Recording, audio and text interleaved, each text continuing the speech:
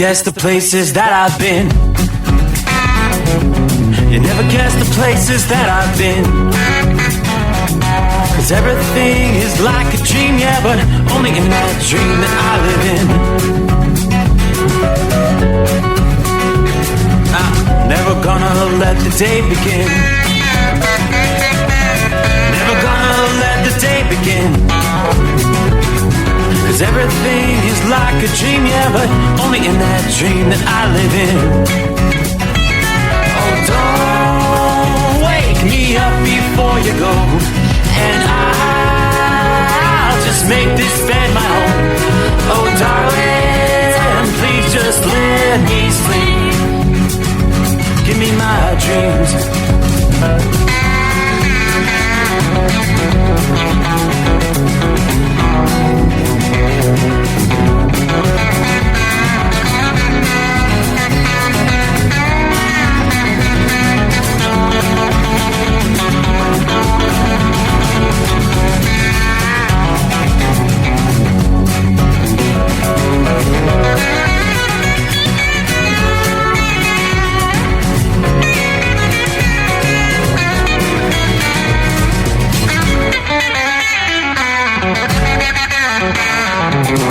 Never gonna come down from above, 'cause everything looks better from above. Nothing's ever as it seems, yeah, except in that world that I dream of. Never gonna lose the ones I love. Never gonna lose the ones I love. 'Cause everything is like a dream, yeah, but only in that world that I dream of. Oh, don't wake me up before you go, 'cause I can't face this day alone. Oh, darling, please just let me sleep.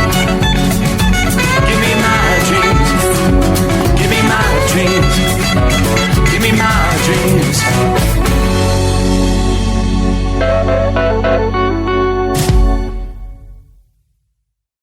From Feature Story News in Washington, I'm Benji Haya. An American man detained for months in a Syrian jail has been identified as Travis Timmerman.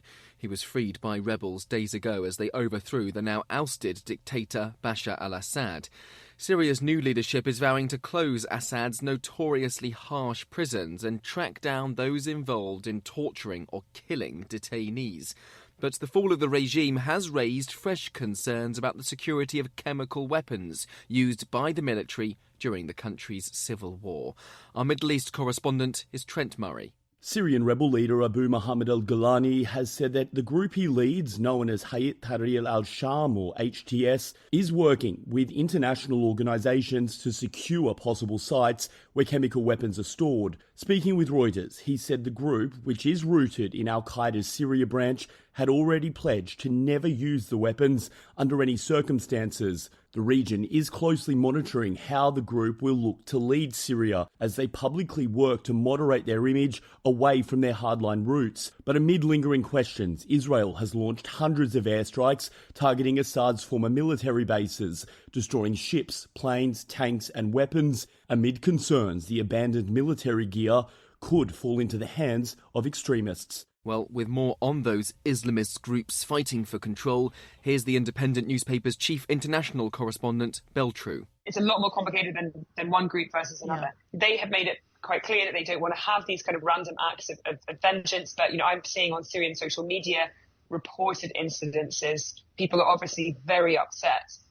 And, this is going to be a problem moving forward. I mean, the other thing is, how do you bring such a bitterly fractured society together? Again, it's a bitterly divided society, and we're still seeing the coarse clashes in the northeast between Turkish-backed forces and the Kurdish-led Syrian Democratic Forces. Not to confuse people, but Syria is complicated. It is divided. And these will be challenges that they will have to face in the coming days, weeks, months and years. Elsewhere, Donald Trump has been named Times Person of the Year for the second time following his dramatic return to politics, having survived 2 assassination attempts. The title's given to people who wield great influence for good or bad. The incoming US president gave a wide-ranging interview to the magazine laying out his vision for his second term. Tony Waterman has the details. In the interview, Trump said he'd look at pardoning January 6th rioters early on in his presidency. He also appeared to link vaccines to autism. When questioned whether he'd sign off on any potential end to childhood vaccination programs, he said autism rates are at levels no one thought possible. Science has proven there is no link between vaccines and autism. The incoming president also refused to rule out a federal ban on the abortion pill. From bureaus worldwide, this is FSN. With FSN Spotlight, I'm Simon Marks, looking in more detail today at the decision to host the 2034 World Cup in Saudi Arabia. FIFA made the announcement on Wednesday, confirming that the kingdom will host the world's biggest sporting event in 6 years' time. Saudi Arabia is making massive investments in global sport as part of Crown Prince Mohammed bin Salman's Saudi Vision 2030 project, which aims to diversify the economy and promote the kingdom's global brand. But human rights groups are dismayed by FIFA's announcement. James Lynch is the director of Fair Square, which aims to change the conversation on human rights and sport. We've seen a kind of dreadful process to get Saudi Arabia over the line. I mean, FIFA's wanted to do this now for several years. Its main sponsor is the Saudi Arabian National Oil Company, which is, with a $1 billion deal. So Saudi Arabia, I think, are going to be bankrolling the new World Club Cup in America. That's Infantino's brainchild. So they just needed this to happen. And so we've seen this sham process. And it is still quite shocking, though. I think the way that it was done, not even a vote, is pretty shocking. FIFA disagrees. It says its decision will contribute to positive human rights impacts in Saudi Arabia and says the bidding process for the 2034 tournament has been thorough and in line with its most recent antecedents. With FSN Spotlight, I'm Simon Marks. Our top stories again. An American man detained for months in a Syrian prison has been identified as Travis Timmerman. He was freed by rebels days ago as they overthrew the now ousted dictator Bashar al-Assad. Elsewhere, Donald Trump's been named Times Person of the Year for the second time, following the president-elect's dramatic return to politics, having survived 2 assassination attempts. That's the latest feature story news. I'm Benji Haya in Washington. It's coming. Crisp fall mornings turn bitter cold. As you fire up your diesel, you can see your breath on the inside of a cab.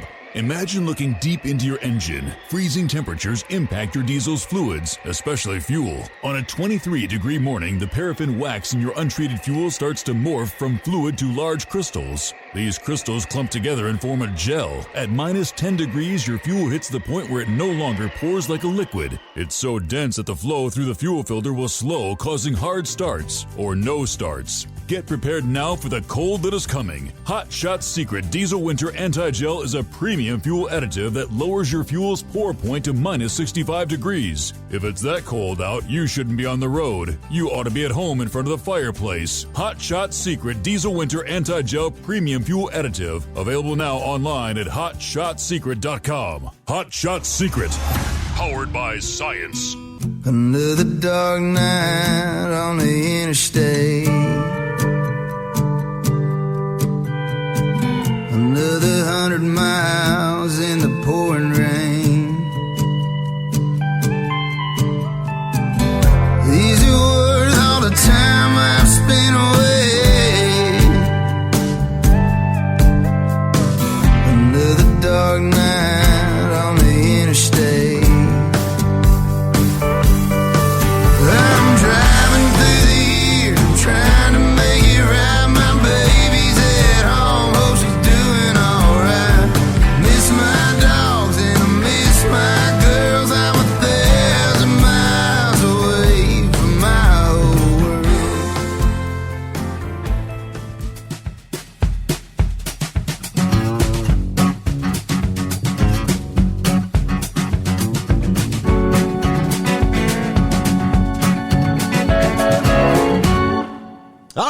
right, here we go. Could it be? Is it true?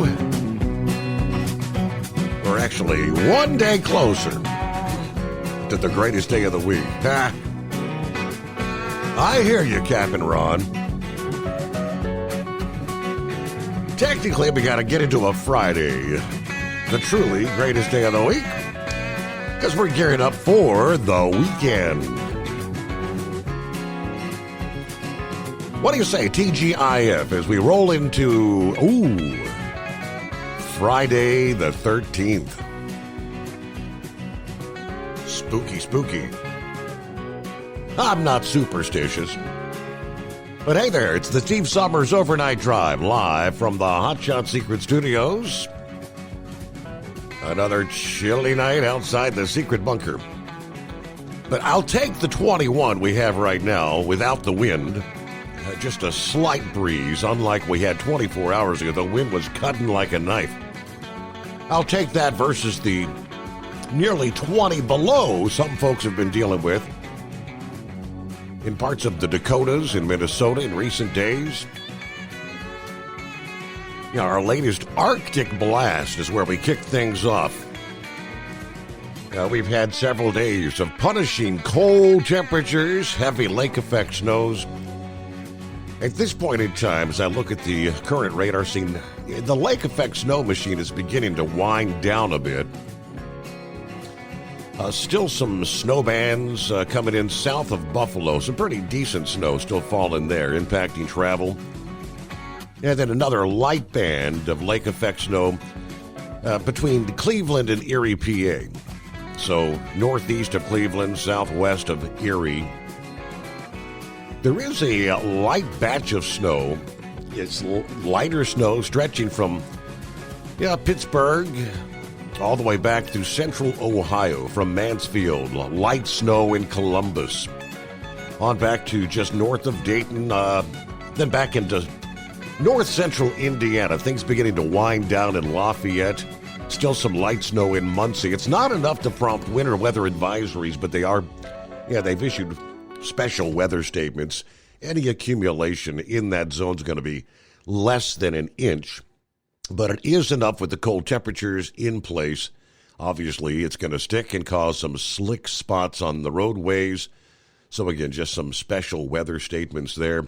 But look at those temperatures. We saw actual air temperatures plunging well below the 0 degree mark. Wind chills were in the 20 to 40 below range on Wednesday and Thursday morning. At the start of the day, Thursday, actual temperatures were down into the single digits in Chicago. It was into the teens in Indianapolis and Cleveland. So with the bare ground and the relatively warm waters of the Great Lakes, the intensity of the cold moderating a little bit as it moves off further toward the east. So the lake effect snow, as things begin to wind down, could still bring a few inches as the bands move through. Some of these snow bands may persist, bringing several inches of additional snow into Friday morning. We have seen some pockets where 12 to 24 inches have piled up in portions of northern Michigan, southwestern Ontario, northeast Ohio, and northwest Pennsylvania. Some of the places in western and northern New York, though, 24 to 36 inches before all is said and done. With any of the persistent lake effect snow bands, obviously travel has been a concern. Parts of Pennsylvania and New York, actually, this past day, had some travel bans and high-profile vehicle restrictions in place with those lake effect snow bands. Meanwhile, we'll take a look out west as we've got a pair of storms that are going to be barreling ashore to end the week, and the potential to trigger some significant power outages and travel problems from California to Washington.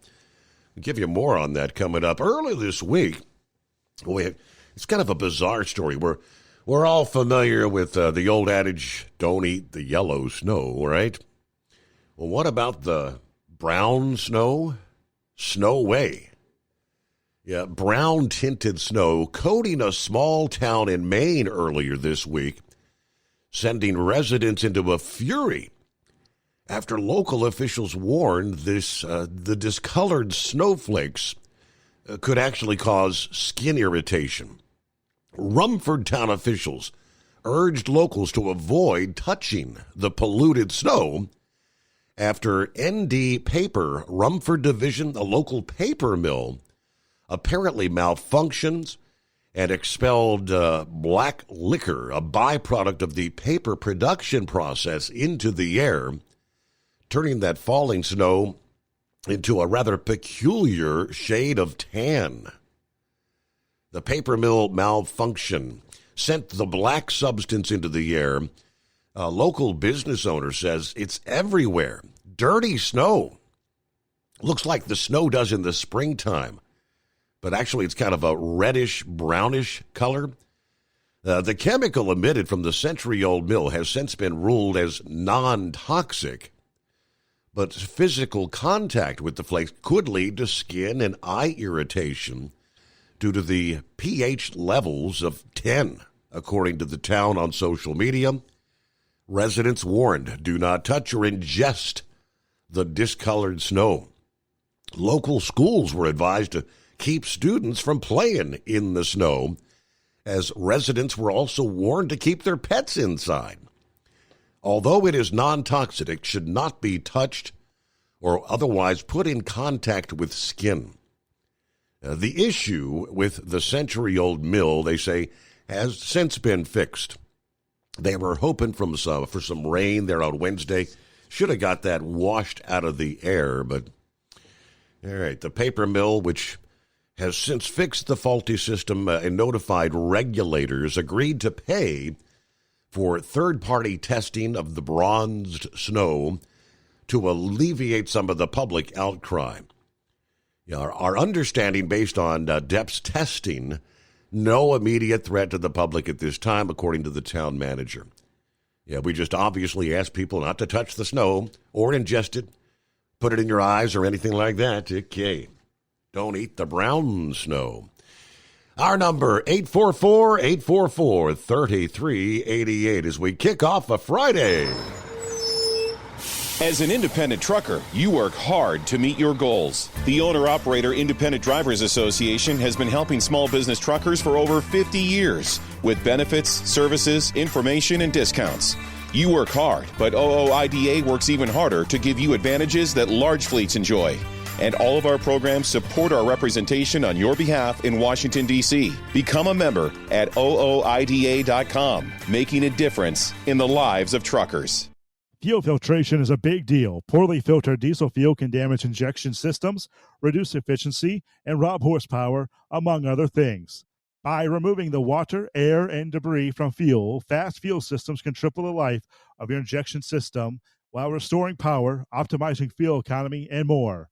Not sure what your truck needs? Give us a call at 636-433-5410 or learn more at fastride.com. At Hot Shot Secret, we share the science behind common diesel problems and their solutions. For example, Diesel fuel cetane levels. in many states, the cetane rating in diesel fuel is 42 to 45. Most diesel engines operate more efficiently with a cetane rating of 48 to 50. One treatment of Hot Shot Secret Diesel Extreme will raise your cetane 7 points, increase fuel economy, and improve cold starts. Due to a cleaner burn, there are less hydrocarbons and particulate matter in your exhaust. This reduces the blockage of your diesel particulate filter. Using Diesel Extreme generates 83% less DPF regeneration. The 6-in-1 Diesel Extreme formula also includes the most concentrated detergent on the market, lubricity enhancer, water demulsifier, rust and corrosion inhibitors, and a fuel stabilizer. Hot Shot Secret Diesel Extreme is available nationwide at truck stops, fine farm and auto stores, and online at hotshotsecret.com. Hot Shot Secret, powered by science. Doc's Diesel is your one-stop online shop for diesel filter maintenance. Genuine quality, third-party tested filters for Cummins, PowerStroke, Duramax, and EcoDiesel trucks. Doc's cuts out the middleman and those pesky markups you often find from OMEs, dealerships, and parts stores. We make ordering easy with filter kits, subscriptions, and even dealer sign-ups if you have a fleet. Purchase your filters at www.docsdiesel.com and receive 10% off when you use code SUMMERS10. Docs Diesel, your one-stop shop for diesel maintenance. And now, back to the Steve Summers Overnight Drive, live from the Hot Shot Secret Studios. Okay, jump right into it here on a Friday morning. Obviously, the vocal cords struggling a little bit here on our Friday the 13th. Hello to Daniel. Good morning from Hackensack, Minnesota. It's 10 below zero. That'll definitely wake you right up when you get out of the truck. There you go. Everybody be safe. Yes, stay warm there, man. 10 below. Hello to Philly Dan, TGIF. Hope everyone has a great weekend and happy Friday the 13th. Good morning from Marianne. Hello, Steve, the overnight family. Enjoy your weekend. Saddle up, nocturnal listeners. It's the midnight hour, and it's TGIF, which means somewhere deep beneath the Earth's crust, hidden in the hotshot secret bunker, you're throwing the breakers, raising the FR3 antenna. The stick shit eliminator power mic is on. Stay Bill your lane. The overnight drive is hammered down 23 degrees, Harrison, Ohio. No drones spotted tonight. If any drones are spotted, I urge you to call 844-844-3388. Give us your coordinates. The overnight drive will get to the bottom of this violation of our airspace. Until then, snuggle up to whomever or whatever, throw another log on the fire, and stay tuned for Big Ed's picks for the week. Unless he can't find them and grinds them. All right, Jeffrey, good morning from Florida. Hello, Steve, the entire overnight family. Good afternoon, Larry Hammerdown, 27 in Coxsackie, New York, round number 4 to Schenectady. Oh, and the truck is still in the shop. All right, trying to get that thing fixed. Good morning from Miss Millie. Hello, Steve, the overnight crew, 27, feels like 13. Burr. Everyone stay safe. God bless and have a great weekend. All right. Brain Dead, hello. Morning, Steve. Happy finally Friday. Hope you have a good weekend. We're at 42 under clear skies at the Memphis International Airport. Wanted to remind those that this weekend, the Dingbat and myself will be participating at the West Tennessee Veterans Cemetery in Memphis, laying the wreaths on our fallen soldiers with Wreaths Across America. That's right, this is the weekend. Thousands, I think in excess of 4,000 cemeteries around the country will be participating this weekend. Well, I'm almost done with this 3-stop frozen load in Jackson, Mississippi. It's off to my final stop. All right, I'll try to call in later in the program. Yeah, speaking of calling in, it's been a while since this guy's called in, like over a year. Are you still with us? The one and only Cool Breeze. The Breeze. It's the Breeze. It's the Breeze. Yep, I apologize, Steve. I'm terribly sorry. I had other listeners calling me and say, why aren't you calling in? Well, I guess since I retired, I've been retired like 5 years now. I just quit getting up at night. I go to bed at a regular time, and I've turned into a solar non-driver. Right. I still drive my own car and run errands constantly. And I actually got so bored at one point, I went and I drove for Uber and Lyft. I was just bored to death, and then I totaled the little Toyota that I had. I think you heard about the second accident I was in. Yeah, and it's been into January. That'll have been 5 years ago. I don't want to get off talking into that. That was a miserable time for me, and my neck still hurts from that accident. It's been 5 years, and I heard Big Ed got the COVID. And I heard that you had been in and got some stents put in, huh? One stent, that is correct, yes. Well, that's a leader to 2 and 3, and I've been through that with a couple of people. Yeah. And it's kind of a wake up call, Steve. That's about all I'm going to say about it. I don't want to get down on you about it, but I had my wake up call, and I had my left lung almost collapse. It's been a whole bunch of years ago, and I put them smokes down, and I haven't picked them back up since. Mm-hmm. And I thank God I did it when I did, because I hadn't I probably wouldn't be here now. And I hope to God you have put them down. I really hope you do. I pray for you. I really do. But, yeah, that's what I've been up to. Just staying busy, running around. I'm still in the same place down here in Florida. Big Ed come by and visited me a couple times.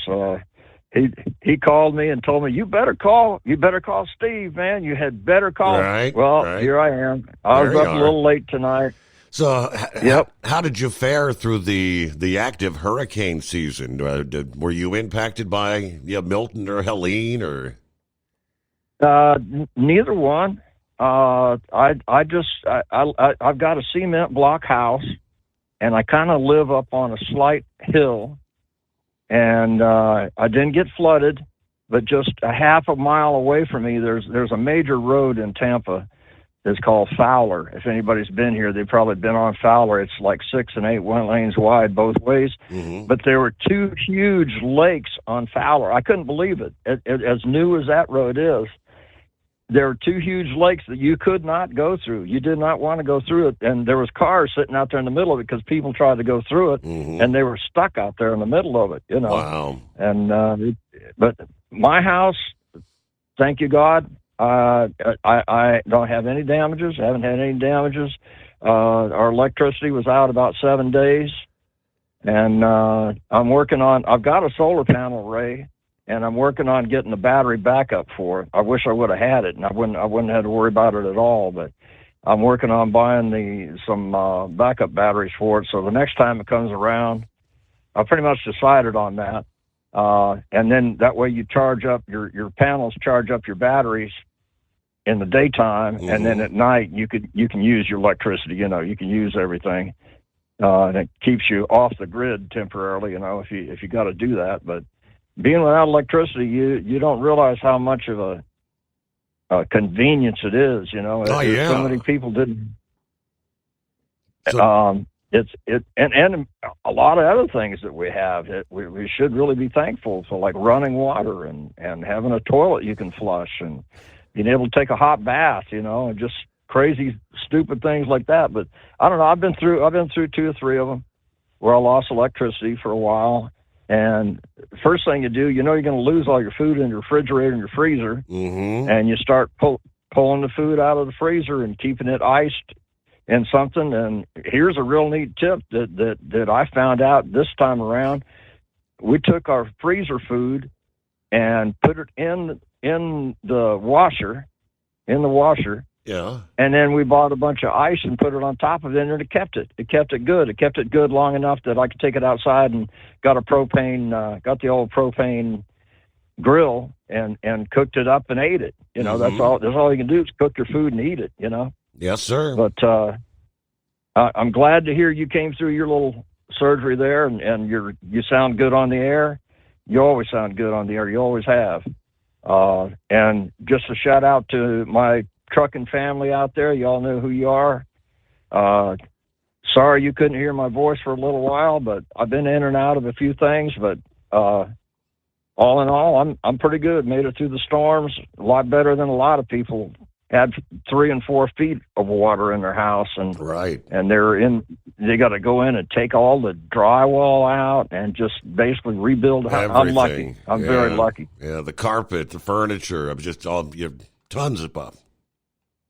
Yeah, you lose everything you have. It and there's so many people down here that are in that boat. But I'm lucky. I'm very lucky. I didn't have any. I had a tree. A big limb from the tree fell down and hit the car, made a dent in my hood, but that's nothing. It got the chainsaw and went and cut it up. Cut it up and piled it out in front. And the city, they got some kind of deal with FEMA there's a whole bunch of guys going around with pickup trucks and these big trailers on the back, and then they got something to load with, and they're going around picking up yard waste and loading it up in trailers. And they got some kind of way through FEMA that FEMA's paying for it for the first 90 days. As long as you get it out there before the first 90 days after Milton. Was it Milton? Yeah, that's how much I pay attention to them. I can't even remember the names of them.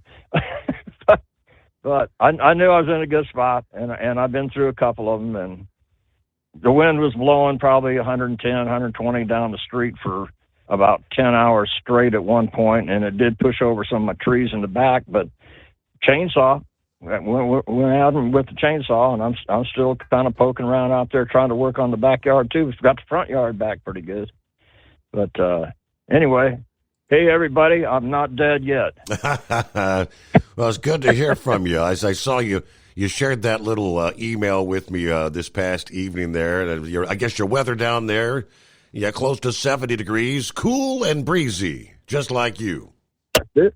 That's it, man. And it's down to like 48 right now, but it'll go right back up. I think it's going up to 80 tomorrow. So it's a great place to live, a nice place to retire and all that. And Steve, this may be Friday the 13th, but it's only 13 days till Christmas. Wow. Yes, it is. There you go. The one and only. Yeah, the dance off, pants off, cool breeze. That's going back a few years, a bunch of years. All right, we got it underway. A Friday the 13th. Oh, yeah, it's supposed to be the peak of the Geminid meteor shower tonight, by the way, but I don't think we're going to see any. It's a cloudy night outside the secret bunker. From Feature Story News in Washington, I'm Benji Haya. An American man detained for months in a Syrian jail has been identified as Travis Timmerman. He was freed by rebels days ago as they overthrew the now ousted dictator Bashar al-Assad. Syria's new leadership is vowing to close Assad's notoriously harsh prisons and track down those involved in torturing or killing detainees. But the fall of the regime has raised fresh concerns about the security of chemical weapons used by the military during the country's civil war.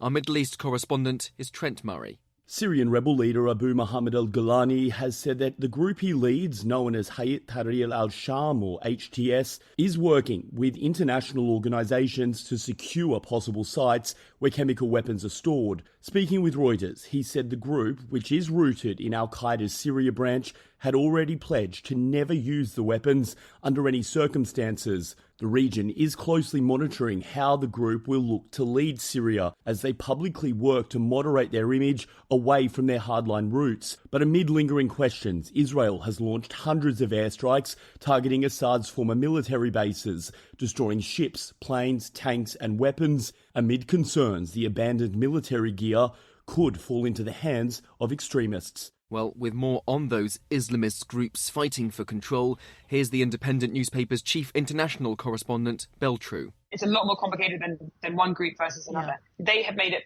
quite clear that they don't want to have these kind of random acts of vengeance. But, I'm seeing on Syrian social media reported incidences. People are obviously very upset.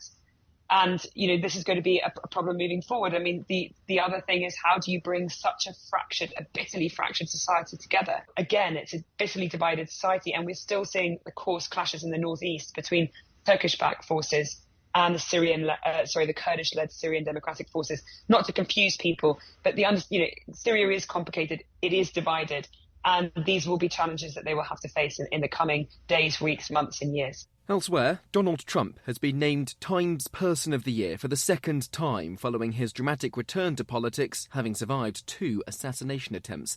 The title's given to people who wield great influence for good or bad. The incoming US president gave a wide-ranging interview to the magazine laying out his vision for his second term. Tony Waterman has the details. In the interview, Trump said he'd look at pardoning January 6th rioters early on in his presidency. He also appeared to link vaccines to autism. When questioned whether he'd sign off on any potential end to childhood vaccination programs, he said autism rates are at levels no one thought possible. Science has proven there is no link between vaccines and autism. The incoming president also refused to rule out a federal ban on the abortion pill. Increase fuel economy up to 7.9% with Hot Shot Secret Gasoline Extreme, the solution to maximize your engine's performance and fuel economy. Whether you're driving a sports car or a daily commuter, Gasoline Extreme is specially formulated with PEA to deep clean. Don't settle for an average driving experience. Upgrade to Hot Shot Secret Gasoline Extreme and go further on each tank. Order now on Amazon or HotShotSecret.com. Hot Shot Secret, powered by science. At Hot Shot Secret, we share the science behind common diesel problems. For example, ultra-low sulfur fuels. Fuel has two purposes, combustion and lubrication. Ultra-low sulfur fuels have diminished the fuel's ability to lubricate. Hot Shot Secret Everyday Diesel Treatment with LX4 restores lubricity, protects your engine, and optimizes performance. Everyday diesel treatment is available at truck stops, Tractor Supply, O'Reilly's Auto Parts, and online at HotShotSecret.com. Hot Shot Secret, powered by science. Building relationships with their team drivers and customers still matter at IBI Security Transport. Since 1966, IBI and its team of drivers have been leaders and innovators in providing white glove service to its exclusive client base for transporting high-value freight safely and securely. Much of the IBI staff have driven trucks, so they understand both the customers' and drivers' needs. If you're seeking a career that values you as a person, not just a number, and offers great benefits and good home time, then IBI is the place for you. Call 800-582-5912 to discover why we are the leaders in team freight and start building a relationship with you. Attention all truckers, are you ready to own your own truck? Lone Mountain Truck Leasing makes it easy. Our lease-to-own program puts you in the driver's seat. Our inventory is always changing, and we have a variety of rigs, including Kenworths, Freightliners, automatics, and manuals. Once you make your last payment, the truck is yours. No interest, no balloons, and no buyouts. Take the first steps towards independence and financial freedom. Visit LoneMountainTruck.com or call 866-944-0383.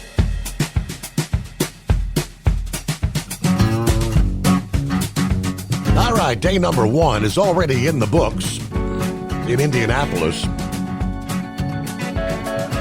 What's going on in Indianapolis? It's the performance racing industry, the PRI show, that continues here Friday the 13th and Saturday the 14th.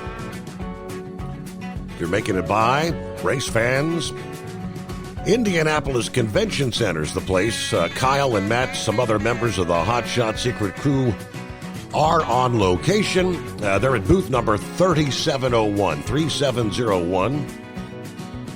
In the Hot Shot Secret booth, stop by, check out Nick Bell's new Pro Mod Ram truck. Supposedly it's quite the build. Again, continuing today and Saturday, Indianapolis Convention Center. Happy Friday the 13th. Yes, indeed. With one day closer to the greatest day of the week.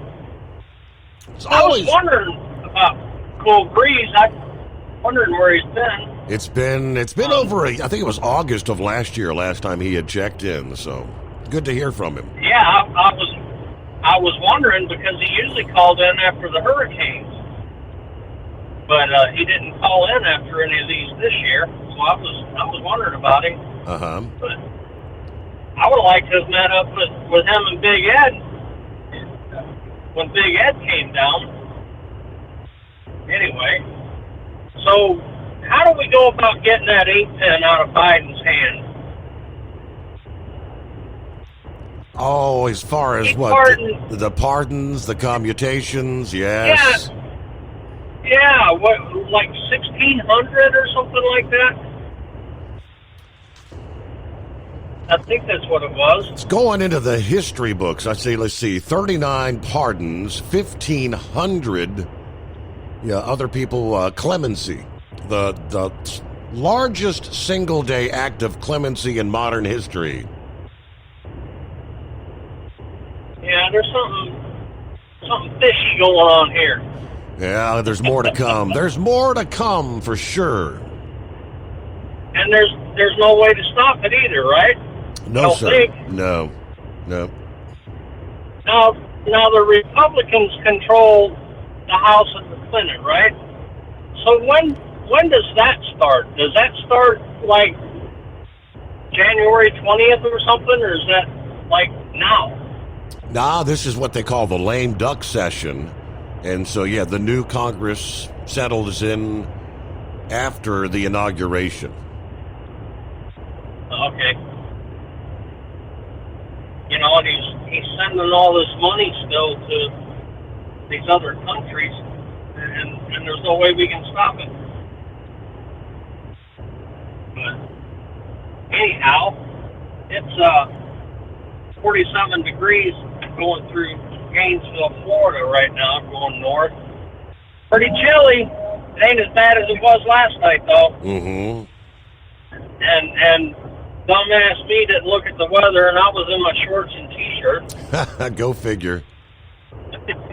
Yeah, I can't imagine that. But anyway, I don't have much else. Is the procrastinator coming on tonight? The prognosticator. Is there any football for him to pick? Well, prognosticator. Yes, technically. I mean, I know he's going to pick the bowl games, not the bowl games, the playoff games. I guess he'll probably. Oh yeah, we got the Army-Navy game coming up Saturday. I'm sure he'll make a pick on that. Yeah, we got those. That's right. I forgot about those. I'm actually trying to go to the. Well, they used to call it the Outback Bowl. I think it's Reliquip or something now. I'm not sure. But U of M is playing Alabama. And if you'll remember, U of M beat Alabama in the Rose Bowl this year, January 1st. Yeah. And I think it would be pretty sweet if U of M beat Alabama again December 31st, the first and the last day of the year. That would be pretty sweet. So I'd like to poke fun at Brother Rambler on that one. But I'm seeing if I can get the night. I got to have the night off before that. That's because the game's at noon. You know, I'd probably have to leave the house at, I don't know, 3 or 4 hours before the game for parking and all of that. Yeah. So I wouldn't get off in a good enough time if I didn't get off in time. And the tickets are only $80 right now, so I don't know if they go up too high. I'm not going to go, but it would be pretty cool to go to, though. I've never been to a bowl game. You know, I've been to one of their regular games in the big house. I don't know, them bowl games don't have much weight anymore, do they?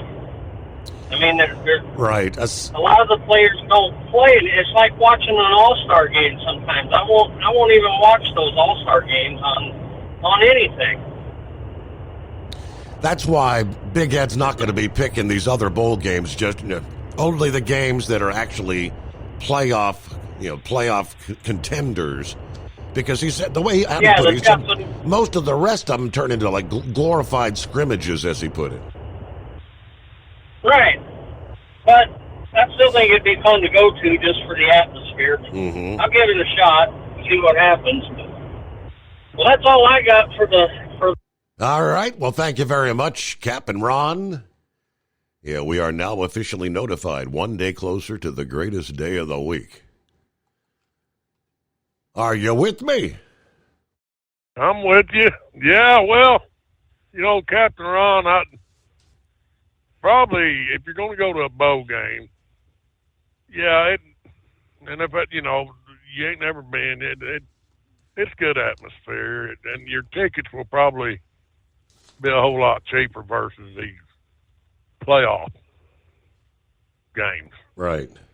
Because I back when the bowl games really kind of meant something, I've been to 2 Rose Bowl games when Oklahoma played Washington State back in I believe it was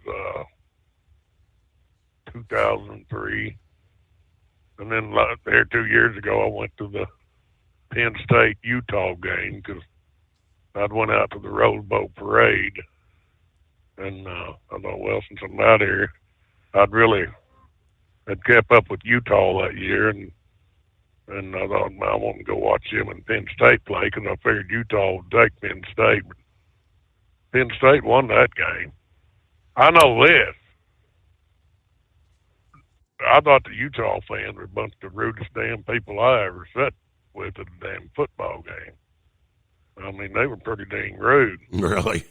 And oh yeah. I mean, I'm not gonna go into detail, but about got into a big old fist fight while I was sitting up there. Wow.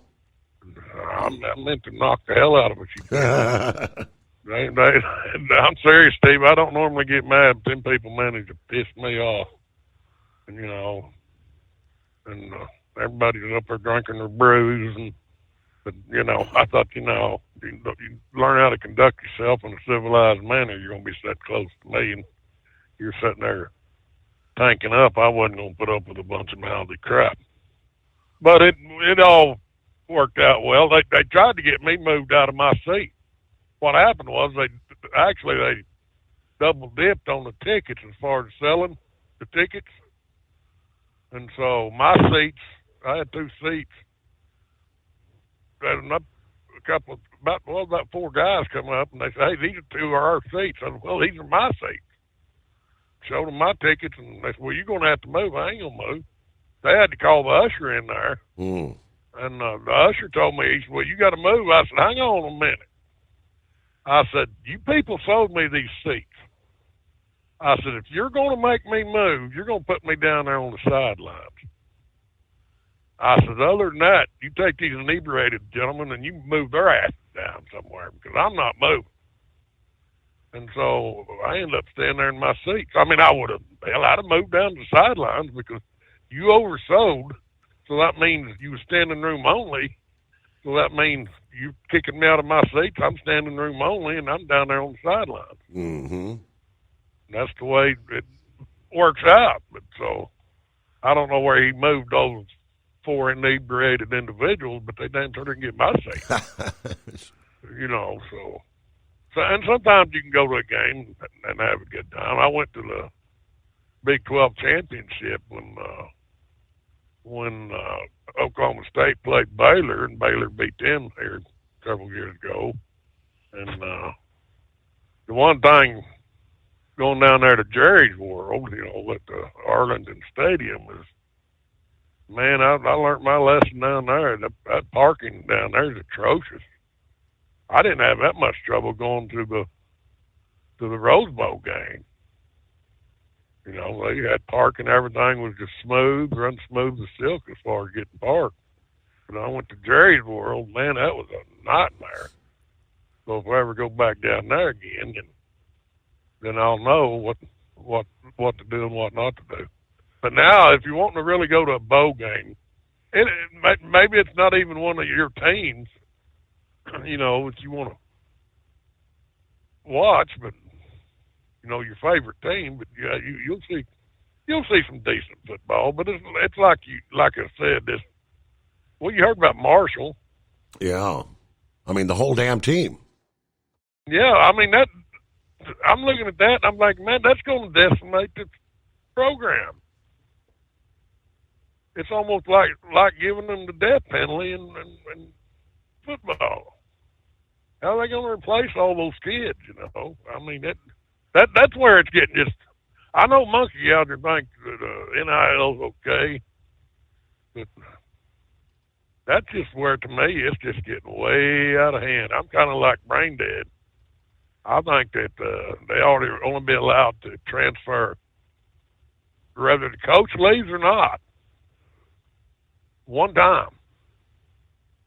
And that's it. Because there's a couple, 3 of these kids, it's about the 3rd or 4th transfer. Mm-hmm. That's ridiculous. So that's why I'm not going to be picking any of the regular bowl games. I mean, it's just like Oklahoma. They're playing Navy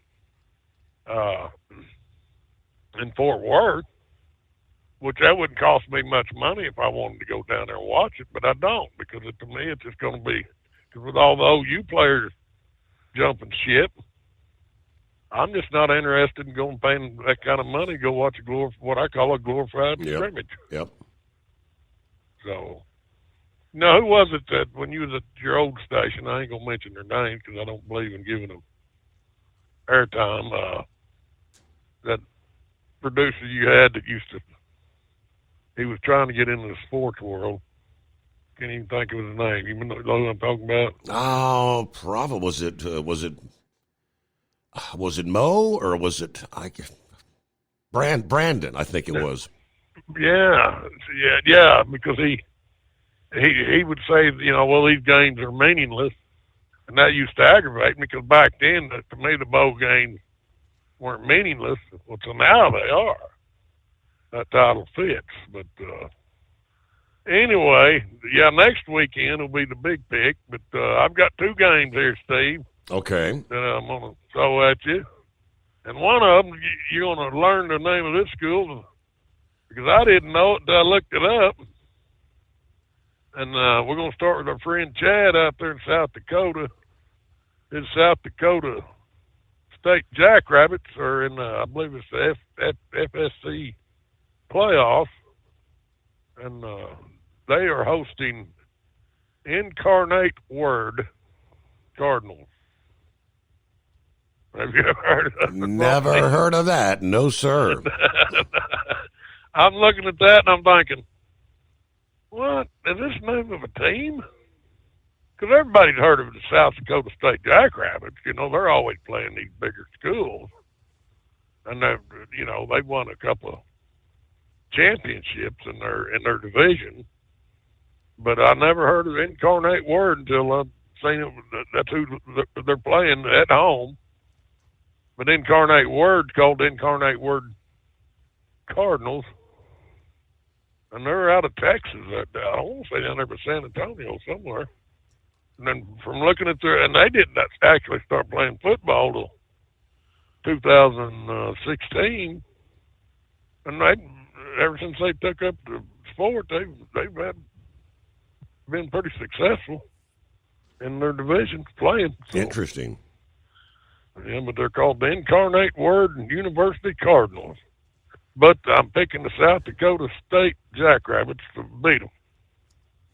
And that's out of respect for my good friend Chad. There you go. Put him on the phone about. Mm-hmm. And then we got an Army versus Navy.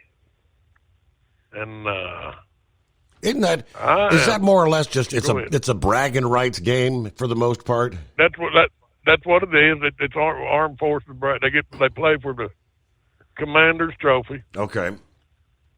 It's a patriotic thing. It's always an enjoyable game to watch.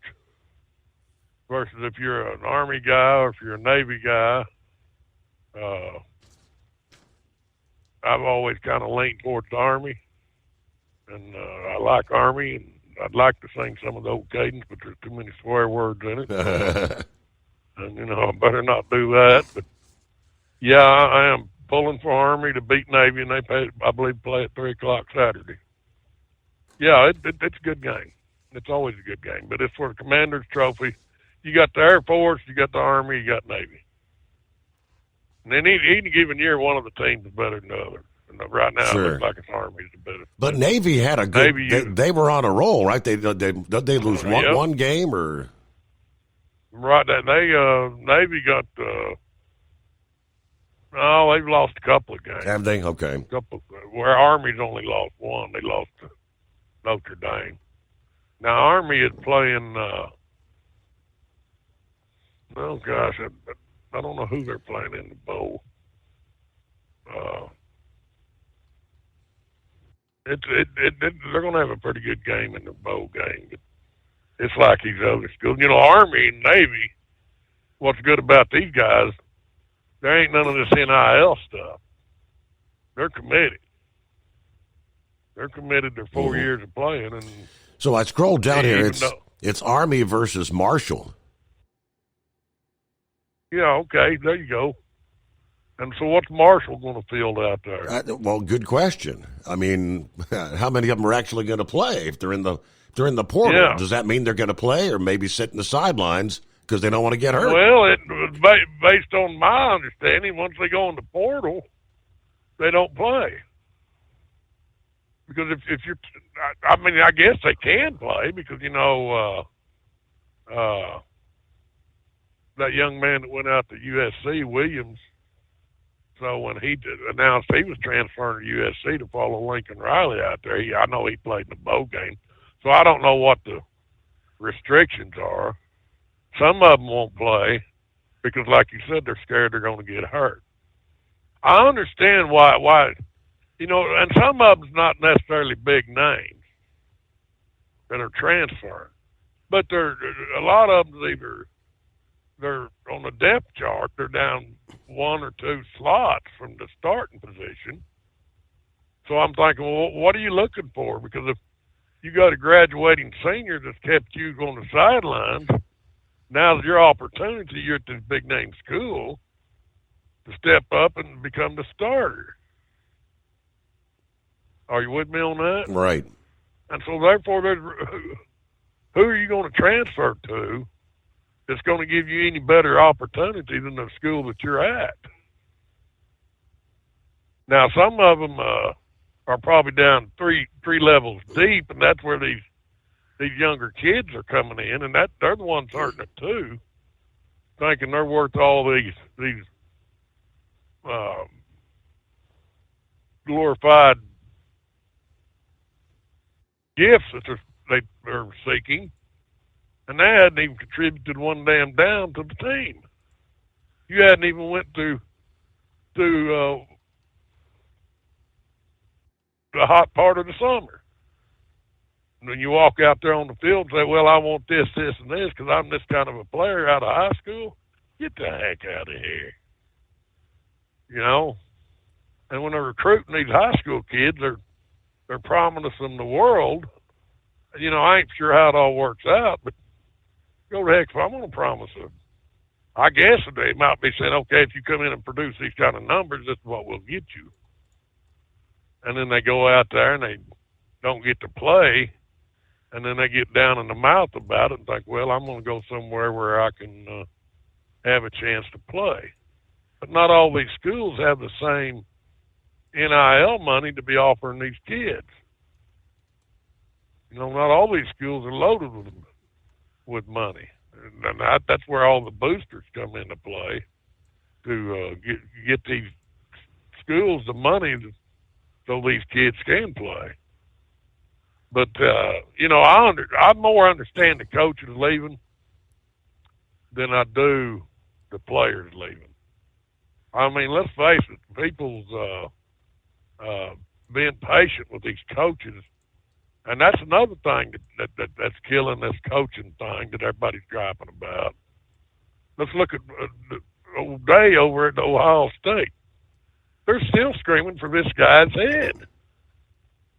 And I'm thinking, well, here the man got you into the playoffs, all because they've lost to Michigan for 4 years running. That is about as ridiculous as you can get. If you're a fan that sit there and say, hey, they need to run him off, what do you want? You want instant gratification. What is another coach going to bring to Ohio State that this guy hadn't brought? That I don't understand that. It's just like a lot of the people there in Oklahoma was already starting to scream for Brent Venables' head until they beat Alabama and saved his job. They want instant gratification. That ain't the way it works, man. You got to give these coaches time to build a program, and they're sitting here fighting this NIL thing, and it's just killing them trying to build a good top-notch program. You know, it's just like old Scott Frost. He was down there at UCF, and he had 2 years of successful season. Now, his alma mater was Nebraska, so he went back to Nebraska to try to bring them out of the trash bins of football. And you couldn't blame him. That's all. He was going back home, and that's where he played his college ball. That's where he grew up. So, you know, what homegrown kid doesn't want to go back and coach at a big university? Sure. So you couldn't blame him. Now he's gone back to UCF. And hopefully they'll give him a chance to turn the team back around, because the guy that was down there was Gus Malzahn, and he's now going, I believe, to Florida State to be the offensive coordinator, where Gus Malzahn probably decided he didn't want to fuss and fight with this NIL thing, because some of the players are getting control, and that's starting to aggravate these coaches to no end. But who am I? I'm just a prognosticator, Stephen. If you ever call me a clown again and embarrass me with a bunch of guys on the phone with me, I will not forget it, and I'm going to understand it. You're gonna, Steve, we love y'all. You're gonna break out that silver-plated knife that's been in my back several occasions in the past. Shove it right in there. Stab me in the back. All right, thank you, Big Ed, prognosticator of prognosticators. Ultimate comfort on the road. That's the Bostrom difference, and why so many drivers are upgrading their seats to Bostrom seating.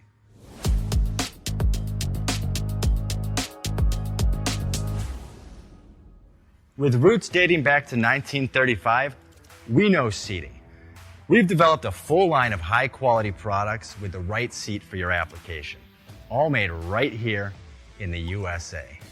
From our top-of-the-line Wide Ride Plus Certa for the long-haul driver to our entry-level Baja series for the vocational driver, we provide you with the comfort you deserve at the price point you're looking for. We know you're busy. You don't have time to search every distributor and dealership for the right seat, only to find the one you want won't fit in your truck. That's why we created BostromSeating.com. It's a complete seating solution. You can build the perfect seat with the features and options you desire, and we'll help you be certain it'll fit in your cab. Once you've built the perfect seat and have the part number in hand, you can shop pricing and availability. Our Where to Buy feature allows you to pick up a seat right where you are or anywhere along the road you'll be traveling. When you install a Bostrom seat, you become part of the Bostrom family. A family that includes other drivers who recognize this is more than work. It's a ride, one that requires the next level comfort and support only Bostrom can provide. Go to BostromSeating.com to design your ride with ultimate comfort for the open road. Hands on the wheel, hands off invoicing. At Transcap, we're built for high speed and service, just like you. Our fast freight factoring helps you make more money, not chase it down, because we handle all the invoicing BS and back office work. Apply for fast funding at transcap.com/getcash. It takes just 60 seconds. Or call 888-250-TCAP. That's 888-250-TCAP and mention Steve Summers' Overnight Drive. From Feature Story News in Hong Kong, I'm Laura Westbrook. US President Joe Biden handed out dozens more pardons and commuted almost 1,500 sentences, the largest single-day act of clemency in modern American history. The sweeping act will be one of his final uses of the presidential power before he leaves office next month. Benji Hire reports. The White House didn't immediately make available a list of those affected, but an administration statement said mercy was granted to people federally convicted of non-violent crimes who have shown successful rehabilitation. President Biden's now issued 122 commutations and 21 pardons during his term, including one to his son, Hunter. He's also considering offering preemptive pardons for officials and lawmakers who might face prosecution under the incoming Donald Trump administration, amid concerns the president-elect will go after his political adversaries even if they haven't committed a crime. Online retailers are clamping down on merchandise celebrating the suspect accused of murdering a healthcare insurance company CEO last week. Luigi Mangioni's lawyer says his client will plead not guilty to the charges. Sally Patterson has more. In the days leading up to and following Luigi Mangioni's arrest, the internet exploded with messages, memes and merch. Mangioni's mugshot and photos circulated by police have been plastered on T-shirts, cups even Christmas ornaments, all available for purchase online. Fundraisers supporting the 26-year-old suspect have raked in thousands of dollars. Website GoFundMe says it's removed all campaigns to help Mangione with legal fees because they violate the platform's rules over violent crimes. Brian Thompson was the former CEO of health insurance company United Healthcare. He was shot dead last week. Mangione's lawyer says the suspect will plead not guilty to the murder charge and all other charges he's facing. Air pollution, especially due to finer pollutants that can get lodged in the lungs, could be causing 1.5 million deaths in India. That's according to a Lancet Planetary Health study. The research claims that no one in the country lives in an area where average yearly air quality levels meet the World Health Organization standards. Ishan Garg has more. Dr. Durairaj Prabhakaran, who is one of the authors of the study, says the government needs to act urgently to tackle air pollution in India. The study published in the Environmental Journal says 8 out of 10 people in India live in areas that don't even meet the country's own air quality standards. The study blames the finer PM2.5 pollutants for what could be an impending health crisis here. It claimed that a small rise in this pollutant could increase the risk of death by about 9%. These small particulate matter can get lodged in the lungs, increasing the risk of stroke and heart attacks. From bureaus worldwide, this is FSN. With FSN Spotlight, I'm Simon Marks, rounding the week off by celebrating one of the world's greatest actresses. Dame Judi Dench turned 90 earlier this week. She's won an Oscar, a Tony Award, 2 Golden Globes, and is cast iron royalty in the realms of both the stage and the silver screen.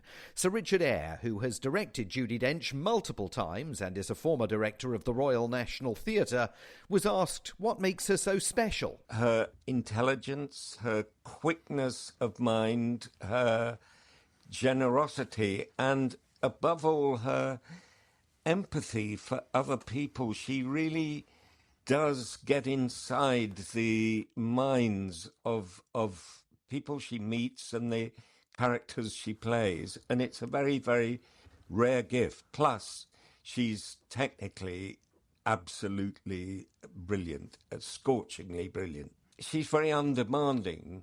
She doesn't like to be told too much. She likes to be able to make things up for herself rather than being told how to do things. So really, it's just like working with a great musician. You're just saying, could you slow down that phrase, or could you do this louder, softer?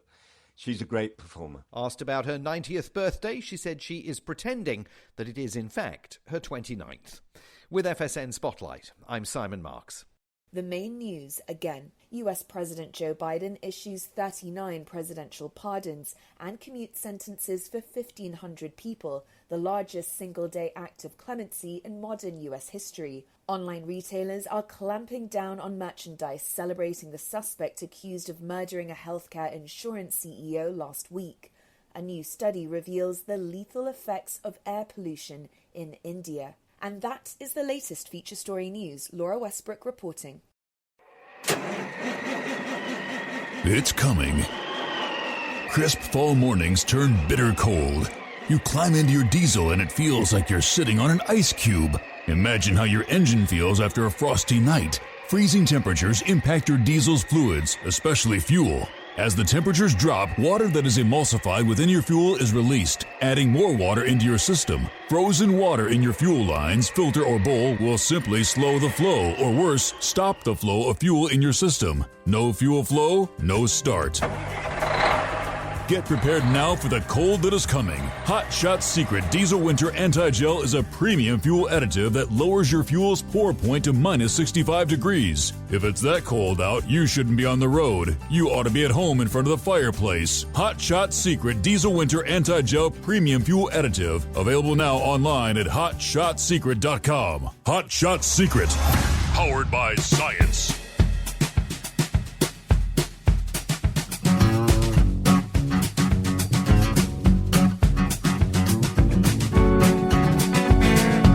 All righty, good to have you on board. Rolling into a Friday 13th.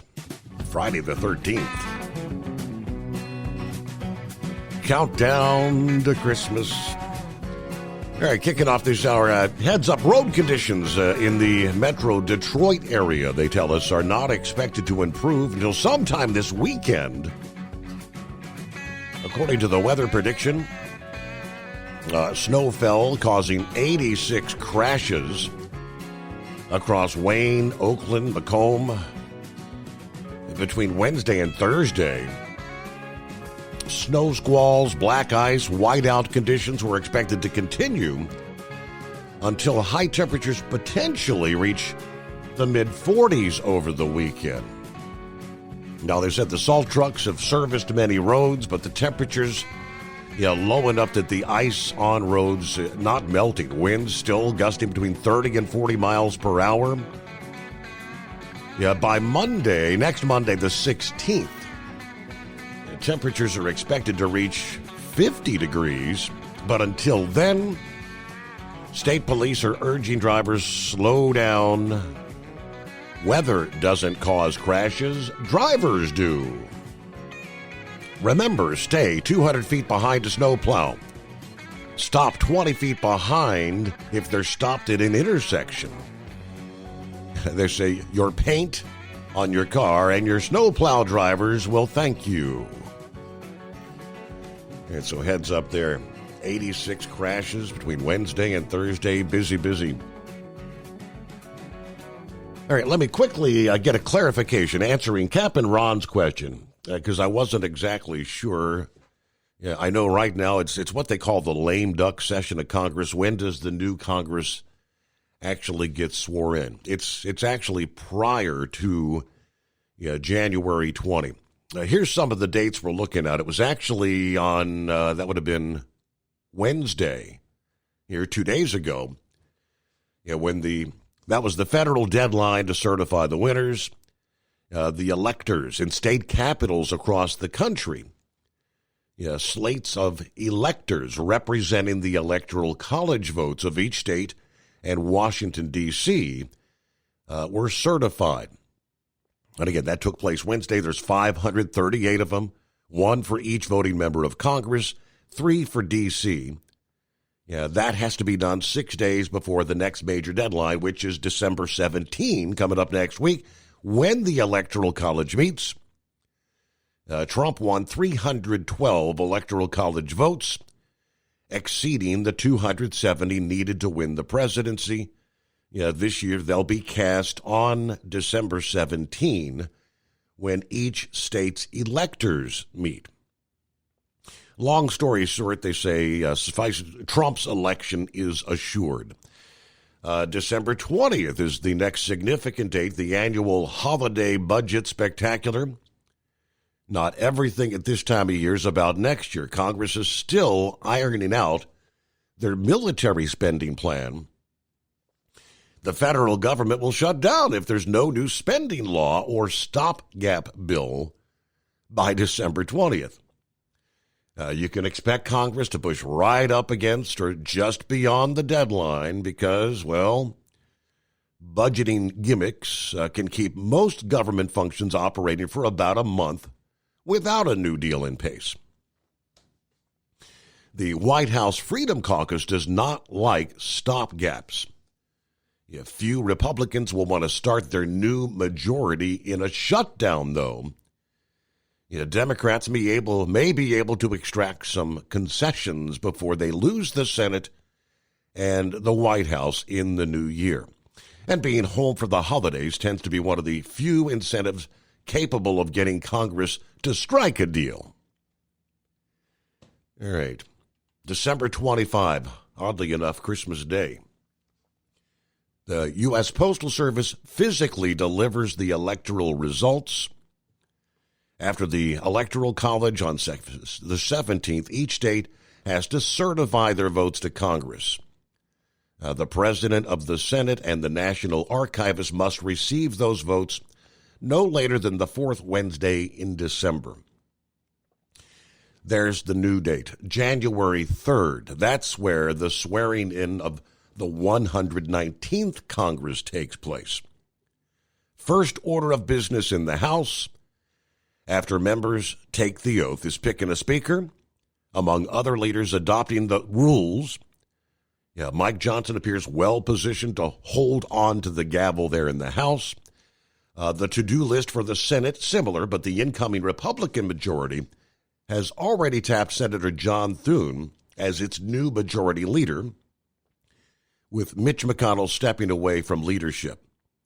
Yeah, he's not stepping away from Congress. If this sounds familiar, House Speaker Nancy Pelosi ran for and won re-election for another term last month after actually stepping away from party leadership. January 6th, there's a date we all remember. Congress convenes to count the votes. Ticking through one state at a time, Vice President Kamala Harris will announce the result of each state's electoral college votes. All right, then January 20 rolls around. That is move-in date at 1600 Pennsylvania Avenue. Donald Trump will raise his hand, repeat the oath of office, in doing so becoming only the second U.S. president to serve non-consecutive terms and the oldest president to ever actually take the oath. The nation will watch to see if he can fulfill the promises he made for day number 1, week number 1, and his first 100 days. So there you go, the timeline. January 3rd for the new Congress. Hello, Jolly Green. Good morning, Steve. I got a couple points I want to talk about. Let's talk about world champion bull hauler. If you're listening tonight, brother, I wanted to tell you I am familiar with the movie you were talking about with Dick Van Dyke. It was done in 1968 called Chitty Chitty Bang Bang. The only problem is, brother, the song that you were talking about was not from Chitty Chitty Bang Bang. It was actually taken from a Dick Van Dyke movie of 1964 with Julie Andrews. And Julie Andrews and Dick Van Dyke did a lot of musicals back in the 60s. One of the movies that they did together was called Mary Poppins in 1964. Yeah. The song that he was talking about was actually taken from that movie, not Chitty Chitty Bang Bang. Huh. There was another movie that was made back then that I was a big fan of Julie Andrews and Dick Van Dyke back in the 60s. And of course I was in elementary and junior high at the time. And because it was music, I actually sung in choir. So some of those songs that he was bringing up, I've actually had the opportunity to sing. And I was a big fan of Sound of Music, which was another Julie Andrews movie. There's one thing I do know about, and that's movies. And I do remember those movies quite well. I actually have both of those movies in my collection. So I probably have about 3,000 or 4,000 movies in my house. Now I'm doing what they call digital downloads up on the internet. So I don't even collect DVDs no more unless it's Star Trek. But I wanted to bring that to his attention that it was a Dick Van Dyke movie, but it was a different movie, and that was Mary Poppins in 1964. And it was the supercalifragilistic. I thought that was Chitty Bang Bang too. I really did. Yeah. Well, I will tell you that another thing that I want to talk about tonight. I want to talk about the bridge fire underneath the Den Beer Bridge. Yes. Entrance ramp. Now, just found out just recently what was behind that. It was arson. Okay? They have arrested 2 people for the arson, but they've also arrested 2 more people from hindering the investigation and lying to the investigators. What I don't understand, now they did millions and millions of dollars damage, and they're supposed to have that open back up maybe sometime this coming year. If you want to take the chance and research on the internet, you will find out that the metal girdings or that holds the concrete up was totally melted and warped. The thing that bothers me, and I was telling Gilligan, I think yesterday morning or earlier yesterday morning, why would they allow anybody underneath that bridge in the first place? That's the first thing. Why would there even be a playground underneath there? Okay? That should be restricted territory because we're talking about a major structure. Sure. That can, if that falls, people get killed. Somebody could have been killed in this incident. Thank God nobody was. But I don't know how they set that fire, and that was a hot fire. And if you take a look at the pictures of the metal framing underneath that bridge, literally it was melted and warped. And that was the question. I asked damage. that question last week. I said, "What was down there that created such intense heat?" Now, I had speculated that playground. Did they have like the chopped up rubber chips from old tires that they used for the base for the playground? I never really heard. And by the way, I haven't heard either. I have no clue. But my conclusion is I thought maybe it was homeless people that were trying to stay warm, okay? Yeah. And even I think even Gilligan said the same thing. But this recently I found out that it was actually arson. And why would someone do that? And the amount of money that's involved, and I forget, I think it was 12, 13 million or something in the teens. But even $1 million is a lot of money, okay? We're talking about a major bridge that was, jeopardized, and people that drive that bridge. And now traffic has to be diverted around it until because I know that metal has got to be specially made for that bridge. Yep. So I'm just totally do not understand why anyone would do this. And at first I thought it was a terrorist act.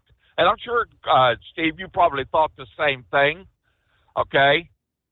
Without having any more information, it seems like that's something that terrorists would do, is to knock a bridge down like they did the Twin Towers in New York City. Now, I really, truly am sorry that something like that happened, but yes, I definitely believe they need to be prosecuted to the fullest extent of the law, plain and simple. So it's on the internet, Steve. Do a little research on it. You'll find out what I just said was true concerning what I'm talking about, okay? So I thought I wanted to tell you about it yesterday. I totally forgot. I was going to call you back, but I got caught up in things that was going on last night. So my hero, by the way, is Sex Maniac. That's my hero, come on.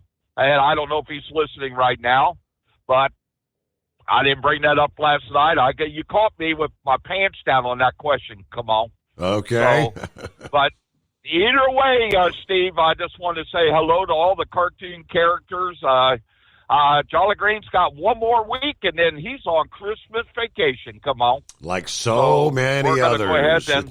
It's probably going to get rather lonely out there on the highway as well. There'll be a lot of holiday travelers, but as far as the truck traffic, greatly reduced truck traffic because things really slow down for Christmas into New Year. At Hot Shot Secret, we share the science behind common diesel problems. For example, excessive black smoke. Excessive black smoke has two causes: carbon buildup and internal diesel injector deposits, also known as IDIDs. Hot Shot Secret Diesel Extreme has the highest concentration of active ingredients allowed by law and will safely remove all types of injector deposits, including IDIDs and carbon buildup, to eliminate black smoke. Hot Shot Secret Diesel Extreme is available nationwide at truck stops, Fine Farm and auto stores, and online at HotShotSecret.com. Increase fuel economy up to 7.9% with Hot Shot Secret Gasoline Extreme, the solution to maximize your engine's performance and fuel economy. Whether you're driving a sports car or a daily commuter, Gasoline Extreme is specially formulated with PEA to deep clean. Don't settle for an average driving experience. Upgrade to Hot Shot Secret Gasoline Extreme and go further on each tank. Order now on Amazon or HotShotSecret.com. Hot Shot Secret, powered by science. Hey, Kenworth owners, is your AC and heating performing poorly with little airflow in the cab? Soaring Eagle HD Truck Parts is here to solve your worries. Offering aftermarket replacement HVAC boxes and stainless steel with high output blowers receiving 50 to 100% better airflow, guaranteed. Not only that, but they also manufacture many other aluminum and stainless steel storage accessories.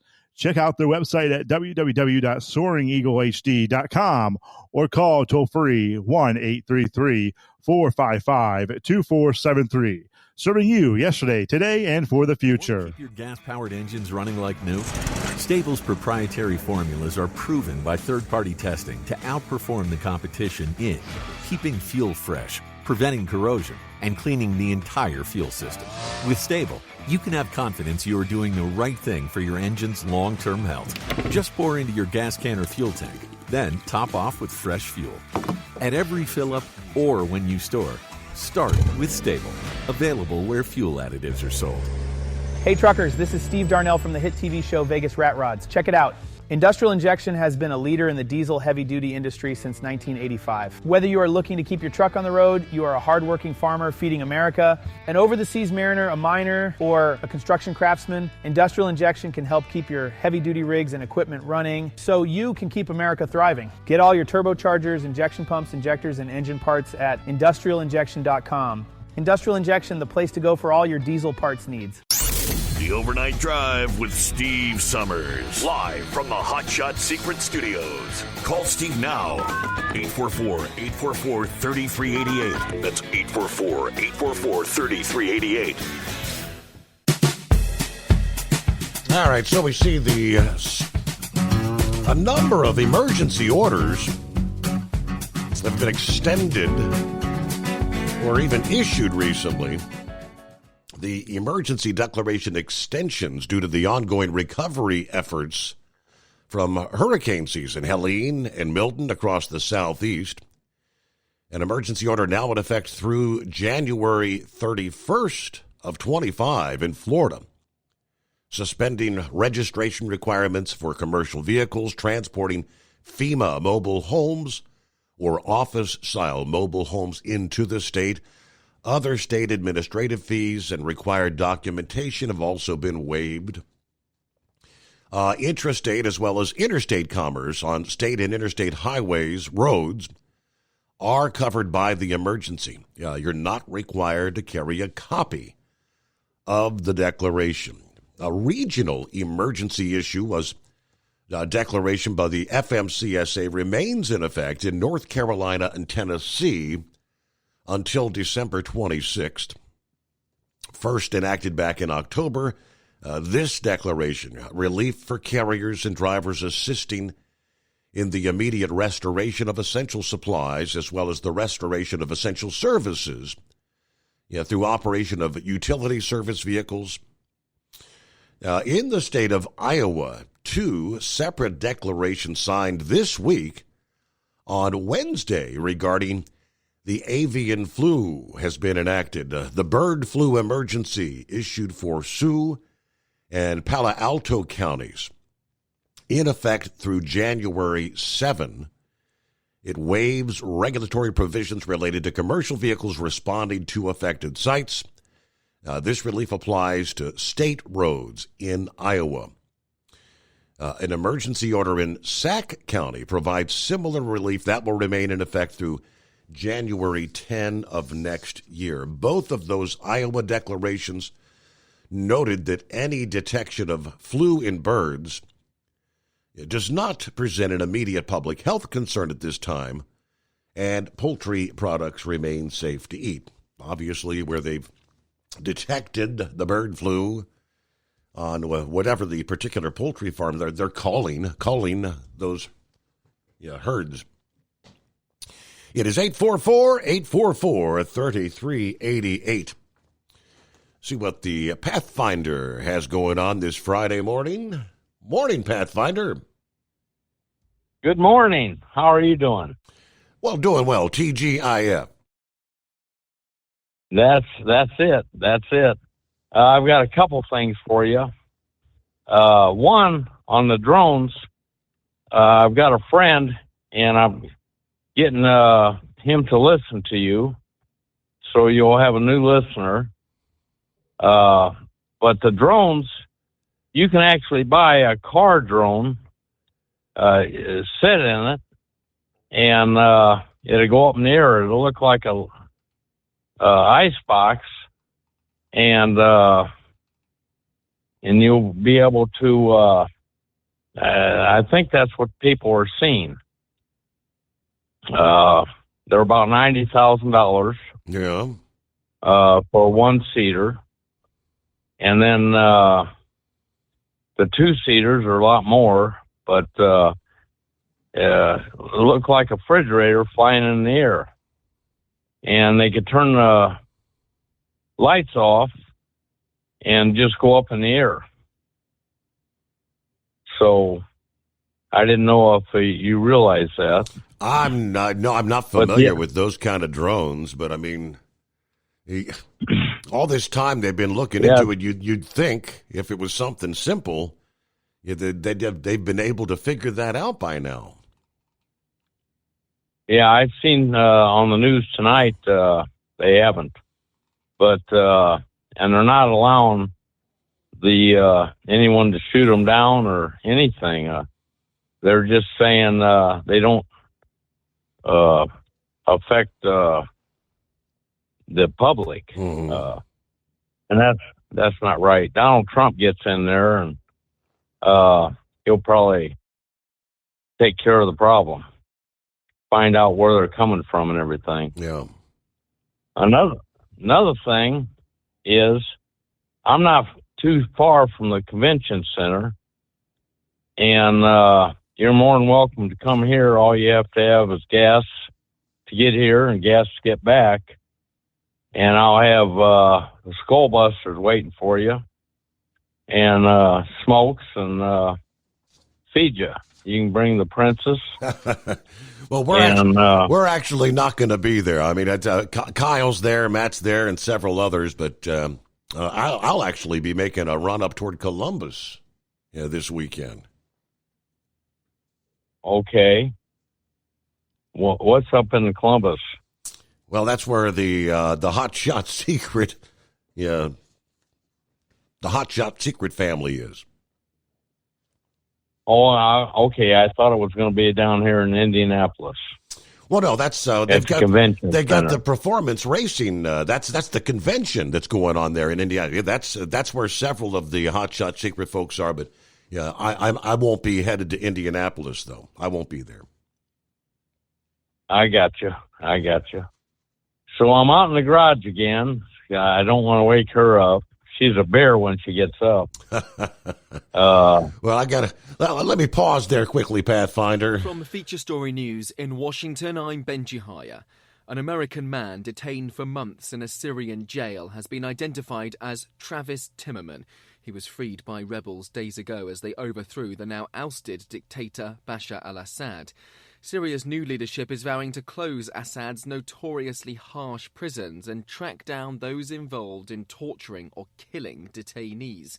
But the fall of the regime has raised fresh concerns about the security of chemical weapons used by the military during the country's civil war. Our Middle East correspondent is Trent Murray.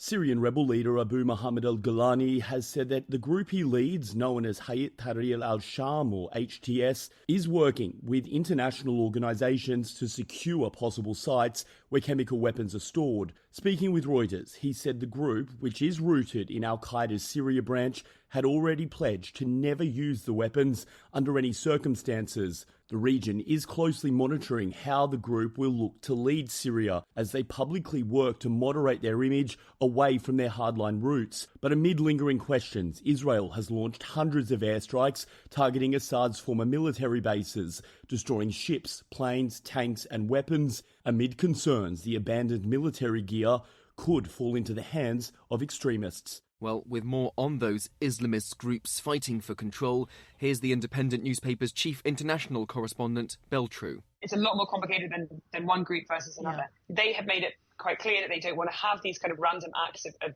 vengeance. But, I'm seeing on Syrian social media reported incidences. People are obviously very upset.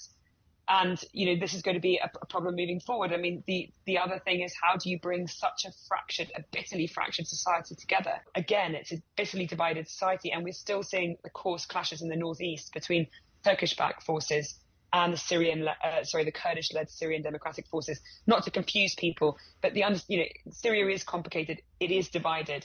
And these will be challenges that they will have to face in the coming days, weeks, months and years. Elsewhere, Donald Trump has been named Times Person of the Year for the second time following his dramatic return to politics, having survived 2 assassination attempts.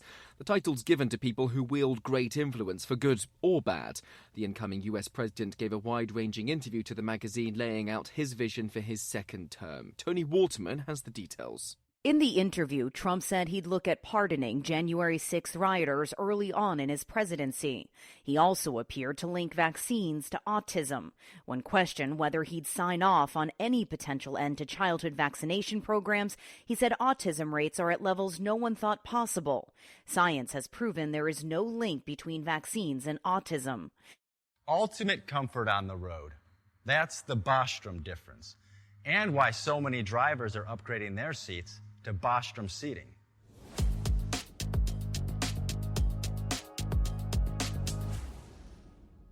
With roots dating back to 1935, we know seating. We've developed a full line of high-quality products with the right seat for your application, all made right here in the USA. From our top-of-the-line Wide Ride Plus Certa for the long-haul driver to our entry-level Baja series for the vocational driver, we provide you with the comfort you deserve at the price point you're looking for. We know you're busy. You don't have time to search every distributor and dealership for the right seat, only to find the one you want won't fit in your truck. That's why we created BostromSeating.com. It's a complete seating solution. You can build the perfect seat with the features and options you desire, and we'll help you be certain it'll fit in your cab. Once you've built the perfect seat and have the part number in hand, you can shop pricing and availability. Our Where to Buy feature allows you to pick up a seat right where you are or anywhere along the road you'll be traveling. When you install a Bostrom seat, you become part of the Bostrom family. A family that includes other drivers who recognize this is more than work. It's a ride, one that requires the next level comfort and support only Bostrom can provide. Go to BostromSeating.com to design your ride with ultimate comfort for the open road. Hands on the wheel, hands off invoicing. At Transcap, we're built for high speed and service, just like you.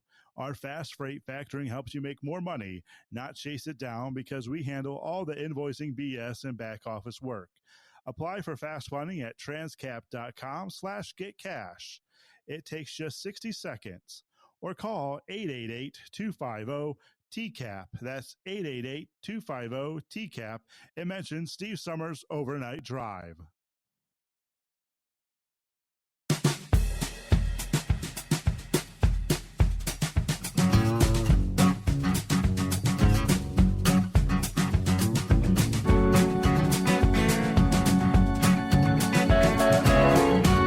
All right, coming up, got the latest on our train of storms that are going to be rolling in out west. How much rain, potential flooding, how much snow. Updates on the Malibu wildfires. Now more than 4,000 acres burned. The winds have died down, but as of this past day, it was still only about 7% contained. Hoping to make a lot of progress on that fire over the weekend. Yeah, meanwhile, I had to break away there. Let me finish up with Pathfinder there. So what's on tap for your weekend? Anything special, Pathfinder? No, nothing going on. Just trying to stay warm. Yes. Sitting in front of the fireplace. Yeah. This weather bites. Yes, it does. But anyway, I just just sitting around and talking to you. That's it. Well, it's good to hear. Good to hear from you out in the garage, trying to not wake up the better half, because right. Well, yes, that reminds me of a story I heard once, or we did. I rented a condo down in Fort Lauderdale, I believe it was, and it was like $2,800. And I was walking along the beach at night, and I found a bottle. Yeah. And I started rubbing it, and by George, a genie popped out. Uh-oh. And, oh, yeah. And it granted me 2 wishes. I always heard it was 3, but it was just 2. Biden probably had something to do with that. Yeah. But anyway, it says, what do you wish? I said, well, I'd like a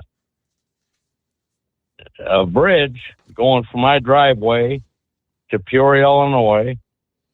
I could go as fast as I could go and get there, visit the kids and grandkids. And then after that, I could get back on it and end up back in my driveway. And he says, well, that'll be impossible because I've got the support beams and stuff and it being people's yards and stuff like that. And he says, you know, it is not held up by the clouds. And I said, okay. So he says, you got one more wish. And I said, well, I thought about it. And you can imagine what I thought about, money and other things I can't say. But he says, I said, I'd like to find out, I'd like to understand women. And then he says, how many lanes do you want on that bridge? There you go. It's about the truth of it, huh? Oh, boy. All right, Pathfinder, have a great weekend. We do have some, that kind of goes right along the line of one of our DA of the Week nominees. Thank you, Brain Dead. They start with this one out of College Station, Texas. He mentioned, he said, Big Ed probably missed this in his college football research. A story straight out of a cartoon episode. 2 men arrested for attempting to enter Kyle Field on the day of the 2024 Lone Star Showdown. They didn't have tickets. The catch is the way they tried to get into the stadium. According to the Texas A&M police, the 2 tried to get in by posing as construction workers in reflective vests and hard hats. The kicker is people they were posing as, according to the arrest affidavits the day after the game. The 2 men had pictures of themselves as photo IDs. Their names displayed on their IDs. One was Harry Ascrack. The other was Duncan McCockiner. I hear you snickering. Obviously not their real names. Both were booked into the Brazos County Jail for criminal trespass the day of the incident and released the day after, according to the jail records. That wasn't the only highlight of the evening, though, from the Texas A&M police. Other tweets from the game garnered millions of views on X. Some highlights include a man riding a Longhorn on campus with his dog, agreeing to leave campus after police informed the individual he was committing a university rules violation. An individual with a fake ticket being ejected from the game, and arguably the most horrid of all, an intoxicated individual being released to his sober wife. This is not the first time an individual's been ejected for being drunk and released to a sober wife this season.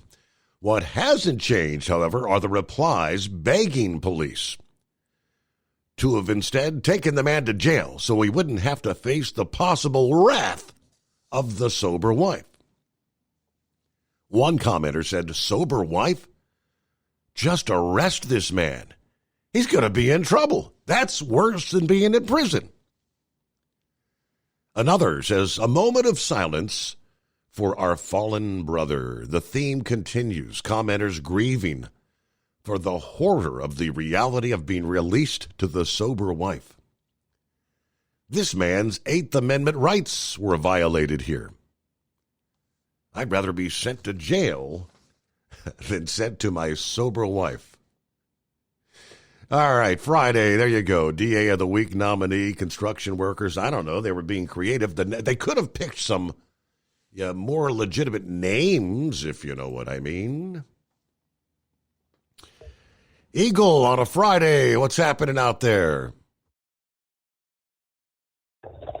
Yeah. Okay, yeah, I'm out here on the road. Yep, look like it's going to be a wild weekend. Yeah, I'll get started with sports right quick before I move on to the politics side of the weekend. Yeah, I'll be out here on the road tonight. This weekend, Steve. Yeah, I'm going to roll until probably next week. Thursday or Friday, then I'm headed back to Texas, and once I get to Texas, that's gonna be it for me. I don't know.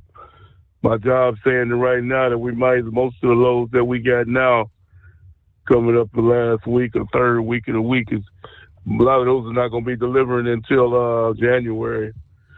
So I might call it a year. I might call it a year when I get home back to Texas this time. Ain't gonna be too much going on, with loads of freight and stuff the last days before Christmas. So I want to be home anyway. I'm be at the house relaxing, Monday, Tuesday, Wednesday, whatever day Christmas on, watching football games and doing something. So it might be my last day working of this year. Once I roll to the house next Friday, and that's a good thing. I made a lot of money this year, but it's been a long year. But yeah, Steve, a lot of interesting things going on again as usual in the U.S., in the world. Okay, so but I'll start off with Donald Trump right quick. It's clearly, that award, Donald Trump definitely deserves the award, Man of the Year. After all he's been through, the Democrats tried to throw any other man would have got the hell out of the deal, Steve. Any man, the last 2 years was like a road to hell for Donald Trump. Any other man, a lot of people would said to hell with it. With all the different 4 or 5 cases they brought in, they tried to shoot the man. They burglarized, went in, FBI busted into his house. They did everything but throw the kitchen sink at Donald Trump. If anybody deserves that Man of the Year, it's got to be him after what the Democrats put him through. So they might as well hand him a damn trophy or whatever they give him, because he definitely deserves it. All I can say is congratulations, because I can't think of nobody else that's done as much as he has over the last year or gone through as much as him and still going strong. So now I want to get to something else, Steve, with this situation. Just like I thought, a typical politician. Okay, I already knew that was gonna happen. I didn't get a chance to say it to you last night. This congressman or senator, whoever he is, the other day he says that there's a mothership in the Atlantic Ocean from Iran that's releasing these drones into the airspace of the U.S. Okay. Then today he comes back and said he don't know. He said he knew for sure that he had top people that gave him this information, but he didn't want to say no names. Then the day he comes out and say that he don't know nothing about no mothership, that there might not possibility there may not be no mothership. Well, what do you know? How somebody talks different a day later. No, that ain't no surprise whatsoever. Steve, it's really embarrassing what's going on right now in the U.S. with this situation. These things that are in the sky for the FBI, for the military, for the press secretary, all these individuals saying that they don't know what it is. We supposed to be the most advanced country in the world with the best military, best everything, and we can't figure out what the hell this is in the sky. It's really sad. Really sad. And you know, the really sad part about the whole deal is we have no leadership whatsoever. We like a car going down the United States right now, Steve. It's like a car going down the road with no driver. We like a driverless car right now. We don't have nobody driving the car, Steve. So you know what happens to a car. You know what happens to a car with no driver. I know you know what happens to a car. Eventually that car run off the road or either have a real bad accident. And that's exactly what's going to happen. What's going on with the United States? We gonna end up rolling if Trump don't get in very soon. We're gonna run it right into a brick wall and come to a dead stop. It's really sad. And you know, here's what really pisses me off about the whole deal, Steve, is Joe Biden. He's trying to, as he walks out of the White House, instead of trying to help Donald Trump and trying to, help him get in, a good start to trying to make America, he's trying to do everything he can, spending as much money as he possibly can on Ukraine, money he gave to Africa last week.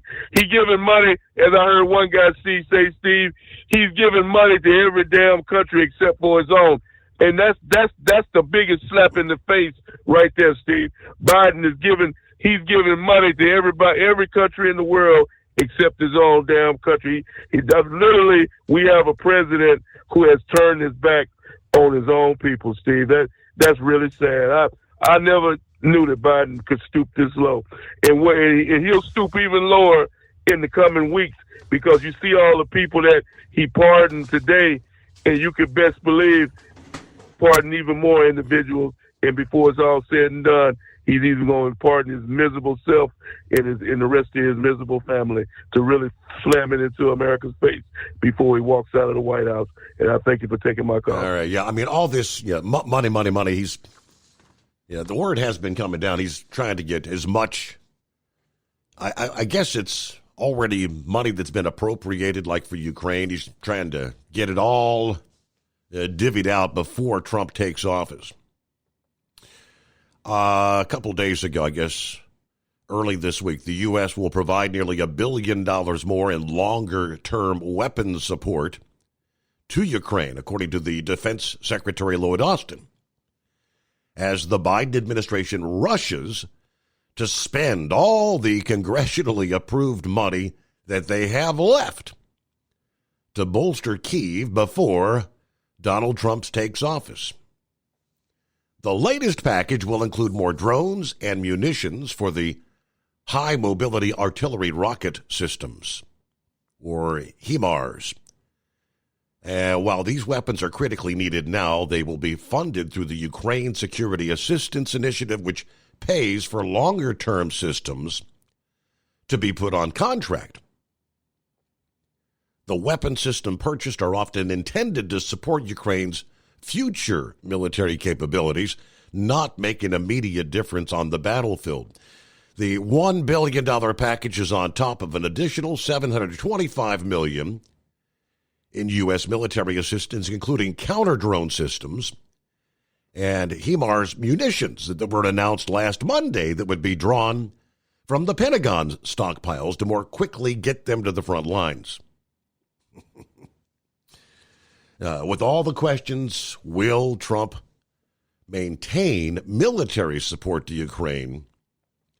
The Biden administration's been trying to spend every dollar remaining from the massive foreign aid bill passed earlier this year to put Ukraine in the strongest possible position. This administration has made its choice. So has a bipartisan coalition in Congress. The next administration must make its own choice, was the words from Lloyd Austin. All right. See where it goes. But yeah, let's get it all. Spend it, because, well, of course, at the end of the year, if it's not spent, it goes back into the coffers, goes back into the 844-844-3388. It's a casual Friday. We'll get to the anonymous hippopotamus after this. As an independent trucker, you work hard to meet your goals. The Owner-Operator Independent Drivers Association has been helping small business truckers for over 50 years with benefits, services, information, and discounts. You work hard, but OOIDA works even harder to give you advantages that large fleets enjoy. And all of our programs support our representation on your behalf in Washington, D.C. Become a member at OOIDA.com, making a difference in the lives of truckers. Fuel filtration is a big deal. Poorly filtered diesel fuel can damage injection systems, reduce efficiency, and rob horsepower, among other things. By removing the water, air, and debris from fuel, fast fuel systems can triple the life of your injection system while restoring power, optimizing fuel economy, and more. Not sure what your truck needs? Give us a call at 636-433-5410 or learn more at fastride.com. It's coming. Crisp fall mornings turn bitter cold. As you fire up your diesel, you can see your breath on the inside of the cab. Imagine looking deep into your engine. Freezing temperatures impact your diesel's fluids, especially fuel. On a 23-degree morning, the paraffin wax in your untreated fuel starts to morph from fluid to large crystals. These crystals clump together and form a gel. At minus 10 degrees, your fuel hits the point where it no longer pours like a liquid. It's so dense that the flow through the fuel filter will slow, causing hard starts or no starts. Get prepared now for the cold that is coming. Hot Shot Secret Diesel Winter Anti-Gel is a premium fuel additive that lowers your fuel's pour point to minus 65 degrees. If it's that cold out, you shouldn't be on the road. You ought to be at home in front of the fireplace. Hot Shot Secret Diesel Winter Anti-Gel Premium Fuel Additive. Available now online at HotShotSecret.com. Hot Shot Secret. Powered by science.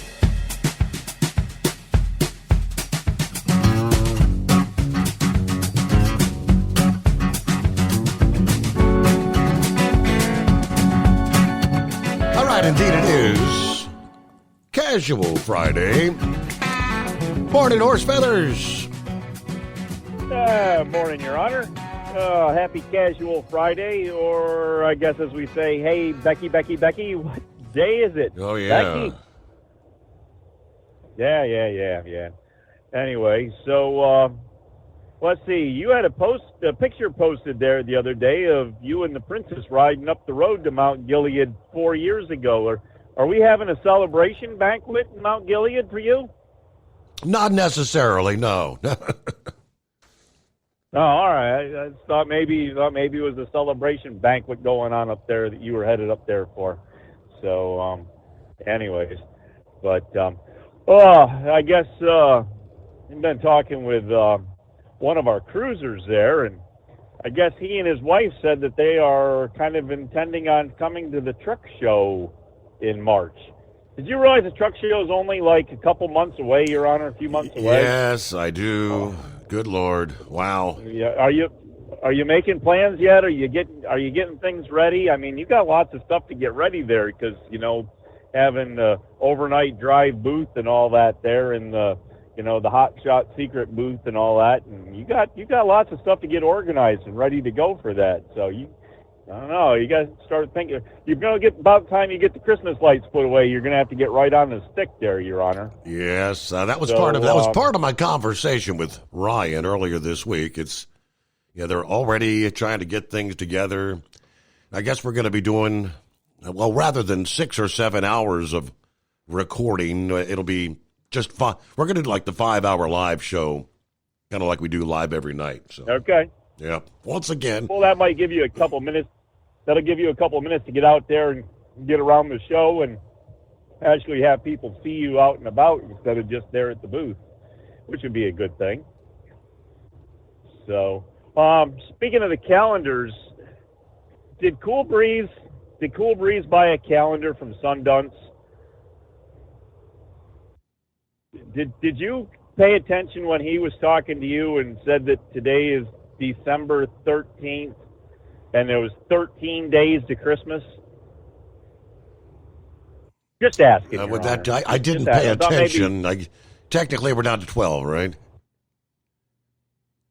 Well, today is the 13th, and 13 and 13 is 26.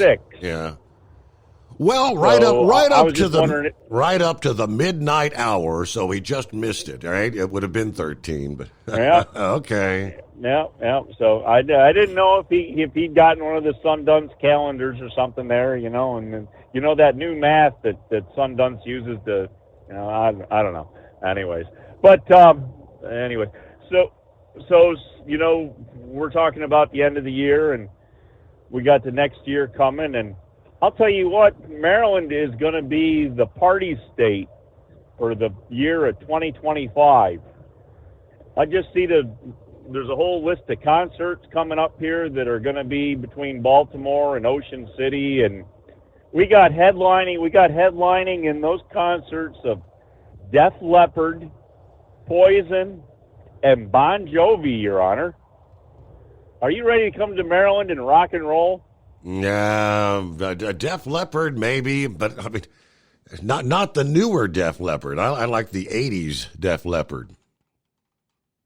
All right, well, I'm not sure what Def Leppard's going to be there. Now, Def Leppard, that was the band there that the drummer there, he was in a motorcycle accident? Lost an arm, yes. Has the customized, does a bang-up job with just one arm, yes. Hey, hold that thought. I'm going to pause there. Speaking of one arm, I don't know if the Gouger's actually with us this morning or not. I sent him an email this past day and forwarded this particular story, but it's figured with him being a prosthetic-wearing one-armed man most of his life, that he could chime in on this story. We'll share again coming up in our next hour. Ultimate comfort on the road. That's the Bostrom difference, and why so many drivers are upgrading their seats to Bostrom seating.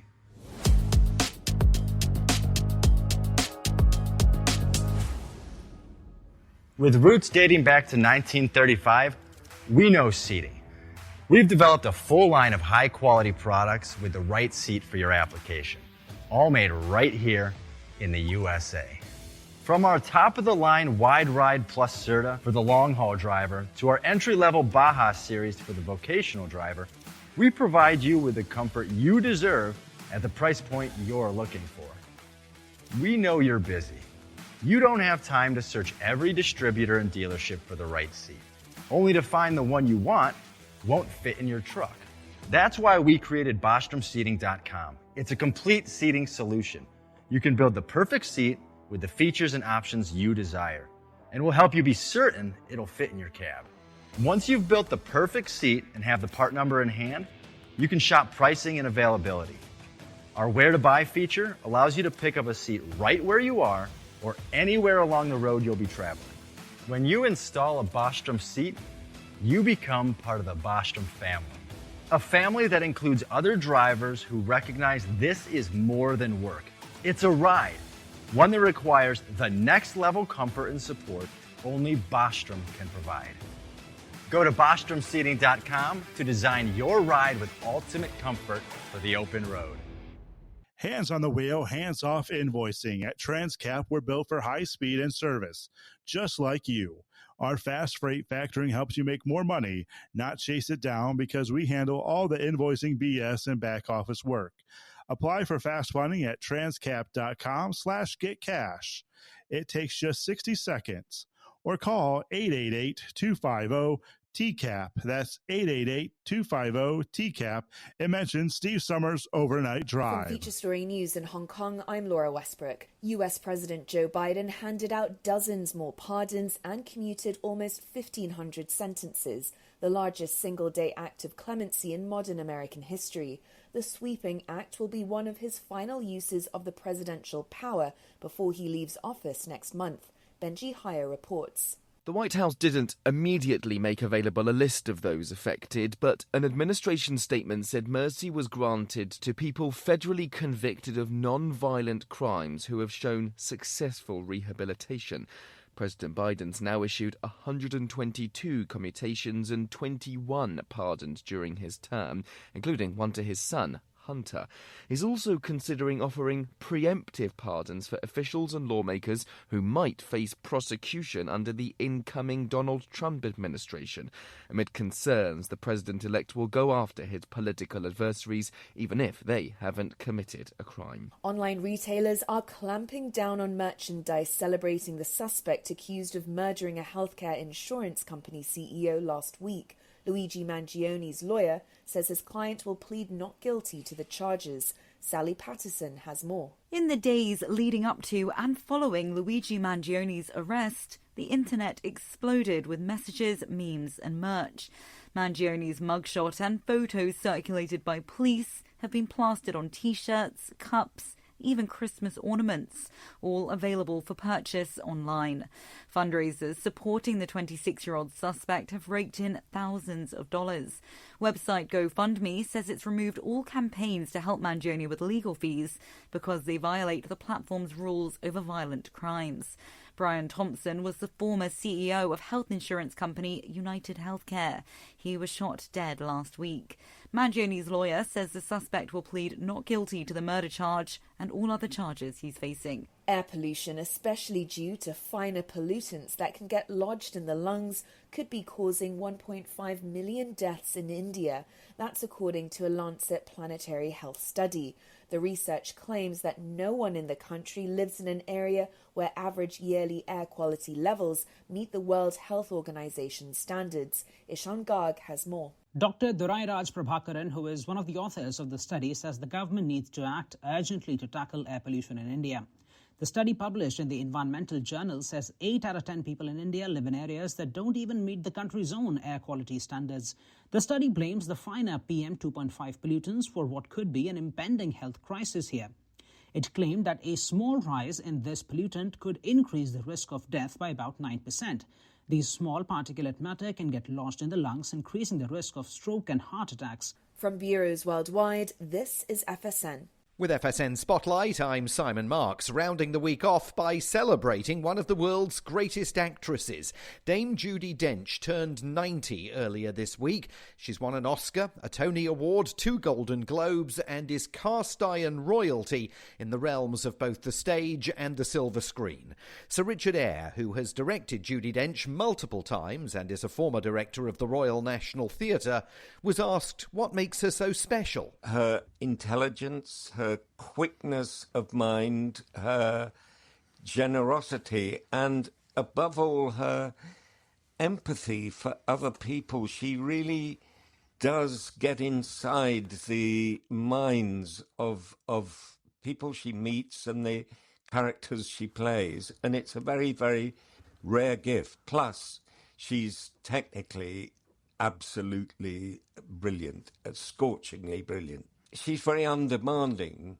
She doesn't like to be told too much. She likes to be able to make things up for herself rather than being told how to do things. So really, it's just like working with a great musician. You're just saying, could you slow down that phrase, or could you do this louder, softer? She's a great performer. Asked about her 90th birthday, she said she is pretending that it is, in fact, her 29th. With FSN Spotlight, I'm Simon Marks. The main news again. US President Joe Biden issues 39 presidential pardons and commutes sentences for 1,500 people, the largest single-day act of clemency in modern US history. Online retailers are clamping down on merchandise celebrating the suspect accused of murdering a healthcare insurance CEO last week. A new study reveals the lethal effects of air pollution in India. And that is the latest feature story news. Laura Westbrook reporting. It's coming. Crisp fall mornings turn bitter cold. You climb into your diesel and it feels like you're sitting on an ice cube. Imagine how your engine feels after a frosty night. Freezing temperatures impact your diesel's fluids, especially fuel. As the temperatures drop, water that is emulsified within your fuel is released, adding more water into your system. Frozen water in your fuel lines, filter, or bowl will simply slow the flow, or worse, stop the flow of fuel in your system. No fuel flow, no start. Get prepared now for the cold that is coming. Hot Shot Secret Diesel Winter Anti-Gel is a premium fuel additive that lowers your fuel's pour point to minus 65 degrees. If it's that cold out, you shouldn't be on the road. You ought to be at home in front of the fireplace. Hot Shot Secret Diesel Winter Anti-Gel Premium Fuel Additive. Available now online at hotshotsecret.com. Hot Shot Secret. Powered by science.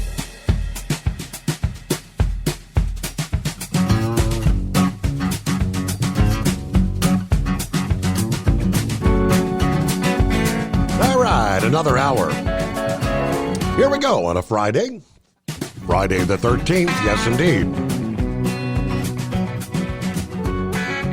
All right, maybe not necessarily Friday for Eskimo Bob. Who says howdy, Overnight Drive Nation? Happy Friday the 13th, hump day, whatever day it is, but yes, 12 days till Christmas. 18 days left in 2024, 98 days till spring. All right, got the usual run tonight. Got some snow north of Dayton, causing some issues, but not like last night. Shout out to the pup who's playing leapfrog with me till we get to the split. Clouds in 27 or below I-75 near Richwood, Kentucky. Be safe out there. Have a good weekend when you get to it. Shorty checked in earlier. I-77 northbound, Bastion, Ohio, 29 degrees as he's headed toward Columbus, Ohio. All right, Larry said, let's see, 684 in Westchester County, New York is shut down. Apparently got a plane crash, one dead. All right, thanks for the heads up there. Be aware. Hillbilly Tex checks in this Friday morning. There's Brian as well, tipping the hat, ringing a cowbell. Hello from Bobby in Michigan. Okay, Gary's on board. Dennis, who says when the next Congress takes over and Trump is inaugurated, they better get a handle on the healthcare industry. It's been an issue for years. But yeah, people are fed up with paying insurance premiums week after week, only to be denied when one needs to use his or her healthcare insurance. Denied while a CEO makes $10 million a year. It truly is ridiculous. Good morning to Roki. Roki says yesterday Texas made the announcement they are prepared to buy up all the border wall segments that the Biden administration is auctioning off to donate them back to the Trump administration. Because yes, they stopped the building of the border wall. They were going to auction. So they've been sitting on it for all this time. They hadn't auctioned it. Maybe nobody was interested in buying it. All right. Hello to Mark this morning and several others. Good to have you on board. Happy Friday. Meanwhile, all right, back to horse feathers. Thanks for carrying me over there, Your Honor. So anyways, they were talking about President Trump getting the Time Man of the Year for the second time, and the way the news was starting to talk about it there, I thought they were going to say with him being impeached twice instead of having 2 assassinations attempts. You know, right. You always kind of think ahead what the news might say, and I kind of figured the way this news source goes, they would have said, from even though it was impeached twice. So I don't know, kind of funny how your mind starts to think about how your news thing might talk about stuff.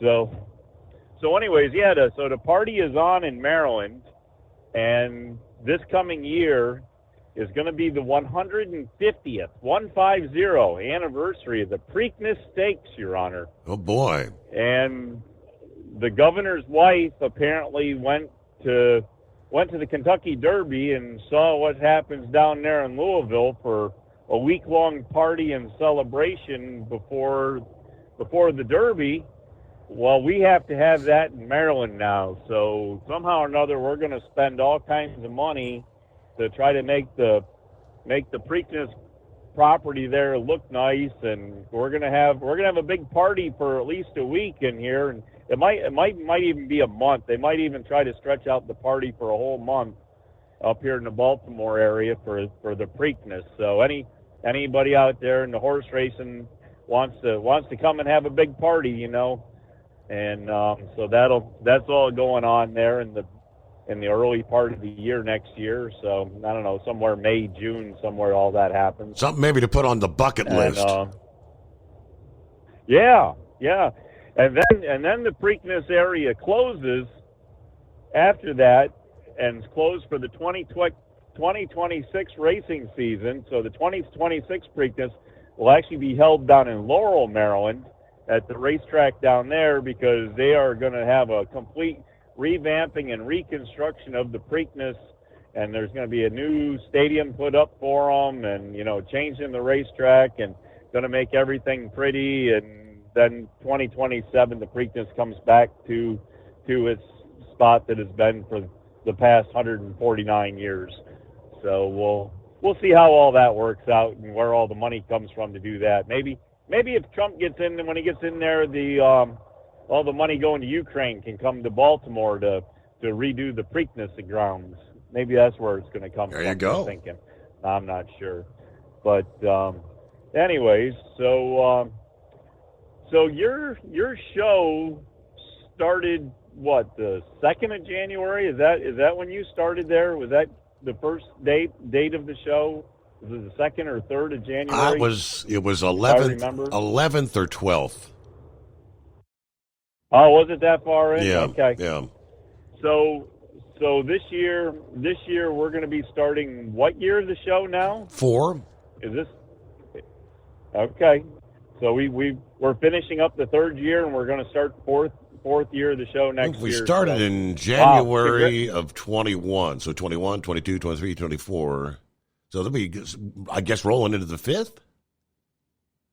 That's what I was thinking, but I'm not the math person. Yeah, we would be. We got Sundance. No, we're closing out 4 years, believe it or not, and we'll be rolling into the year number 5. All right. Well, doesn't that sound right? Maybe we need to. It does. Yeah, it does. So maybe we need to have a party or something for that. I'm just thinking. But anyways, there. So I don't know. I guess that's about all the nonsense I can come up with here on a casual Friday. Anyways, so we'll listen to hear what your one-armed man story is here.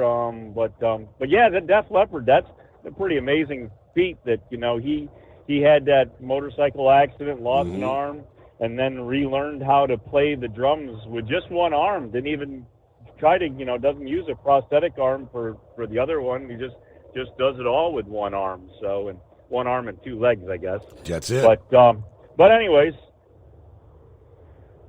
with that, we'll let you go on a casual Friday and have a good weekend. All right. Thanks for checking in. All right. Dennis brought up there a moment ago in his comments there about, you know, people fed up with the insurance industry, obviously with the shooting of the CEO, and the sheer number of people that are hailing him more or less as a hero, versus the villain, the killer that he is. When I saw this, I said, I got to ask the monkey gouger about this. A Utah family battling an insurance company because they will not pay for a child's prosthetic arm. 9-year-old Remy Bateman has outgrown her current prosthetic, but Select Health has twice denied her from getting an updated appendage. Born missing her hand below the elbow, Remy has used prosthetics that she has now outgrown.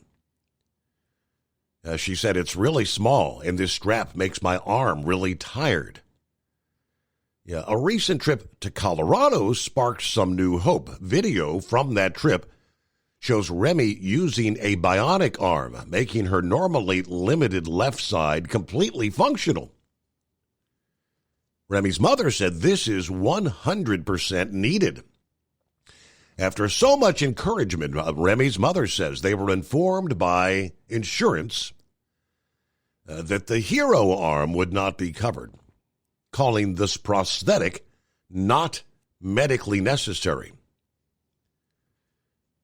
They've approved 3 prosthetic devices before in her lifetime, so I can't figure out why they refuse and deny this one. In a letter from insurance, the company doubling down on their decision to withhold coverage, despite documentation the family says proves it is a medical necessity. We've appealed it once.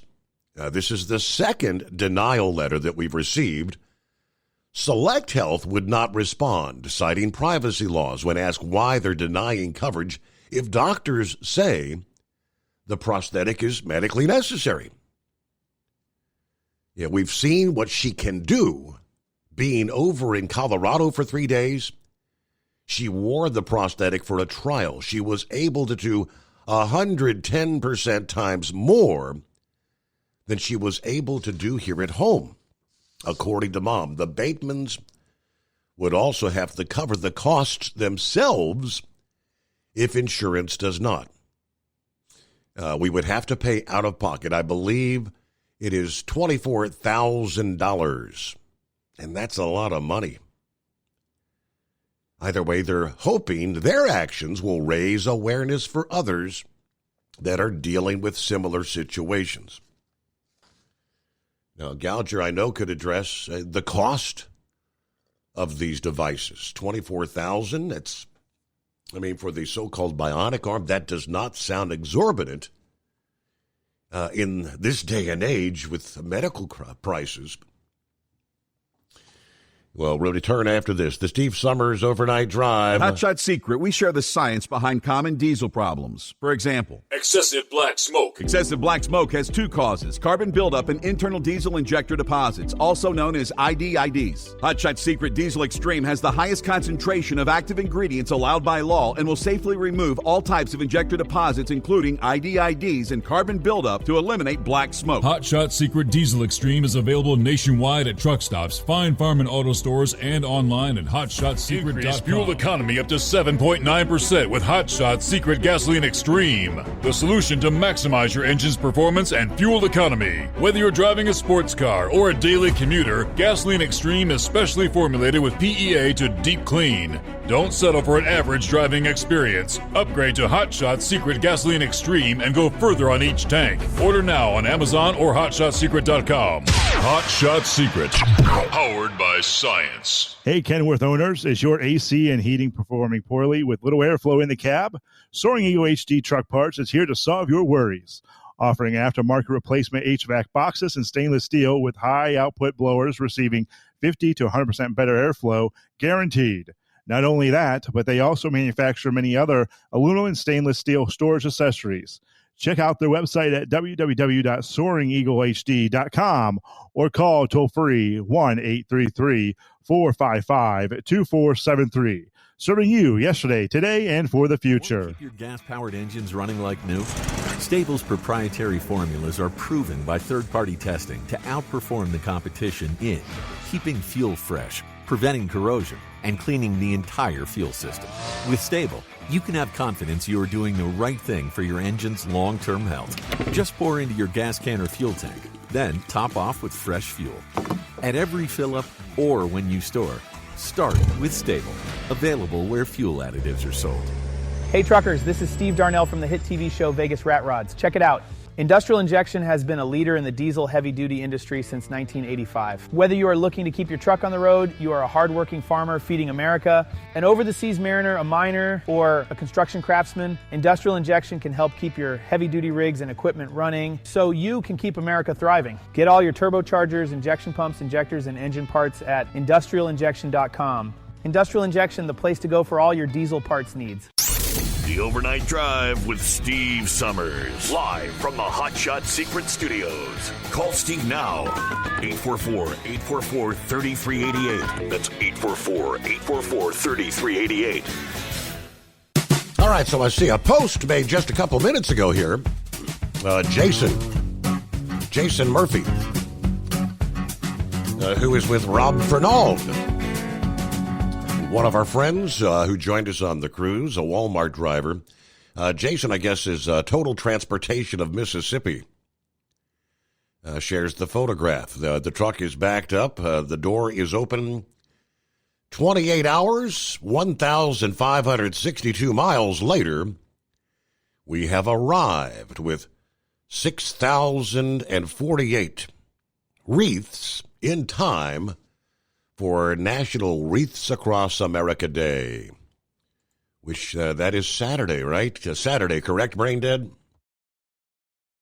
Yep, and they said that the coordinator for the cemetery we're going to, they're going to be laying right about 5,900. Mm-hmm. And there's 29,000, headstones there at that cemetery. And I haven't done in the last few years, but I remember, what was it? Somebody was talking about it, and it kind of got my mind to going. And I was working on some stuff. I got in kind of like right now. I kind of got in real early in the morning, and Dingy One was asleep. And I went over there, and I kind of halfway woke her up. I said, "Hey, Saturday morning, we got something to do." She's like, "What?" I says, "Don't worry, I'll tell you when you wake up." She's like, "No, I'm awake now. Tell me." I said, "Okay, we're going to go lay wreaths at the Veterans Cemetery." She says, "Well, why didn't you tell me that?" I said, "Because you were asleep." So, but we're gonna go do that. Looking to have some fun because our forecast is calling for that nasty R word, Steve. Rain. All day Saturday. Really? So, look, we got. They sent the email out that they may have to do some changes to the plans, and I told that to Dingbat, and she goes, "We got rain gear. We'll go out there and lay them ourselves." I'm going, "Oh, great." Say something and open up a can of worms, but still, though, it's going to be worth it. And I went down to, I called the lady down to the Union Hall, and she put something up on Facebook about it and a little email or so. And one of my buddies who I used to work with at Yellow, he's actually in Little Rock doing that with J.B. Hunt. And the reason he got put on that is because he looks like Santa Claus. There you go. A little shorter than Santa Claus, but he's a little shorter than Santa Claus, but he still looks the part of Santa Claus. If you saw a picture of him, you would swear that this is Santa. But speaking of Yellow,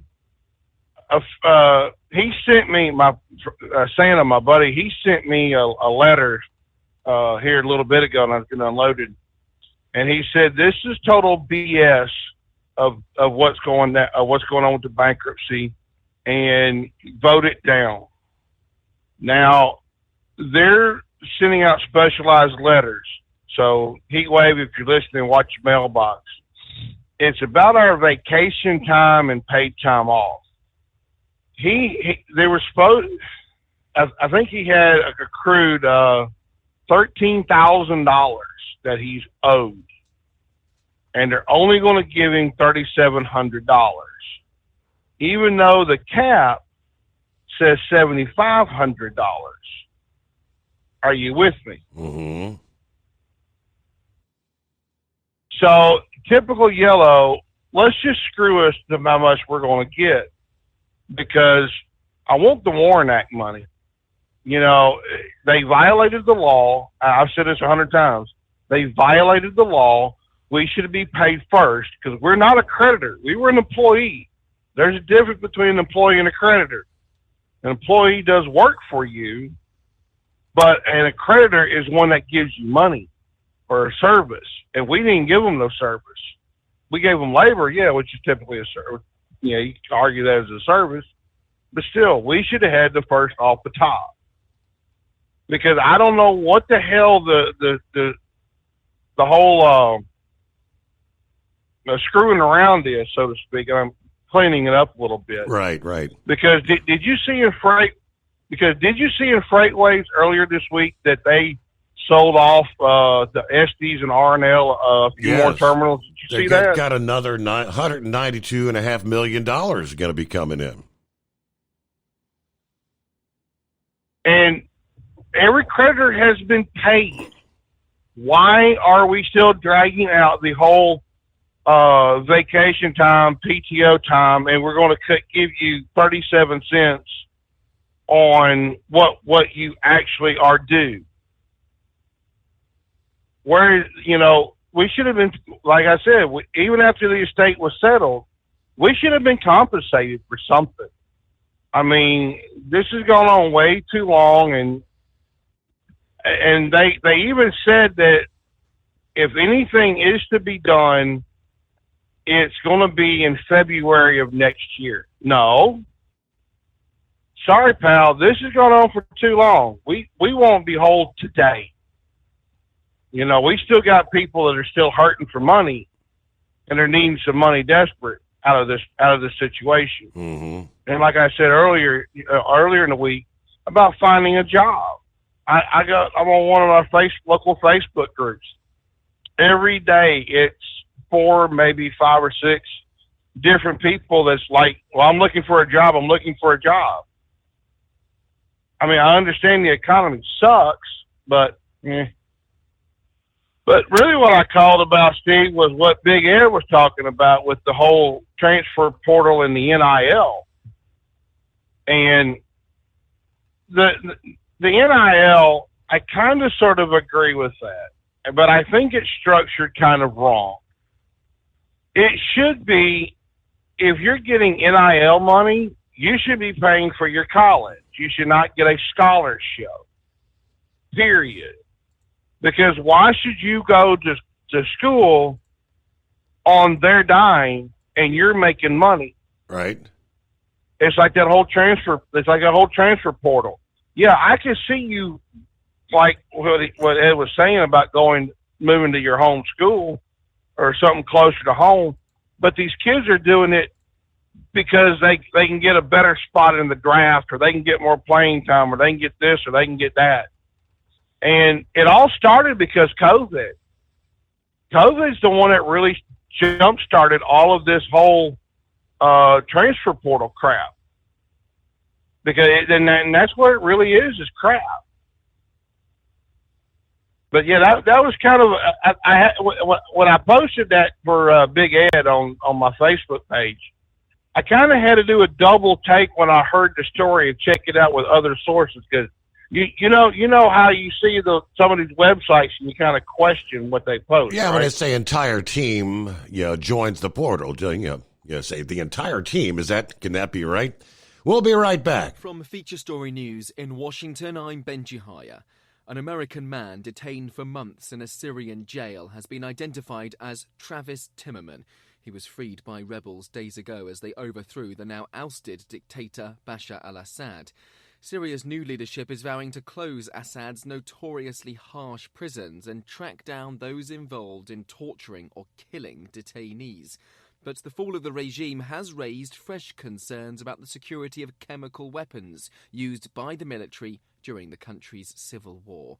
Our Middle East correspondent is Trent Murray. Syrian rebel leader Abu Muhammad al-Golani has said that the group he leads, known as Hayat Tahrir al-Sham or HTS, is working with international organisations to secure possible sites where chemical weapons are stored. Speaking with Reuters, he said the group, which is rooted in al-Qaeda's Syria branch, had already pledged to never use the weapons under any circumstances. The region is closely monitoring how the group will look to lead Syria as they publicly work to moderate their image away from their hardline roots. But amid lingering questions, Israel has launched hundreds of airstrikes targeting Assad's former military bases, destroying ships, planes, tanks and weapons. Amid concerns the abandoned military gear could fall into the hands of extremists. Well, with more on those Islamist groups fighting for control, here's the Independent newspaper's chief international correspondent, Beltru. It's a lot more complicated than one group versus another. Yeah. They have made it quite clear that they don't want to have these kind of random acts of vengeance. But, I'm seeing on Syrian social media reported incidences. People are obviously very upset.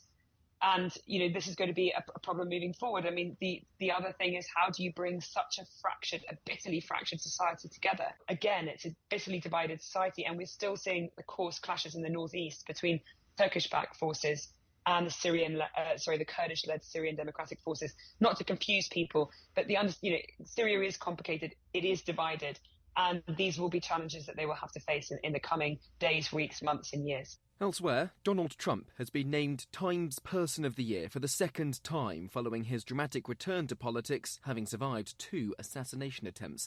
The title's given to people who wield great influence for good or bad. The incoming US president gave a wide-ranging interview to the magazine laying out his vision for his second term. Tony Waterman has the details. In the interview, Trump said he'd look at pardoning January 6th rioters early on in his presidency. He also appeared to link vaccines to autism. When questioned whether he'd sign off on any potential end to childhood vaccination programs, he said autism rates are at levels no one thought possible. Science has proven there is no link between vaccines and autism. The incoming president also refused to rule out a federal ban on the abortion pill. Increase fuel economy up to 7.9% with Hot Shot Secret Gasoline Extreme, the solution to maximize your engine's performance and fuel economy. Whether you're driving a sports car or a daily commuter, Gasoline Extreme is specially formulated with PEA to deep clean. Don't settle for an average driving experience. Upgrade to Hot Shot Secret Gasoline Extreme and go further on each tank. Order now on Amazon or HotShotSecret.com. Hot Shot Secret, powered by science. At Hot Shot Secret, we share the science behind common diesel problems. For example, ultra-low sulfur fuels. Fuel has 2 purposes, combustion and lubrication. Ultra-low sulfur fuels have diminished the fuel's ability to lubricate. Hot Shot Secret Everyday Diesel Treatment with LX4 restores lubricity, protects your engine, and optimizes performance. Everyday diesel treatment is available at truck stops, Tractor Supply, O'Reilly's Auto Parts, and online at HotShotSecret.com. Hot Shot Secret, powered by science. Building relationships with their team, drivers, and customers still matter at IBI Security Transport. Since 1966, IBI and its team of drivers have been leaders and innovators in providing white glove service to its exclusive client base for transporting high-value freight safely and securely. Much of the IBI staff have driven trucks, so they understand both the customers' and drivers' needs. If you're seeking a career that values you as a person, not just a number, and offers great benefits and good home time, then IBI is the place for you. Call 800-582-5912 to discover why we are the leaders in team freight and start building a relationship with you. Attention all truckers, are you ready to own your own truck? Lone Mountain Truck Leasing makes it easy. Our lease-to-own program puts you in the driver's seat. Our inventory is always changing, and we have a variety of rigs, including Kenworths, Freightliners, automatics, and manuals. Once you make your last payment, the truck is yours. No interest, no balloons, and no buyouts. Take the first steps towards independence and financial freedom. Visit LoneMountainTruck.com or call 866-944-0383.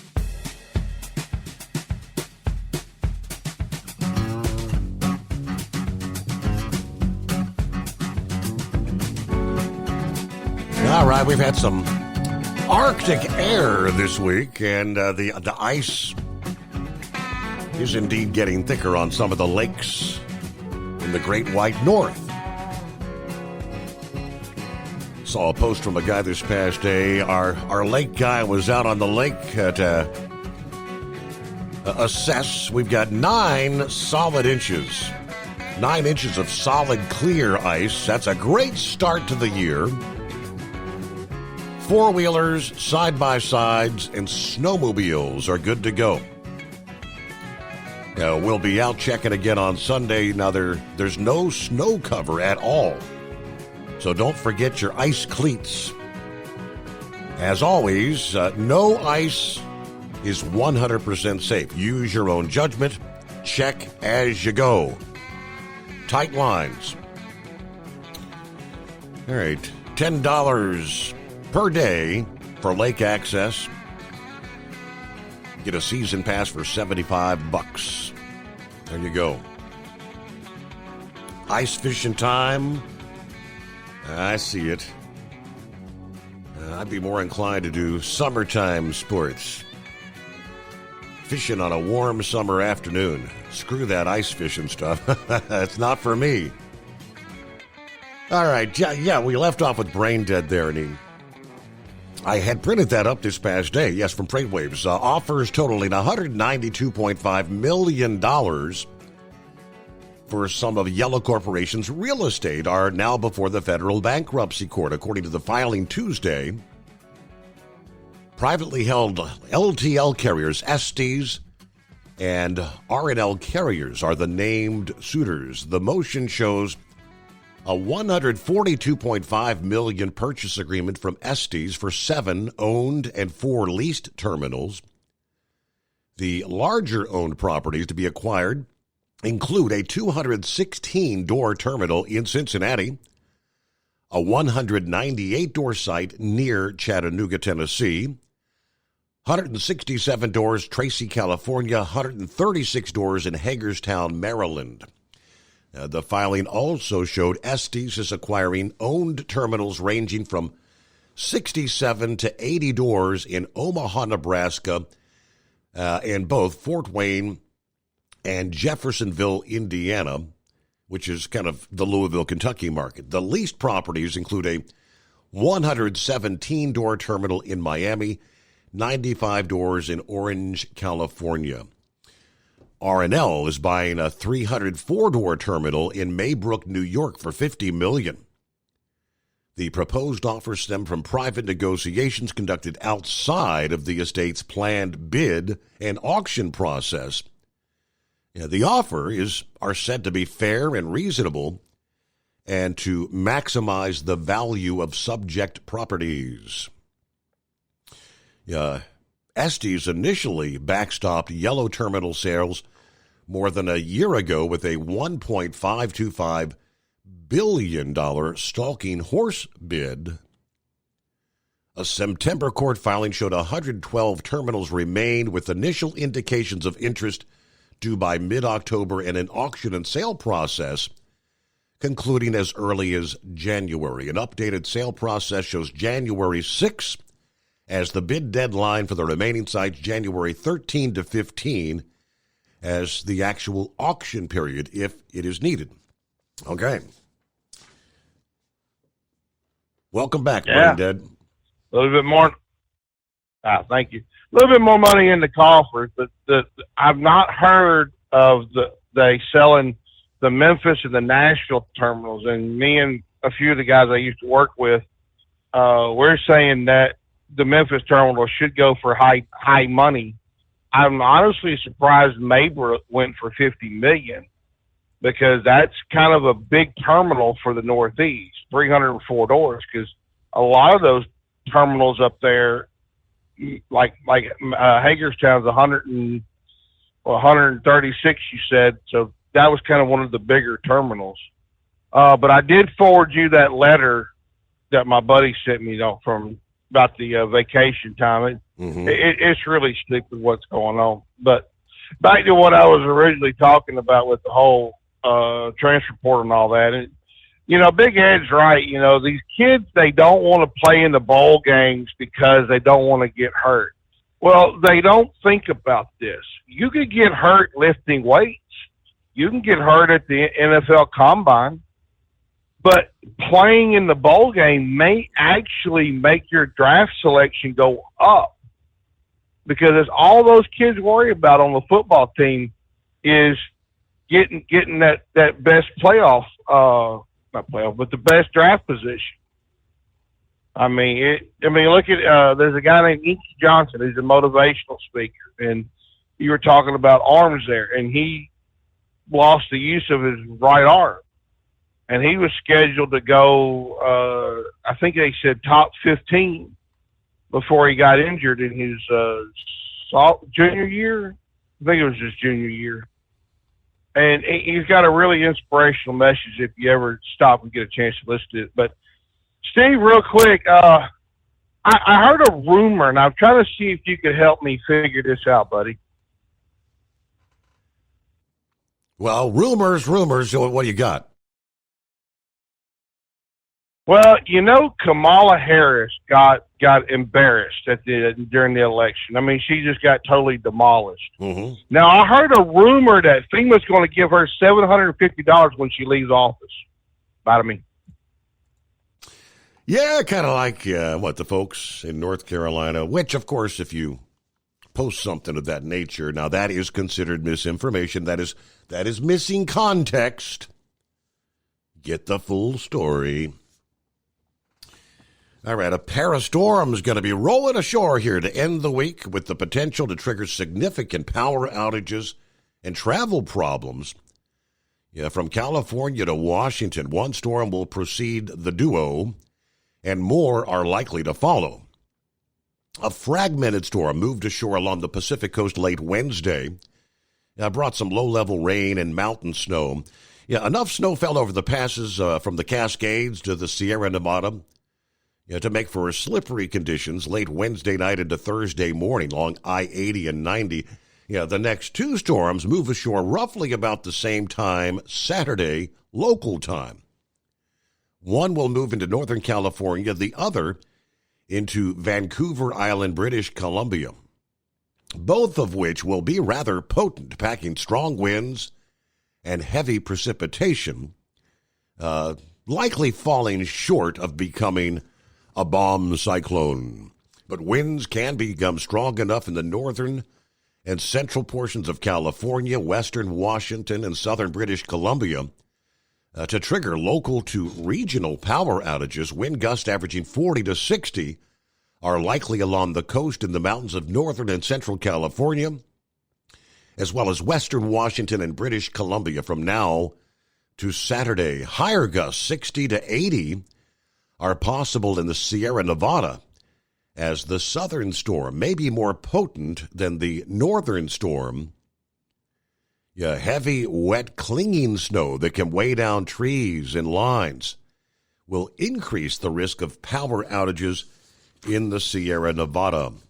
Meanwhile, the fire hose effect of moisture is going to be aimed at portions of northern and central California. Snowfall rates up to a few inches per hour in the northern Sierra Nevada and Siskiyous from Friday through Saturday. Several feet of snow will pile up over the high country, generally 1 to 3 feet, likely over the passes. Snow levels may be above the passes briefly at the onset, but then drop significantly. Thunder and lightning may accompany the snow with blizzard conditions. The combined effects from snow and wind with the storm in parts of California may force roads to close over the higher elevations. Rain will pour down on low elevations in northern Florida and southwest Oregon as well, Friday through Saturday.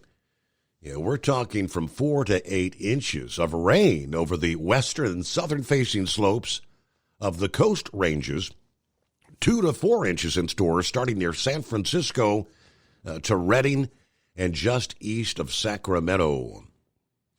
Rainfall may be 1 to 2 inches over the rest of the lower elevations there in central California, where those heaviest rains fall. Mudslides, debris flows, slides, road washouts could all be in store. Be prepared for flooded roads in locations that typically drain poorly. In much of Southern California, winds should be light compared to the action up in the central and northern parts. Breezy conditions may actually hamper some of the firefighting efforts as they continue to battle the Franklin fire there. And the update still less than 10% containment. Brother Rambler joins us on a Friday morning.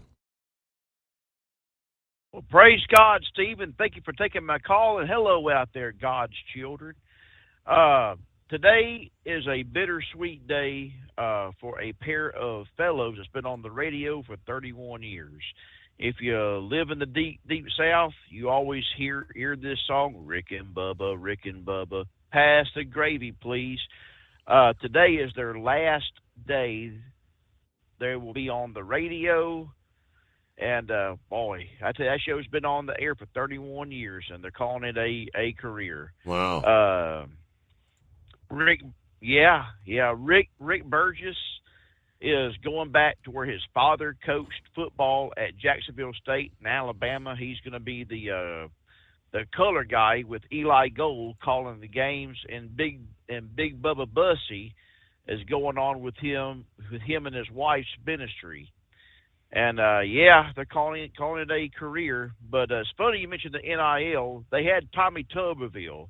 For those of you who don't know, he coached at Cal College, which Alabama Crimson Tide beat now 5 years in a row. You Barners, fear the thumb, Barners.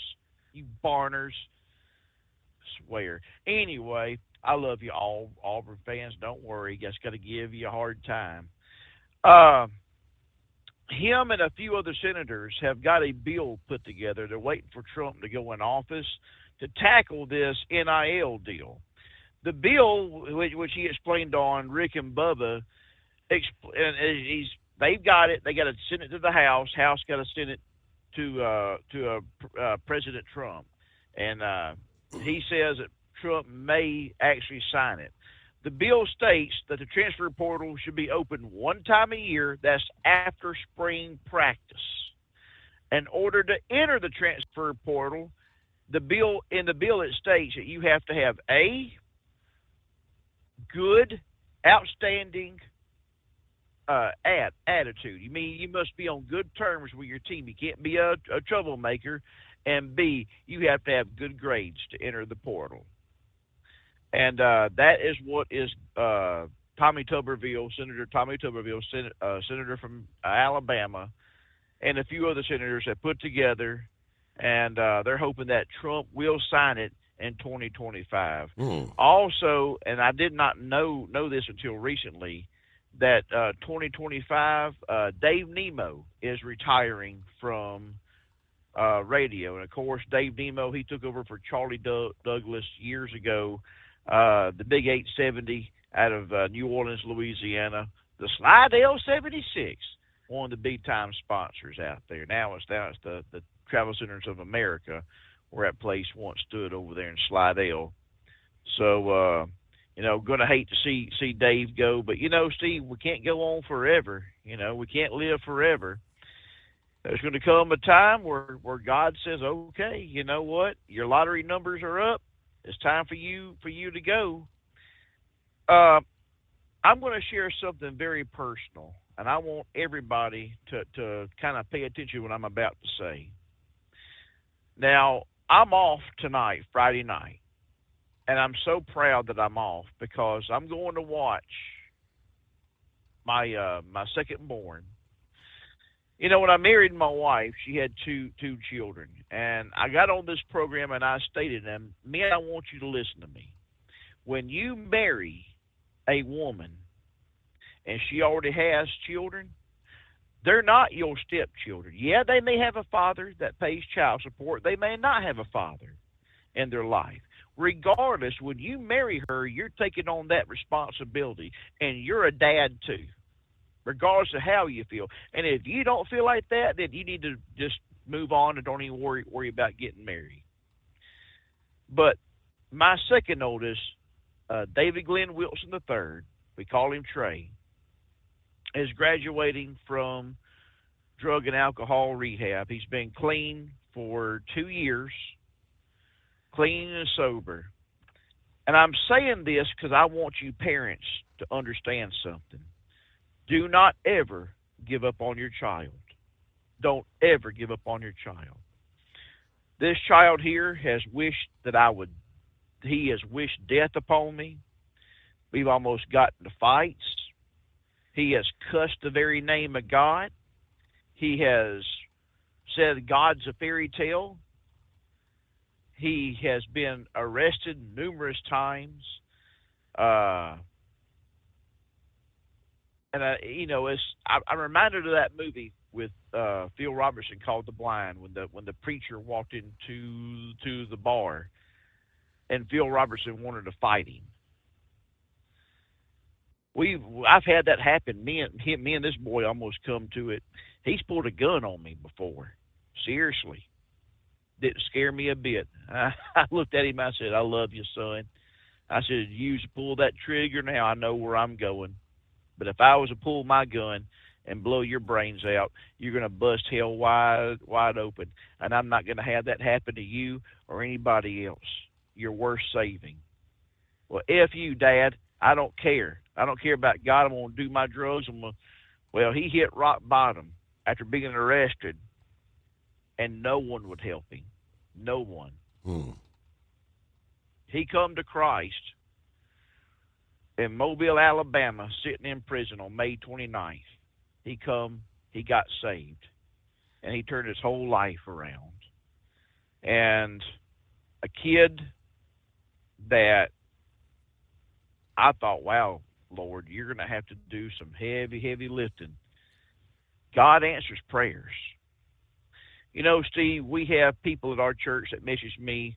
There's one good friend. His child moved out west, joined the Satanic Temple.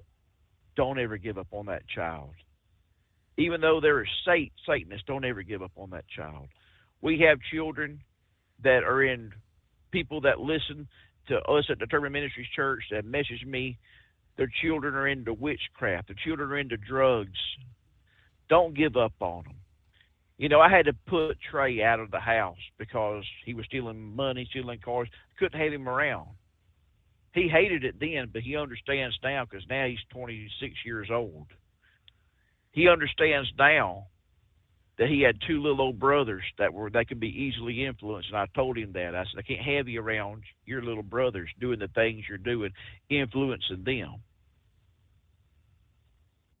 Praise God. God is so good. You know, he reads the Bible. He's telling people about Jesus. I mean, a total 180. I guess that's what you would say. Yeah, a total turnaround. Parents, do not give up on your children.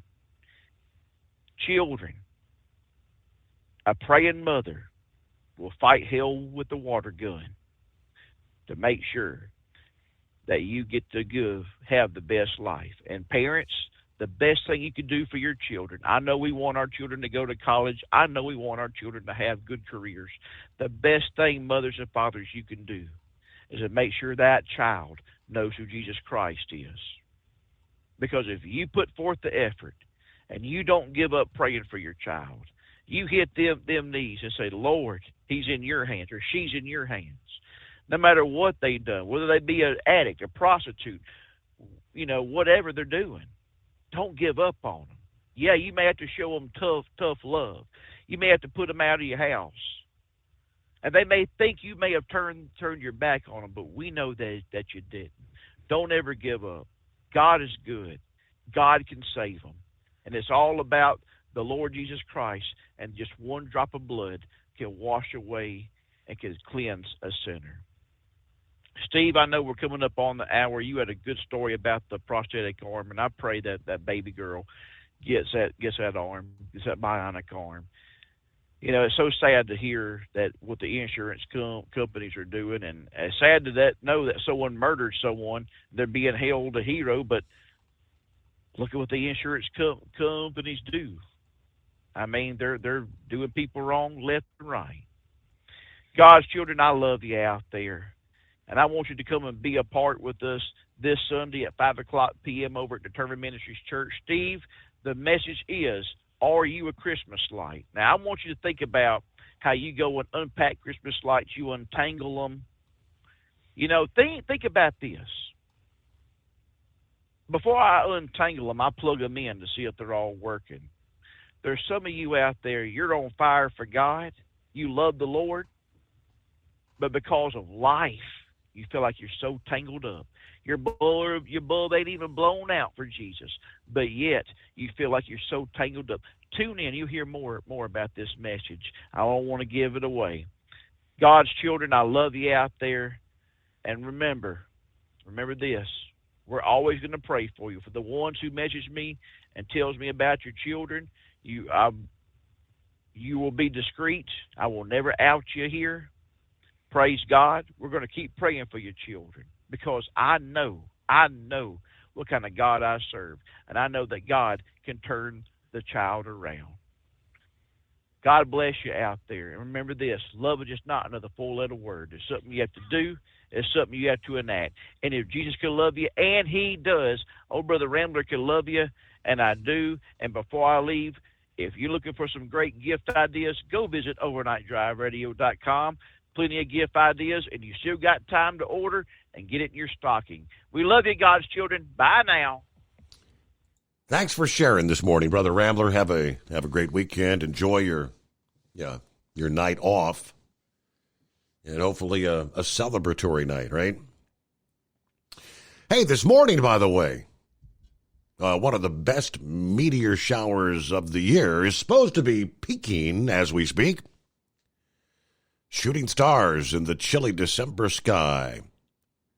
It is considered one of the best meteor showers of the year because the meteors are bright and plentiful. The Geminid meteor shower peaking this morning, Thursday night into Friday the 13th.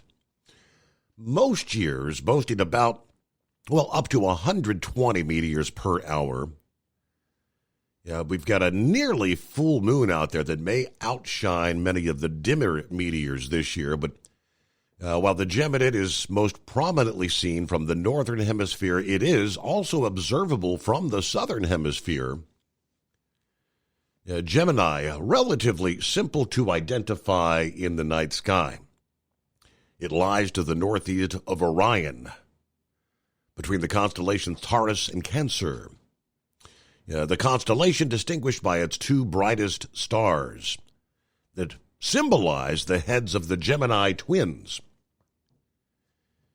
All right, just look at the constellation. The meteors will be visible throughout the entire night or morning this morning. Due to the nearly full moon, though, competing for the dominance in the sky, you look for meteors in the darker areas. The moon is kind of out of sight.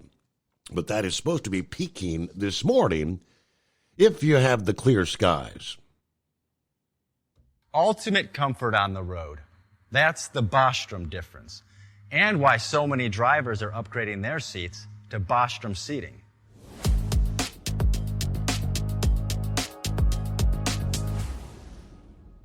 With roots dating back to 1935, we know seating. We've developed a full line of high-quality products with the right seat for your application, all made right here in the USA. From our top-of-the-line Wide Ride Plus Certa for the long-haul driver to our entry-level Baja series for the vocational driver, we provide you with the comfort you deserve at the price point you're looking for. We know you're busy. You don't have time to search every distributor and dealership for the right seat, only to find the one you want won't fit in your truck. That's why we created BostromSeating.com. It's a complete seating solution. You can build the perfect seat with the features and options you desire, and we'll help you be certain it'll fit in your cab. Once you've built the perfect seat and have the part number in hand, you can shop pricing and availability. Our Where to Buy feature allows you to pick up a seat right where you are or anywhere along the road you'll be traveling. When you install a Bostrom seat, you become part of the Bostrom family. A family that includes other drivers who recognize this is more than work. It's a ride. One that requires the next level comfort and support only Bostrom can provide. Go to BostromSeating.com to design your ride with ultimate comfort for the open road. Hands on the wheel, hands off invoicing. At Transcap, we're built for high speed and service, just like you. Our fast freight factoring helps you make more money, not chase it down, because we handle all the invoicing BS and back office work. Apply for fast funding at transcap.com/getcash. It takes just 60 seconds.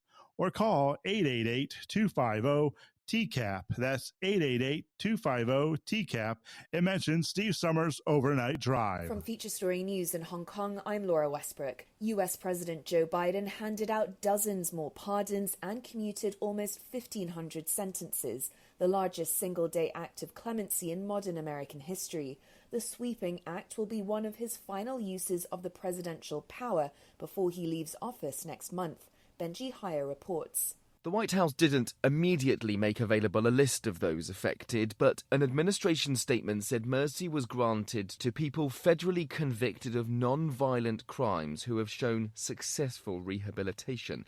President Biden's now issued 122 commutations and 21 pardons during his term, including one to his son, Hunter. He's also considering offering preemptive pardons for officials and lawmakers who might face prosecution under the incoming Donald Trump administration. Amid concerns, the president-elect will go after his political adversaries, even if they haven't committed a crime. Online retailers are clamping down on merchandise celebrating the suspect accused of murdering a healthcare insurance company CEO last week. Luigi Mangioni's lawyer says his client will plead not guilty to the charges. Sally Patterson has more. In the days leading up to and following Luigi Mangioni's arrest, the internet exploded with messages, memes and merch. Mangioni's mugshot and photos circulated by police have been plastered on T-shirts, cups, even Christmas ornaments, all available for purchase online. Fundraisers supporting the 26-year-old suspect have raked in thousands of dollars. Website GoFundMe says it's removed all campaigns to help Mangioni with legal fees because they violate the platform's rules over violent crimes.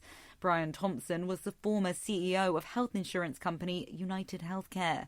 He was shot dead last week. Mangioni's lawyer says the suspect will plead not guilty to the murder charge and all other charges he's facing. Air pollution, especially due to finer pollutants that can get lodged in the lungs, could be causing 1.5 million deaths in India. That's according to a Lancet Planetary Health study. The research claims that no one in the country lives in an area where average yearly air quality levels meet the World Health Organization standards. Ishan Garg has more. Dr. Durairaj Prabhakaran, who is one of the authors of the study, says the government needs to act urgently to tackle air pollution in India. The study published in the Environmental Journal says 8 out of 10 people in India live in areas that don't even meet the country's own air quality standards. The study blames the finer PM 2.5 pollutants for what could be an impending health crisis here. It claimed that a small rise in this pollutant could increase the risk of death by about 9%. These small particulate matter can get lodged in the lungs, increasing the risk of stroke and heart attacks. From bureaus worldwide, this is FSN. With FSN Spotlight, I'm Simon Marks, rounding the week off by celebrating one of the world's greatest actresses. Dame Judi Dench turned 90 earlier this week. She's won an Oscar, a Tony Award, 2 Golden Globes, and is cast iron royalty in the realms of both the stage and the silver screen. Sir Richard Eyre, who has directed Judi Dench multiple times and is a former director of the Royal National Theatre, was asked what makes her so special. Her intelligence, her quickness of mind, her generosity, and above all, her empathy for other people. She really does get inside the minds of people she meets and the characters she plays, and it's a very, very rare gift. Plus, she's technically absolutely brilliant, scorchingly brilliant. She's very undemanding. She doesn't like to be told too much. She likes to be able to make things up for herself rather than being told how to do things. So really, it's just like working with a great musician. You're just saying, could you slow down that phrase, or could you do this louder, softer? She's a great performer. Asked about her 90th birthday, she said she is pretending that it is, in fact, her 29th. With FSN Spotlight, I'm Simon Marks. The main news again. US President Joe Biden issues 39 presidential pardons and commutes sentences for 1,500 people, the largest single-day act of clemency in modern US history. Online retailers are clamping down on merchandise celebrating the suspect accused of murdering a healthcare insurance CEO last week. A new study reveals the lethal effects of air pollution in India. And that is the latest Feature Story News. Laura Westbrook reporting. It's coming. Crisp fall mornings turn bitter cold. As you fire up your diesel, you can see your breath on the inside of the cab. Imagine looking deep into your engine. Freezing temperatures impact your diesel's fluids, especially fuel. On a 23-degree morning, the paraffin wax in your untreated fuel starts to morph from fluid to large crystals. These crystals clump together and form a gel. At minus 10 degrees, your fuel hits the point where it no longer pours like a liquid. It's so dense that the flow through the fuel filter will slow, causing hard starts or no starts. Get prepared now for the cold that is coming. Hot Shot Secret Diesel Winter Anti-Gel is a premium fuel additive that lowers your fuel's pour point to minus 65 degrees. If it's that cold out, you shouldn't be on the road. You ought to be at home in front of the fireplace. Hot Shot Secret Diesel Winter Anti-Gel Premium Fuel Additive. Available now online at HotShotSecret.com. Hot Shot Secret. Powered by science.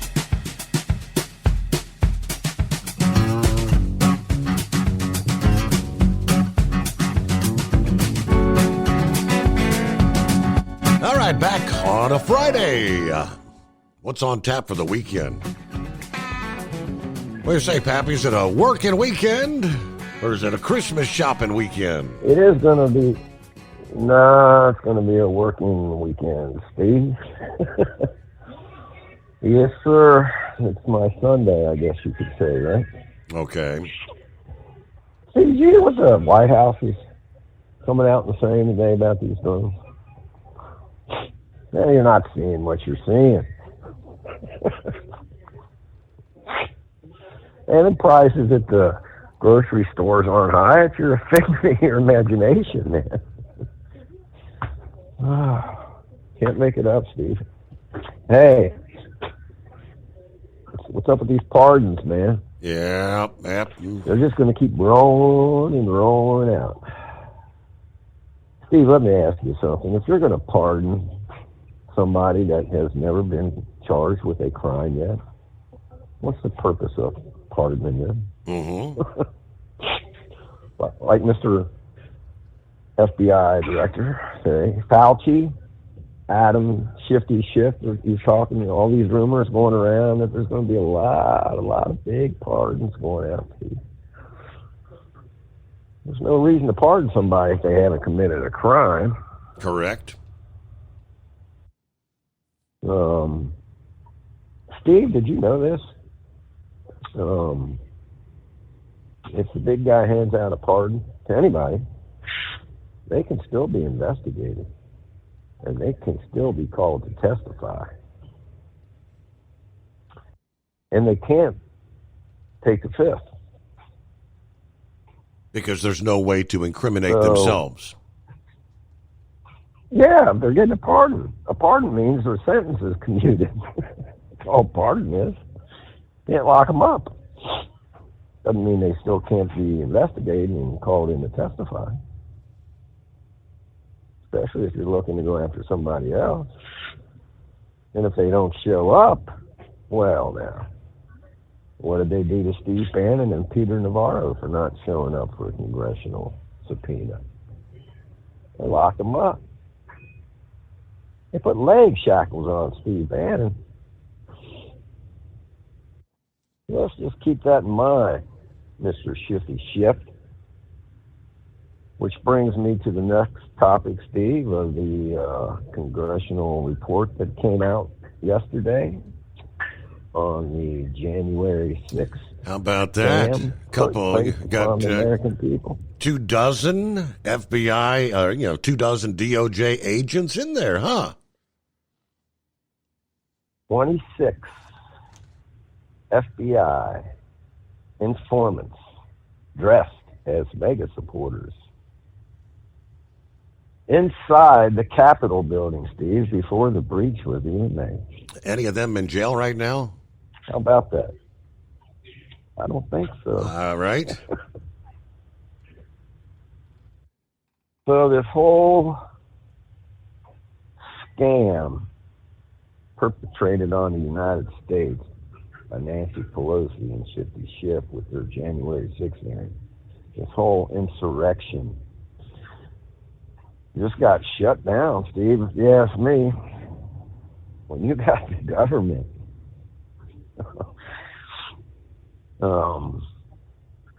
causing this to happen. Steve, we talked about who planted the pipe bomb. Steve, I'm telling you right now, that was somebody inside the government. If it wasn't an FBI paycheck,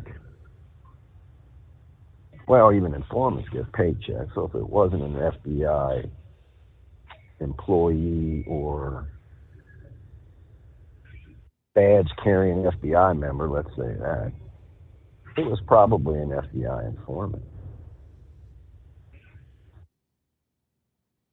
But why would the FBI want to plant a bomb at the DNC? Right.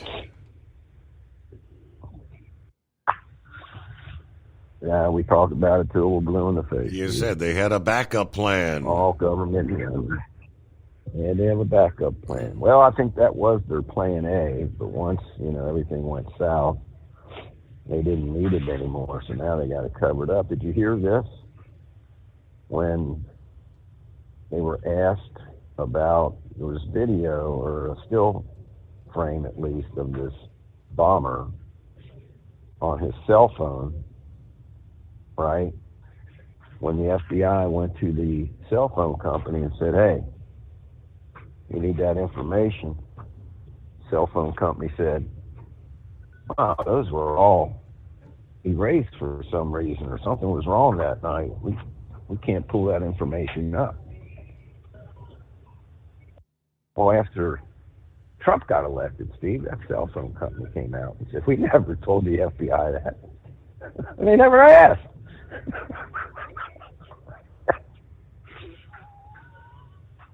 See, it's bad, Steve. When we talk about the weaponization of this government, man, that ain't throwing terms around lightly, but man, it's done. They got to be disbanded, man, and overhauled, and hopefully we'll get Cash Patel in there. That's why they're freaking out, because they know, Steve, there's a lot of stuff that needs to get shredded. They can't shred everything. And when they start kicking in some doors, just like these informants or the FBI, Steve, these are all people that's been arrested, right? Mm-hmm. And the FBI says, well, I'll tell you what, man, you work with us, maybe that 20-year sentence you're looking at might just go away, but you need to work with us. Yes, sir. Anything I can do to stay out of prison for 20 years. And you might be able to make a little bit of money on top of it on the side. That's how the game's played, Steve. So when Cash Patel, listen, we got to get him in there. I don't care what anybody says. We need to get head stuff in. This needs to happen. No bowing down to the Democrats. I don't care if Trump needs to get him in there when the Senate goes away for a couple weeks. Right. Makes that appointment that way, or however it needs to be done. It needs to be done. No bowing down, no backing down to the Democrats. We own the Senate right now, Steve. We don't need them. All we need some of the rhinos on board, and if they're not on board in 2 years, they need to get the boot. And that's about it, Steve, really. Bongino, man, he's talking about the drones. I don't know, Steve, we still were up there. We don't know what to think about this, man. But he's under the impression, I don't know if, he's probably got some contacts too, but, he says he doesn't know. But if he had the bet money, he thinks it's a foreign government spying on him. More than likely, China. Mm-hmm. I guess that military base in New Jersey, near it, there's all this talk about China buying all this land up around our military bases, right?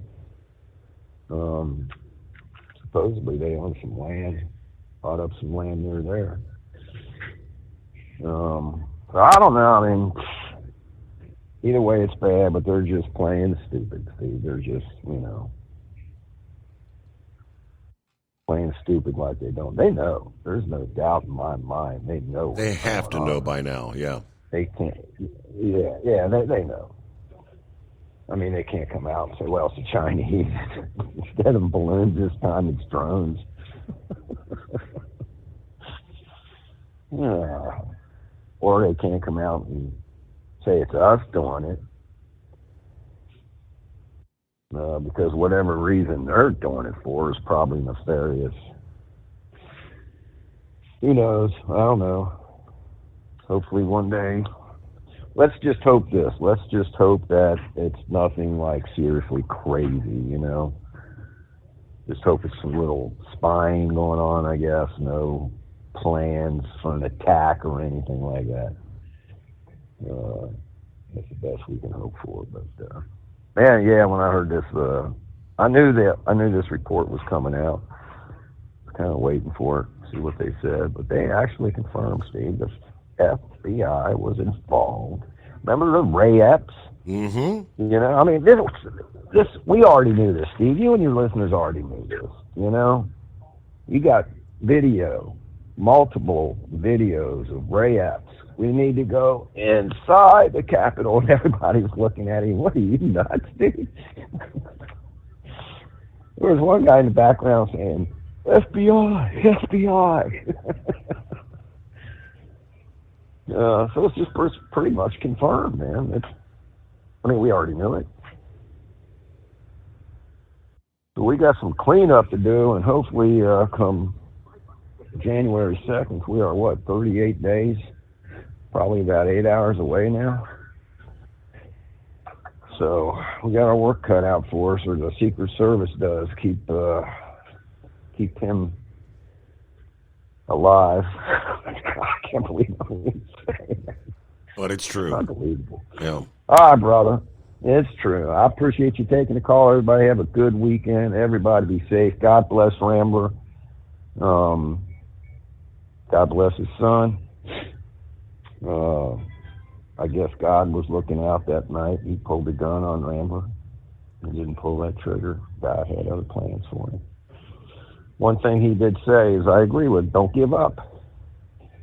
You can't give up. However, Steve, in these situations, he said he finally hit rock bottom, and the key here is nobody would help him. You follow me? The parents, like he said, tough love, man. It's not that you don't love them. It's not like you're giving up on them, but you can't keep enabling them. So this man hit rock bottom, and somehow with the grace of God found God again. And God bless him for it. Appreciate it, Steve. Thanks a bunch. Everybody be safe. Pappy, have a great weekend, or I don't know, you be working. All right. Grump, got you coming up here. Send your heat wave. Eagle back on board. Be right back. Taxes for Truckers provides full-service accounting solutions for owner-operators. Taxes for Truckers is the driver's financial co-pilot. We help independent truckers keep their taxes, filings, and bookkeeping running smoothly so they can focus on the road ahead. Drivers who want their business to run as smooth as their truck choose to partner with Taxes for Truckers for their accounting and tax filing needs. Stop overpaying taxes. Call 888-TAX-4TRK to start paying less tax today. At Hot Shot Secret, we share the science behind common diesel problems. For example, ultra-low sulfur fuels. Fuel has two purposes, combustion and lubrication. Ultra-low sulfur fuels have diminished the fuel's ability to lubricate. Hot Shot Secret Everyday Diesel Treatment with LX4 restores lubricity, protects your engine, and optimizes performance. Everyday diesel treatment is available at truck stops, Tractor Supply, O'Reilly's Auto Parts, and online at HotShotSecret.com. Hot Shot Secret, powered by science. Building relationships with their team drivers and customers still matter at IBI Security Transport. Since 1966, IBI and its team of drivers have been leaders and innovators in providing white glove service to its exclusive client base for transporting high-value freight safely and securely. Much of the IBI staff have driven trucks, so they understand both the customers' and drivers' needs. If you're seeking a career that values you as a person, not just a number, and offers great benefits and good home time, then IBI is the place for you. Call 800-582-5912 to discover why we are the leaders in team freight and start building a relationship with you.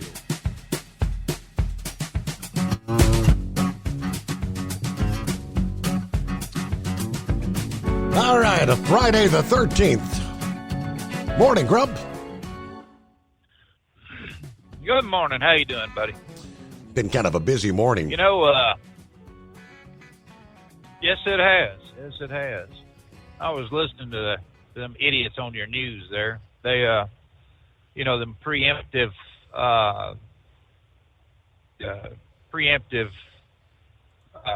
pardons. Things that Biden wants to do on the preemptive pardons and things like that, which is unconstitutional. You can't pardon somebody that possibly could have a charge pending, but they haven't been charged with anything.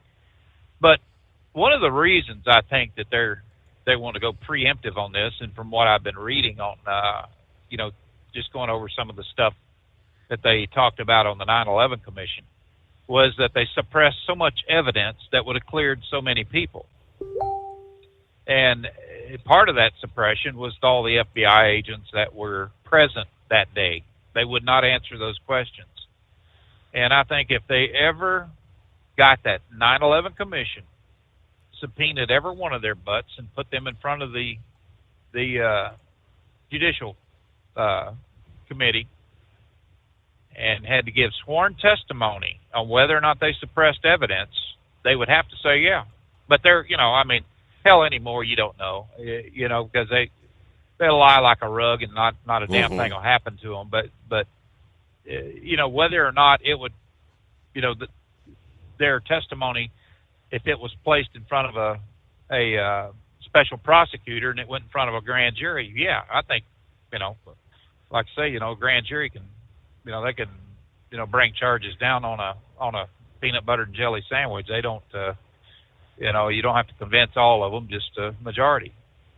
So I think I'd like to see it. I really would. I'd like to see testimony on these guys, on the commission. I'd like to see Liz Cheney's ass in bracelets, Adam Schiff, that apple-headed idiot. How in the hell people like that can represent we the people is beyond me. They're nothing but crooked. And Adam Schiff should have been in prison years ago for his lies, but he's, I'd like to see it. I really would. I'd like to see him, charged with felonies on conspiracy But they keep electing the guy. Suppression of evidence, his things constituents like that. supposedly, they do. He just got reelected, right? Yep. And Pappy just said something, about the rhinos and stuff like that, and we need to get rid of them. We can't get rid of them, unless they're in your area and you vote against them. That's one thing. But there ain't a damn thing can happen to these people. Most of them guys that are talking that's the smack and are considered rhinos that buck the system and they go against Trump and things like that, they're all in protected areas. It took a genius to get rid of Matt Gaetz. A lot of people liked him. I couldn't stand that little bastard. I thought he was one of the worst excuses for a congressman. He's passed the bar exam and everything like that, went right into State House, right into the state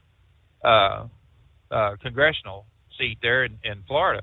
And then he was elected, in this one. But it seemed like his sole purpose in life was just to rock the boat, just to stir up things about the Republican Party. Instead of doing that crap behind closed doors, he did it right out there in the open, which made the Republicans look like a bunch of idiots, like they couldn't control their own caucus. And that's, we finally got a taste of what the Democrats, they started doing the same thing during this election. They started pushing back on each other. But up until this point, up until Biden bowed out, it wouldn't have made a damn what they did. They were going to stick together come hell or high water. And that's something the Republicans has never done. is remained 100% as a caucus, you know, and just backed each other. But you know, I don't know, man. Like I said, if they're in a protected area, they'll buck the system and they'll get reelected. That's just the way it is. It's the way it's always been. That's why we need term limits in there to get rid of these people. That's the only damn thing that's going to get people to get these congressmen and senators to do the damn job that they're sent to Washington to do, is let them do their 12 years and get the hell out of there if they can stand that long. But, you know, we was talking about medical insurance there earlier, and that kid with needing that prosthetic. The Affordable Care Act was one of the worst things that ever happened to this country. You know, it gave the insurance companies so much damn power over we the people. And that was I remember reading the articles and everything went back when it was starting up. And the whole idea behind the Affordable Care Act was to be so onerous, you know, and to give so much power to the people that it would make it so that you could not afford insurance, that you would have to go under the government subsidies and tax rebates and different things. But one of the things about it is so much money right now from the taxpayers is given to insurance companies over that very reason, you know, just to supplement them, you know, so much on you know, if you look at how much money the government pays out to insurance companies, it's probably 10% of their gross, you know, profits, and their net profits are through the roof. You know, why wouldn't they give this kid a prosthetic arm? Because if they give this kid a prosthetic arm, they'd have to give every one of them that wanted one a prosthetic arm. The worst thing in the world that ever happened to this country on insurance companies is our government standing there saying, yes, you can be a for-profit organization. When you start putting profits in front of people and then mandating that we have to purchase a good or service from these people just to get by, you know, what would it be like if we had insurance or you had a hospital that you used all the time and you just paid that hospital, you know, you had a premium set up to pay that hospital? Well, they tried that in Kansas, if you remember. There was a doctor's office over there that had people set up where they could pay, you know, $75 a month or whatever, and they got, you know, 5 visits a year or whatever it was. The government come in and shut it down. They said, no, wait a minute here. You're going against our mandate. Well, Trump did away with the mandate, you know, but it didn't do a damn thing to slow the insurance companies down. They looked at people like me and said your insurance, you're income based. You know, we're all income based right now. And that means that if you can afford to pay full price, you're going to pay full price. The people that can't afford to pay full price, you're going to supplement them. And I've said it before, I don't know these people. I don't give a rat's ass whether they got a dime's worth of insurance or whatever. You know, they wouldn't care about me. Or it took, like my wife just had 2 operations on her hip and her leg. And it took, she was turned down on this hip operation 5 times. And finally, the last time, I had the doctor on the line. We called the insurance company, got the lady that answered the phone, basically, that we were talking to, this caseworker. You know, she was out of St. Louis, a black woman. You couldn't understand damn one word she said, you know, and she's this and that and ask me this one more time. You know? Okay, well, yeah, hold the thought because it's News Update.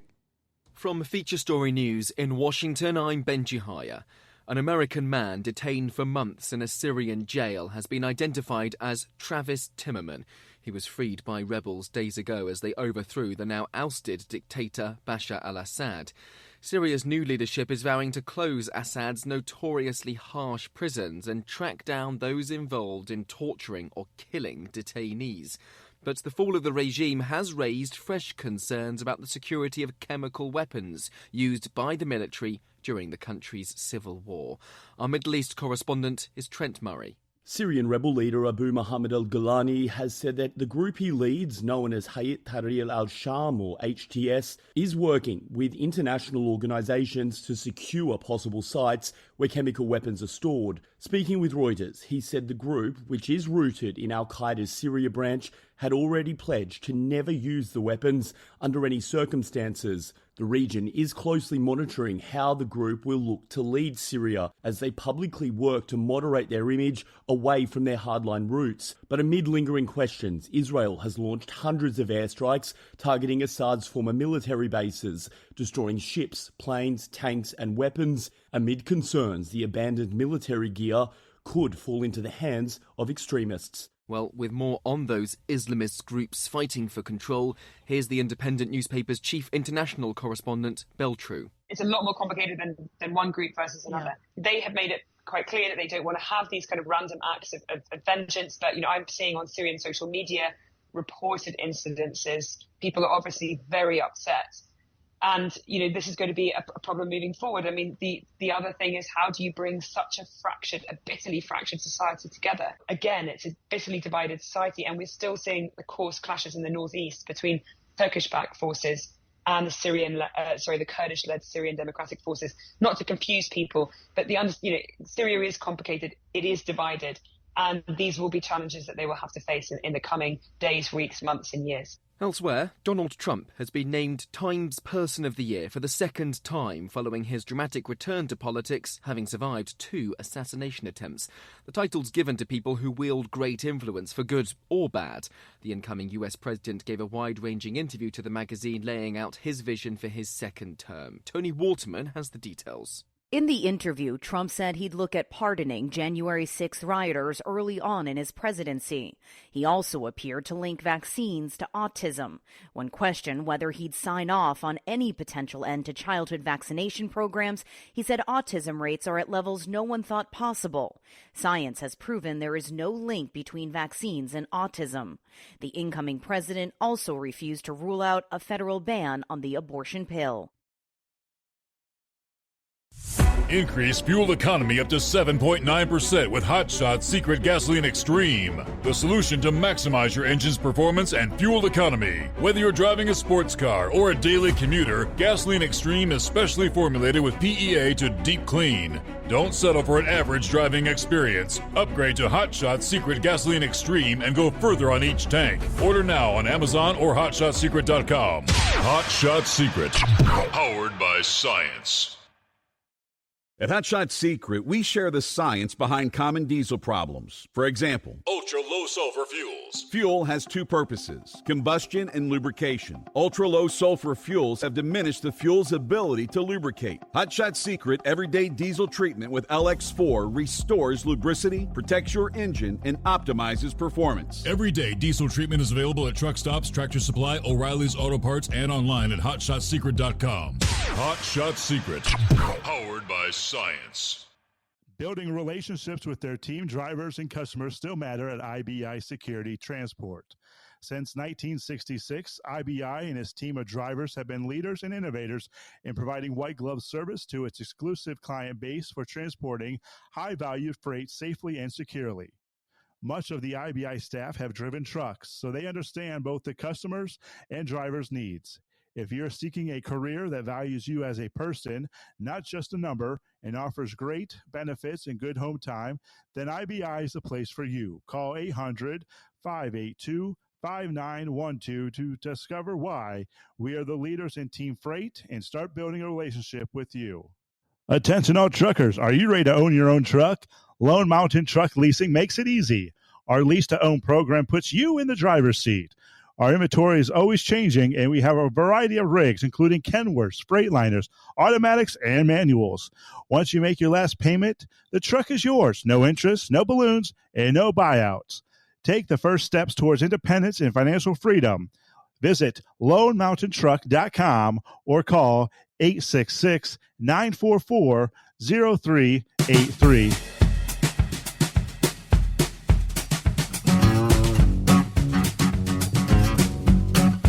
Okay, we'll pick it right back up there. Left off, all right, back to the grump. So 5 times denied by the insurance company. You finally got somebody on the line, but you can't really understand what they're saying. Yeah, she was just so mush-mouthed and had absolutely no clue, and everything was referring to the underwriters. She just kept saying that. And I said, well, you didn't specify in any damn case by mail that you sent us on any letter on why you turned it down, other than the underwriters determined that a hip replacement was not warranted at this time. I said, hell, this is insurance malpractice. That's all it is. I said 5 times, and you haven't given us a damn reason why. And I've paid you people in the last 10 years over $100,000. This year, Steve, I've paid $32,000 out of my pocket on insurance premiums, out-of-pocket expense, and deductibles. We got the damn receipts to prove it. And yet, it's never enough for insurance companies like this. The worst thing in the world that ever happened in this country is when they allowed insurance companies, number one, like medical insurance companies, when there's 236 different insurance companies that provide some type of medical insurance that is all for-profit organizations. Mm-hmm. What the hell happened to nonprofits? And the government saying, look, if you're you can't screw people over.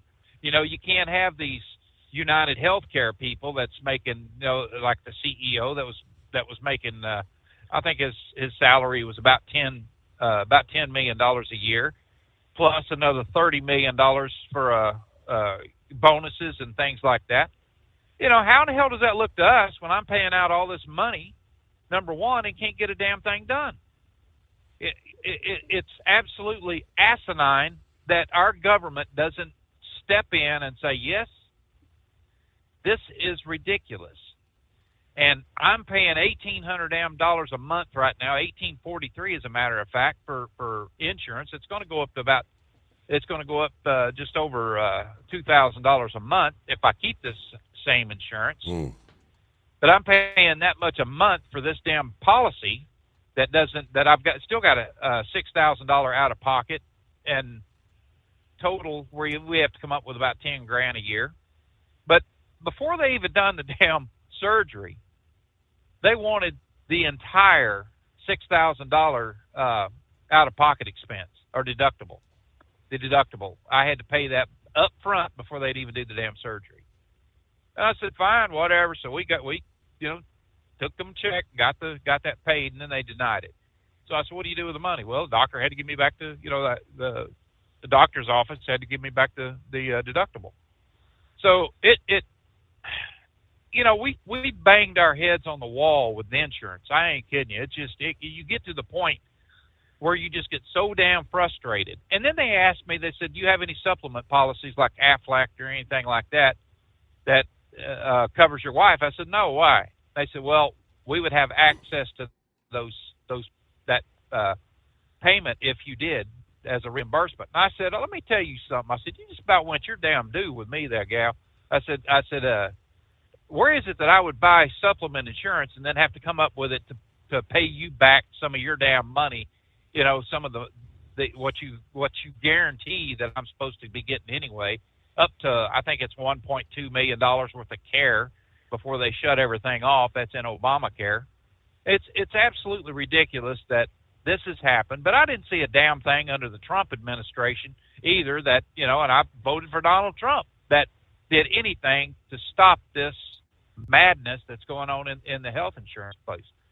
But let's jump over here on this border wall for a second.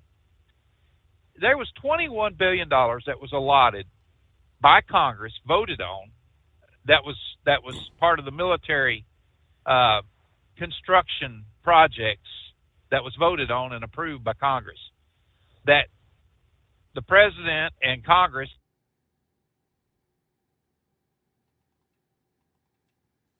And looks like the Grump lost his cell. Maybe the battery went dead. I'm not exactly sure. Maybe he'll call back, but whoop. Morning, senor. Good morning, senor. Well, that was an interesting story. I'm waiting to hear part 2 of it from Grump. So, Pocahontas was doing an interview, and she says, you can only push people so far before they take matters in their own hands. And that really sounded like she was justifying the shooters or the assassinator for killing the CEO. Mm-hmm. That's putting more fuel on the fire there for all these people. I mean, so that means that whenever my wife gets denied her medications, even though the doctor prescribed it to her, that it's all right for me to go ahead and do the same thing. I mean, that's basically what she's saying, because I'm getting pushed, right? I mean, these politicians need to watch what they say, or else they'll have a slew more. And as crazy as the left is, I'm sure all the CEOs are not even wanting to get out of the office, much less the House, because they're afraid something is going to happen. And it's so bad. I just went ahead and doing our open enrollment, I went ahead and disenrolled the Lady Heatwave off the insurance, because in that way that makes, well, United Healthcare for the disability insurance, now they're going to be on the hook for everything, and they wouldn't pay nothing because Cigna, I really don't care for them, but whatever Cigna didn't pay, the secondary insurance, which was her disability insurance, wouldn't pay on either. So now they're going to have to pay, and then I'll be back to paying $4.50 a prescription. It may go up, but I mean, that's a hell of a lot better than paying $300 for medication her doctor says she needs, and simply because their company pharmacist over there saying, oh, well, she's getting way too much of this medicine per day, we can only cover this much. And even then, they weren't going to cover it at all. And it's like, I would rather her doctor say, she needs this medication, she needs this amount per day, rather than some bean counter over there saying, oh, no, it costs too much. So, I mean, it's a shame I have to have that kind of insurance, because, I go to the VA and get seen, but, I still have my share to pay, and I really don't even think the insurance, the pharmacy at the VA, I don't even think goes to the insurance to get paid. I'm getting hit flat up with $15 a prescription. So, and all I can tell them is, like I tell the other creditors, just wait till February when I get my tax returns, or March, and we'll go ahead and settle up the bill then. As far as Yellow goes, it was poor, I want to say piss poor, but I don't want to cuss on the radio, poor management that in decisions that drove the company down to what it was, in the ground. I didn't make any decisions except making the decision to go to work and earn a paycheck. And that was my decision. That was my commitment to the company. I work for you. You take care of me. As long as I don't screw up, we're good. Mm-hmm. And I didn't screw, that one ticket, but that's another story. But I mean, for them to say, well, we're only going to give you 37 cents on the dollar. No. You give the workers exactly what you gave the upper echelon of management as their severance pay. You talk about a two-tier system. Yeah, that is two-tier, and that should not be allowed to happen. The drivers called their bluff. Well, we're going to have to shut it down if this doesn't happen. Shut it down. We dare you. Huh? They did. But, I mean, if you sell more buildings and you're getting $192 million to add to your coffers, hey, you've got the money, divvy it out. Now, as for me, I think I had already cashed out my vacation because I saw the end coming that last week, and I went ahead and cashed out everything that I could. I might have 1 or 2 days personal that was still on the books. But yeah, with the WARN Act, you take care of the workers that took care of you. Because you've already paid off everyone else that you owed. So anything you have left in the bank, that goes to the people that put it in there for you. And I think they probably should have went ahead and sold out to the carrier or that group. What was that? John Carter or Jack Carter or Jack something Cooper that wanted to buy them for $1.2 billion. Maybe they should have gone ahead and done that. Then they would have saved 30,000 jobs, and then streamlined the business the way it should have been, instead of screwing over the worker. But we'll never see how that works out. But didn't that group get another LTL company, bought them out somewhere up in the Midwest or Northeast? I think I might have shared it with you, but I don't remember if they did or not. I can't recall. Can't remember that. No. Yeah. No. So. But anyways, yeah, we're all going to get screwed in the end, I guess. Or as like Rambler said yesterday, I was taken into an alien world and probed. Like, well, at least I'm not like Bubba J. They left my liver in there, so that was good. So, anyways, alrighty, senor. I'll let you go, folks. Let's do this again next week. Remember. All right, we're one day closer to the greatest day of the week. All right, you dropped off like flipping a light switch. We bumped over to the border wall, I believe.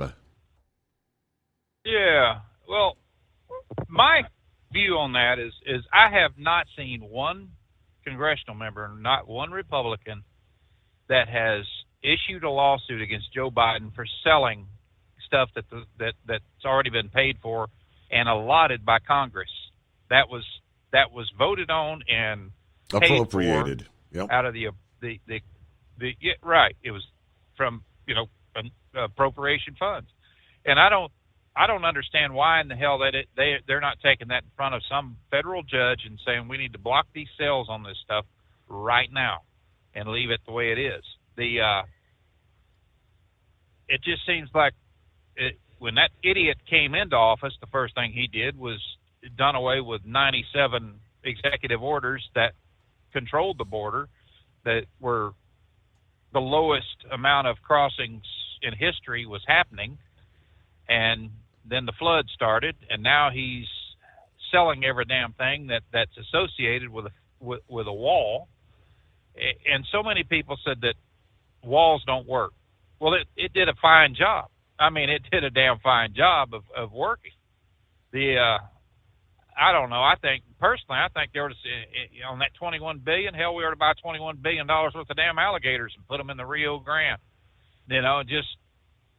Just do whatever we can do to stop this flood of immigration. Now, a lot of that money that was also allotted was also to pay the military. If you remember, we had 6,700 troops that went down there on the border that had exercises and things like that joint exercises with the Border Patrol that was basically put in there as a show of force, and that turned a lot of people around. Well, Trump started telling Mexico that we're going to start sending a bunch of damn containers back. They were going to put more military on the border to stop the drugs and every damn thing else that's coming across. Well, then they moved 25,000 troops up there on the border in the high traffic areas and started keeping people in Mexico.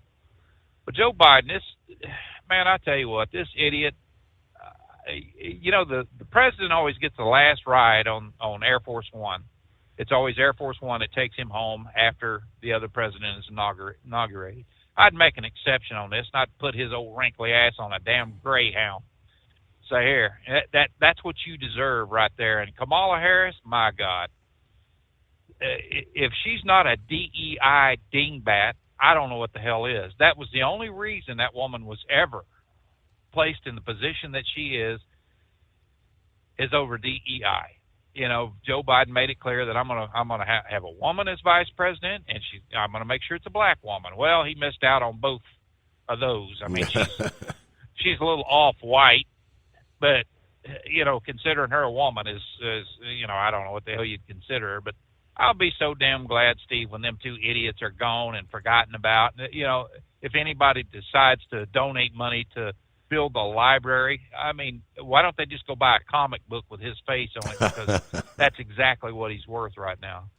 But it's now, when we were talking about the insurance deal there, it is so frustrating. It really is.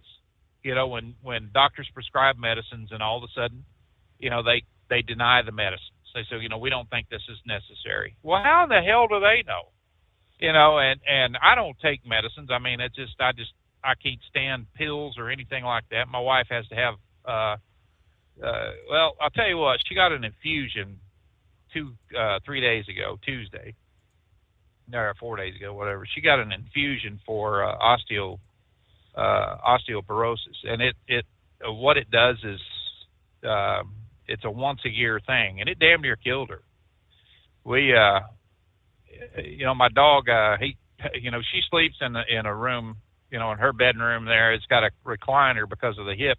She's still healing from that, so she sleeps in her recliner and everything. So I fixed one of the bedrooms up with her, recliner in there and TV, all this.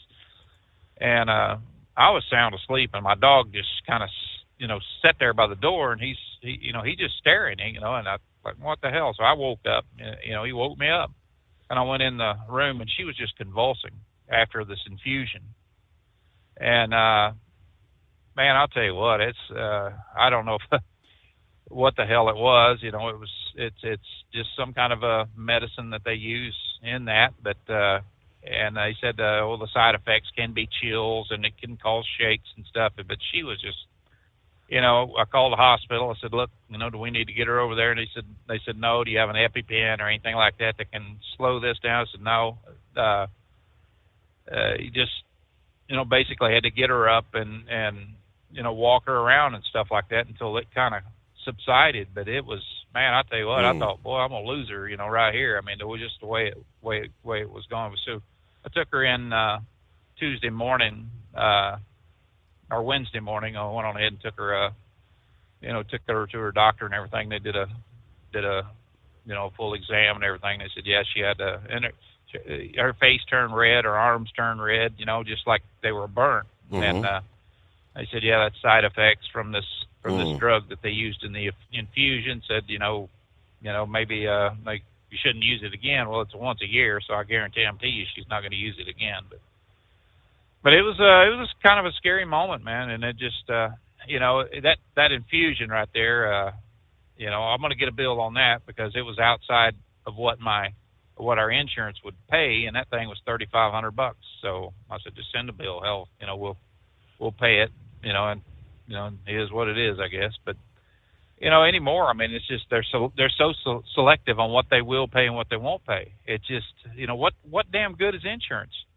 When they keep telling you no, just keep sending me them big ass payments and them big premiums and all this, and we'll decide what we're going to do for you. And it's just getting to the point where we're going to have a complete do-over. And like I said, Obamacare was the stupidest thing that ever was. All it was a giveaway to the poorest people, saying, well, they can't afford high prices, so let's get the people that's working and get the guys that, that's making a decent income to help offset their cost. Like I said, I don't give a rat's ass about other people, right now. I mean, I hate to sound like that, but when it comes to paying out this kind of money, I think fair is fair. Somebody in my age group, I shouldn't be paying any more than somebody that's not making any more money than I am. It ought to be a rate that's set on age instead of on your income.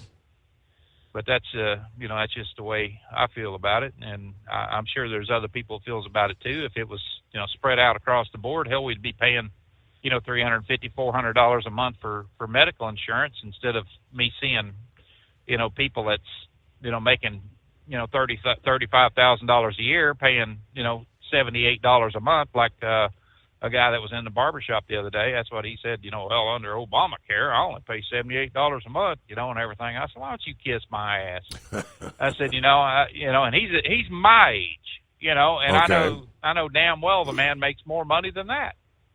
You know, he makes more money than that. But I'm coming up to where I'm going to be, you know, I'm going to be on, retiring here probably next year. You know, when I hit 65, I'm going to go ahead and consider retiring. We got, you know, we've done all right, you know, as far as putting money back. But that's one reason why I haven't retired right now. And my military retirement and everything, I've been kind of putting it back to, into my 401. We haven't taken it yet, but, you know, under the 15-year retirement that I got out under, when I went back in the reserves, you know, my wife got full medical under, you know, for 5 years. And then I had to go under, you know, their medical plan right now, which we got, you know, after Obamacare, we got booted off it. So, you know, it's so screwed up. It's a damn shame, like I said, that we got to pay the prices that we got to pay. And then we look at it and it's a big for-profit organization that, you know, their profit margins depend on saying no. You know, it's sickening. It really is that that this is where we stand at in this damn country over medical insurance, where you got to have things like this. And, you know, I understand it, you know, but my God, you know, why is it that it's so expensive? You know, like, you know, her surgery, you know, there's just $300,000 for a damn surgery, you know, that lasted 2 hours. To me, that's, you know, I welcome the surgeon. I think he's, you know, great guy and all that, but, you know, how much is enough? I mean, damn. I mean, we got competition in the trucking industry where you got to watch watch your pennies and things like that. But it seems like in the medical industry right now and in things like that and insurance that, you know, where I live at, we got 4 plans we can buy into. You know, that's it, you know, for the 4 different major insurance companies. When that's, you know, like I said, there's 236 different insurance companies in the United States that's sanctioned as insurance company for-profit organizations. Why couldn't I just, you know, look at it and say, hell, I can buy insurance in Montana or wherever, you know, I can buy insurance from any company that I want. Let's have some competition here. I guarantee you it would drive the prices down, but, you know, it just doesn't seem like, the unions got involved in a lot of these union, you know, a lot of the union states, they got involved in a lot of that insurance, and that sucked. I mean, you know, they paid a lot of the governors and people like that, you know, so that they can get the best deals on insurance for their people, and it put a screw in on a lot of us. Well, anyway, we're going to nominate Grump for the insurance commissioner. Is that a position on the cabinet? All right, we close out another hour there. Yeah, rolling into a Friday. Speaking of unions, it appears Donald Trump is actually kind of siding with the longshoremen in the whole debate about automating some of these ports. More to come. Ultimate comfort on the road. That's the Bostrom difference. And why so many drivers are upgrading their seats to Bostrom seating.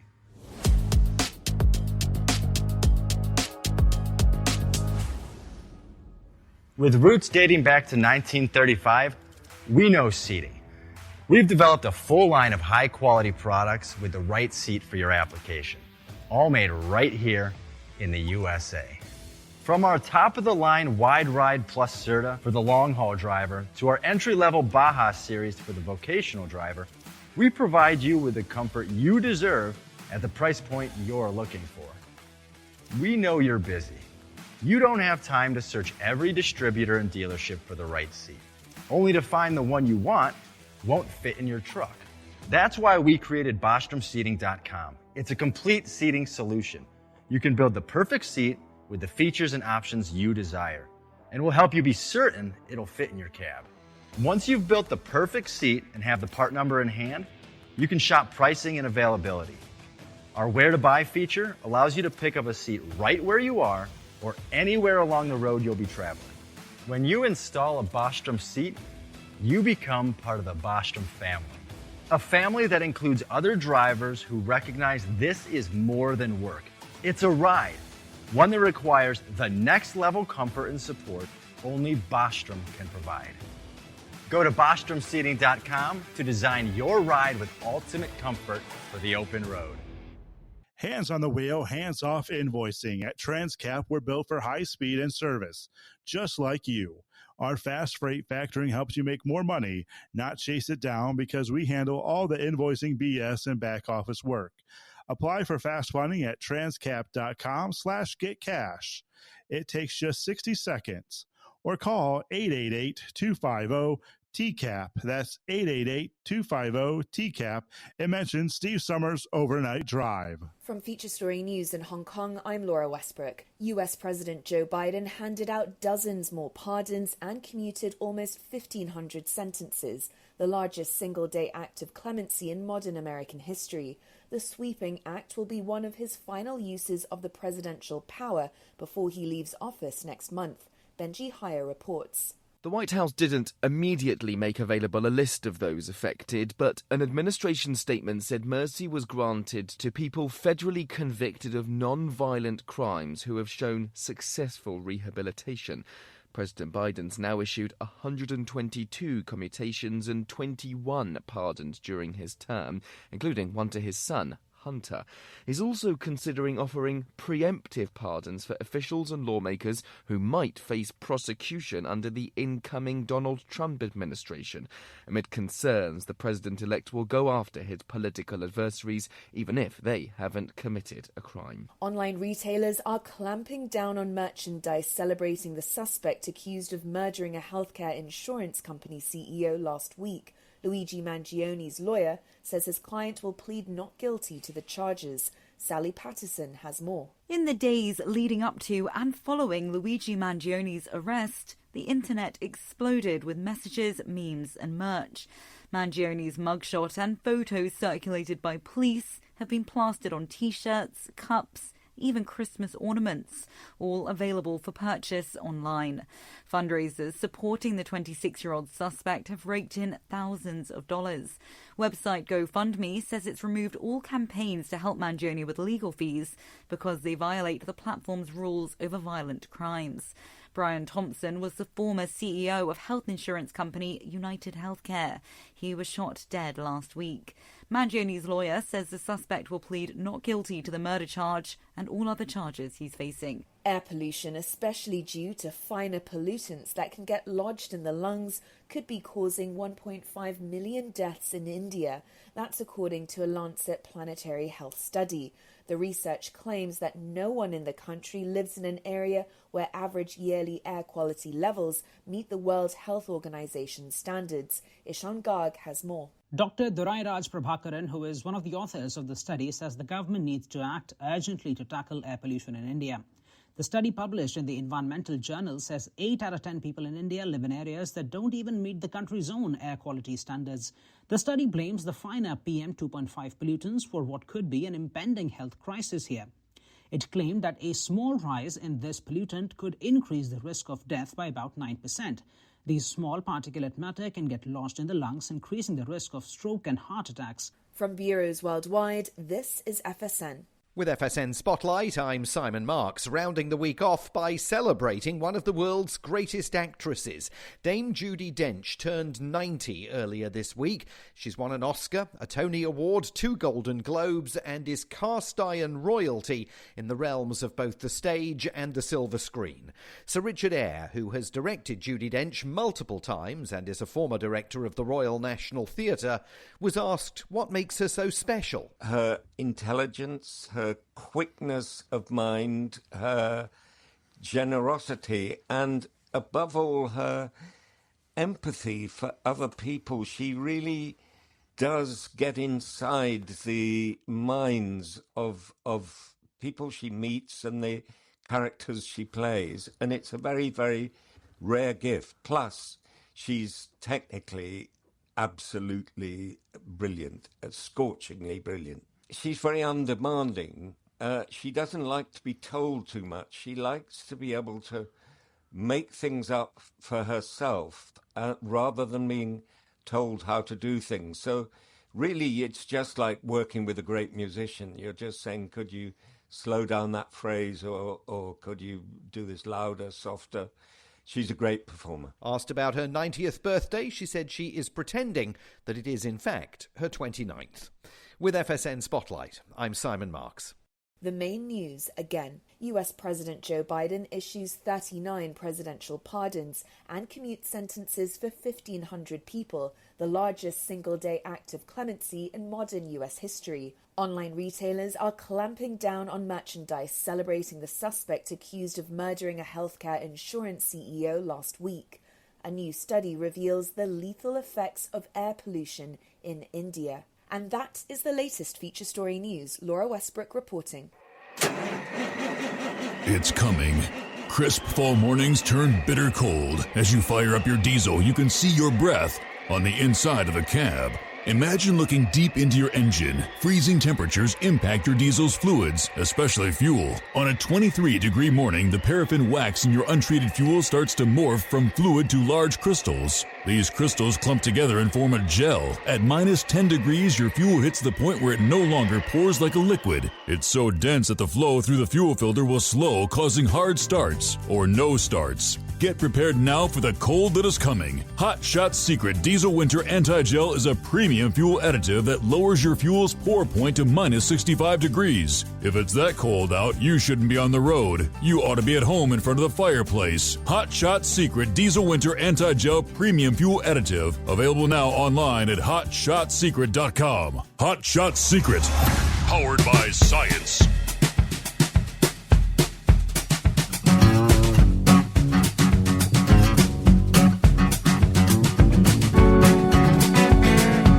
Final hour. Here we go. Good morning to Steve, Columbus, Ohio, who says good morning. All the listeners out there, thankfully, the week's coming to an end, the weekend knocking at the door. The way it looks, it's shaping up to be a nice, restful one. The coffee's hot, the car's warmed up. Time to head into town, see what we can get into today. It's a cold one out there. Enjoy your day, enjoy your weekend. You've even kind of setting at 21.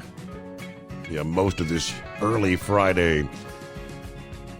And there's Truck and Phil. Happy Friday. Coffee up. Good morning, Mr. Summers, the Hot Shot Secret Nation, and the great product of Staybill. We are at 14 at this hour. Warming up to a whopping 28 today for Fort Wayne. Only 22 for Sterling Heights, Michigan. It's going to be a air temperature. All right, ready to depart Fort Wayne for Sterling Heights and flip back once again. Fort Wayne, Indiana. Go Hoosiers! Or go Irish. Have a great weekend. From Truck and Phil. All right. So we're talking about the potential for the resumption of a port workers strike. The East Coast, the Gulf Coast, January 15, I believe, is the deadline. President-elect Donald Trump this past day voicing his support for the dock workers, the union, before their contract expires, saying that any further automation of the ports would harm workers. The incoming president posting on Truth Social that he met Harold Daggett, the president of the International Longshoremen's Association, and Dennis Daggett, the union's executive vice president. I've studied automation and know just about everything there is to know about it. The amount of money saved is nowhere near the distress, hurt, and harm it causes for American workers. In this case, our longshoremen. Foreign companies have made a fortune in the U.S. by giving them access to our markets. They shouldn't be looking for every last penny, knowing how many families are hurt. And we've got the January 15 deadline to negotiate a new contract with the U.S. Maritime Alliance. At the heart of the dispute continues to be whether the ports can install automated gates, cranes, container-moving trucks that could make it faster to unload and load ships. The union argues that automation would lead to fewer jobs, even though higher levels of productivity could do more to boost the salaries of remaining workers. The Maritime Alliance in a statement that the contract goes beyond ports to supporting American consumers and giving American business access to the global marketplace, from farmers to manufacturers to small businesses and innovative startups looking for new markets to sell their products. To do this, we need modern technology that's proven to improve worker safety, boost port efficiency, increase port capacity.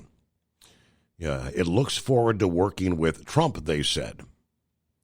And they kind of go back through the history where, they went on strike, lasted about 3 days, and it was kind of paused to offer more negotiating time, which is kind of where they're stuck now.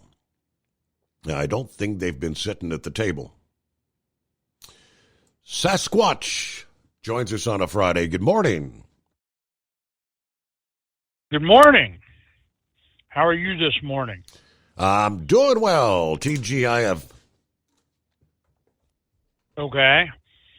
Well, a couple of things. Jack Cooper did get a division of DHL, which is a union company, and they did buy that. Problem is the amount of tonnage that Yellow and all the corporations that was under the Yellow umbrella has now been divided up. That's why they're dragging their feet on the sale of all of the different facilities, as was stated in with Freightways, because the three major ones, which is Expo, R&L, and all those have tied into what freight and tonnage they want. If Jack Cooper gets any of the major facilities, as like Tracy, I've been in Tracy, California at the Yellow Place, I've been in Phoenix, I've been all over the country working there. They do not want the platform of that Yellow, Holland, and New Penn, all those had, because they had the dedicated workers, because that could potentially take over. So they're dragging their feet, letting the big three that's being part of this get the money built up to buy the facilities, okay, to where they can keep the Cooper family from getting their hands back on this. That's why they turned down their bid, because they're all of them are running that freight, and they took the better freight that all of the people had.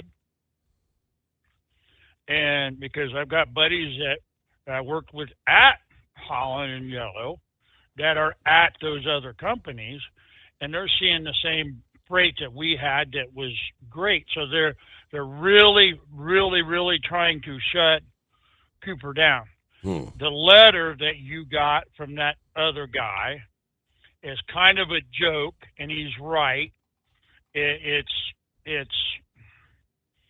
a way, because they know that there's people out there that are hurting,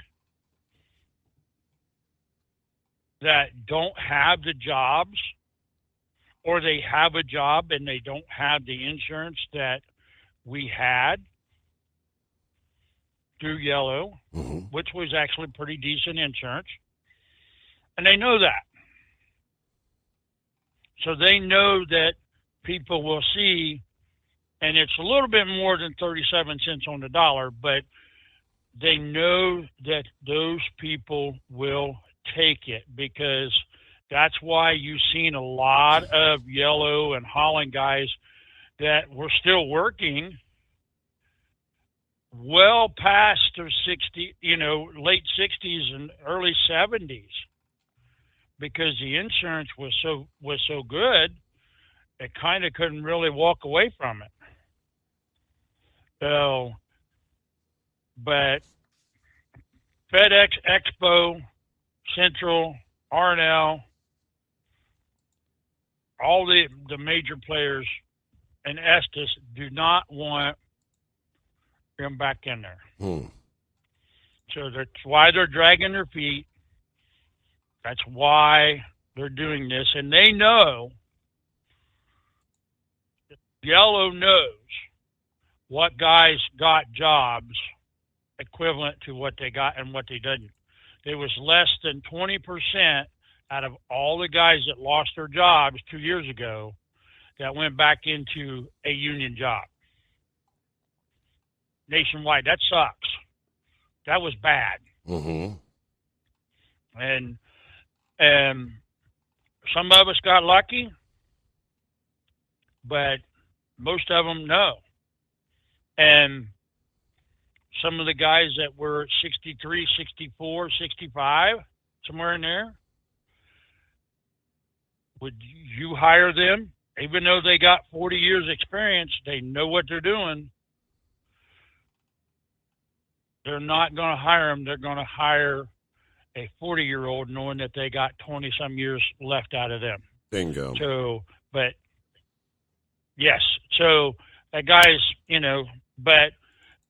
part of that letter, now I don't know the letter that this guy's talking about, but there's supposed to be a scam going on that you will get a check in the mail from the bankruptcy company that was handling all the payroll situations and everything else that you had to contact. It's supposed to be a check coming from them that's no good.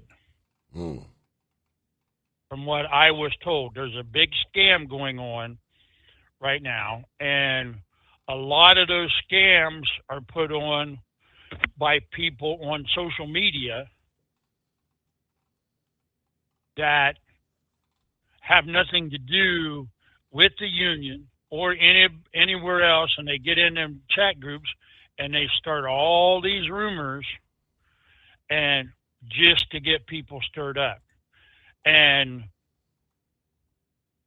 I know for a fact at one time when we were still working, part of the handbook at Holland is if somebody caught you on social media bashing the company, you could be suspended for bashing the company on social media.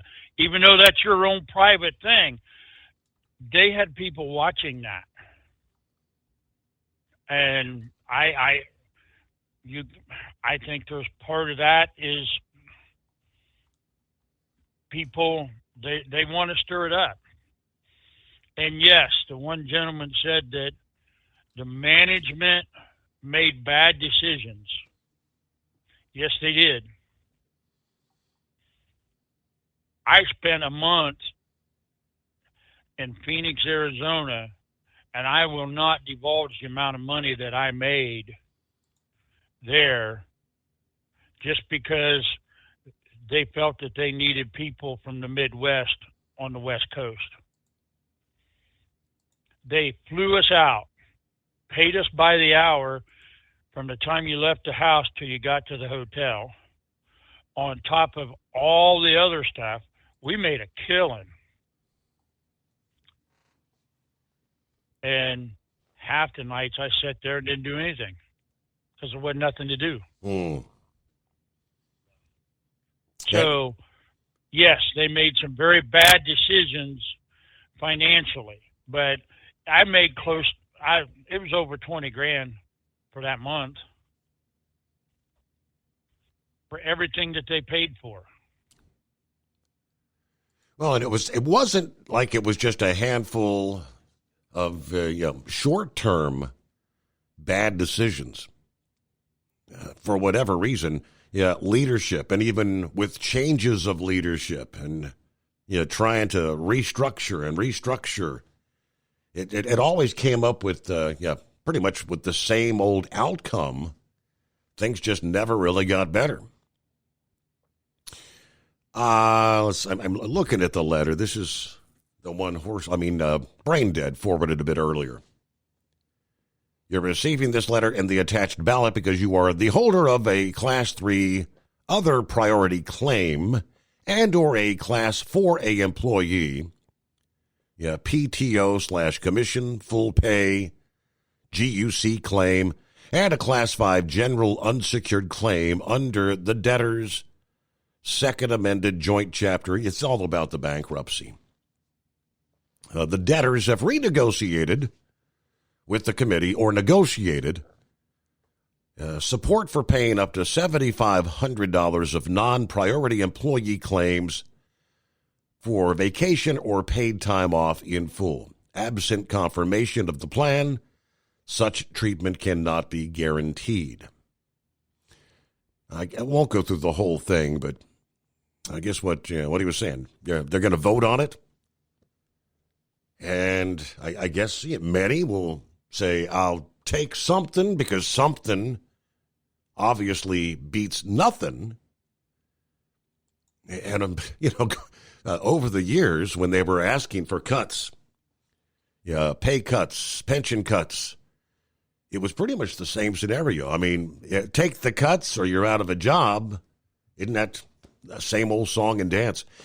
844-844-3388. At Hot Shot Secret, we share the science behind common diesel problems. For example, excessive black smoke. Excessive black smoke has two causes: carbon buildup and internal diesel injector deposits, also known as IDIDs. Hot Shot Secret Diesel Extreme has the highest concentration of active ingredients allowed by law and will safely remove all types of injector deposits, including IDIDs and carbon buildup, to eliminate black smoke. Hot Shot Secret Diesel Extreme is available nationwide at truck stops, Fine Farm and auto stores, and online at hotshotsecret.com. Increase fuel economy up to 7.9% with Hot Shot Secret Gasoline Extreme, the solution to maximize your engine's performance and fuel economy. Whether you're driving a sports car or a daily commuter, Gasoline Extreme is specially formulated with PEA to deep clean. Don't settle for an average driving experience. Upgrade to Hot Shot Secret Gasoline Extreme and go further on each tank. Order now on Amazon or hotshotsecret.com. Hot Shot Secret, powered by science.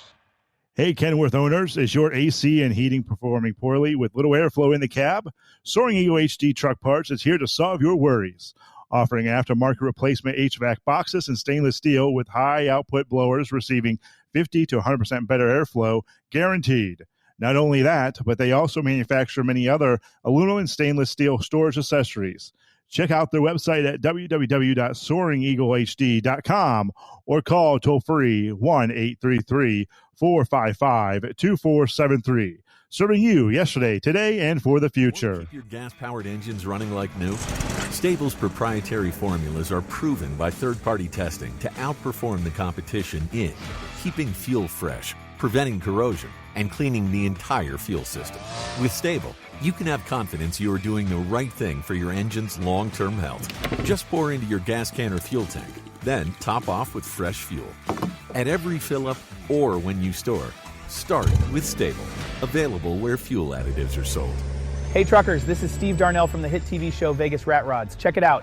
Industrial Injection has been a leader in the diesel heavy-duty industry since 1985. Whether you are looking to keep your truck on the road, you are a hard-working farmer feeding America, an over-the-seas mariner, a miner, or a construction craftsman, Industrial Injection can help keep your heavy-duty rigs and equipment running so you can keep America thriving. Get all your turbochargers, injection pumps, injectors, and engine parts at industrialinjection.com. Industrial Injection, the place to go for all your diesel parts needs. The Overnight Drive with Steve Summers. Live from the Hot Shot Secret Studios. Call Steve now. 844-844-3388. That's 844-844-3388. Once again, we learned a little bit more this past day. Going back to the past weekend, when the search was still ongoing for the shooter there in New York, the United Healthcare CEO shooter, when law enforcement said, we have a name. And I'm thinking, how do you have a name if you don't know who the guy, it was very confusing. And I think this kind of fills in the blank there. Now, the report was that when the photograph of the shooter with the mask pulled down at the hostel there when he was flirting with the girl behind the counter was released. That was recognized by San Francisco police. That was 4 days before he was ultimately arrested. Yeah, that's reportedly because Mangione had been reported missing to San Francisco police in mid-November. His mom had reported her son missing to San Francisco police on November 18, adding that she had not spoken to him since July. Several sources tell the Chronicle the police recognized the images of Mangione, contacting the FBI despite claims by authorities that he was not on law enforcement's radar when he was arrested Monday at the McDonald's there in Pennsylvania. The source told the Chronicle an officer in the Special Victims Unit of the San Francisco PD recognized Mangione as a potential suspect back on December 5th after seeing the surveillance images of his face and obviously being familiar because he was investigating him as a missing persons. So they had the name, ultimately had to locate where's he at. Quickly, I had several folks this week. I meant to ask Sylvester about this the other night because it's kind of like news there in the land down under. I think it was Knucklebuster and somebody else. I can't recall who all sent me the story about deadly virus samples that have gone missing from a lab in Australia. A frightening breach of security resulted in the loss of hundreds of vials containing deadly viruses from an Australian laboratory.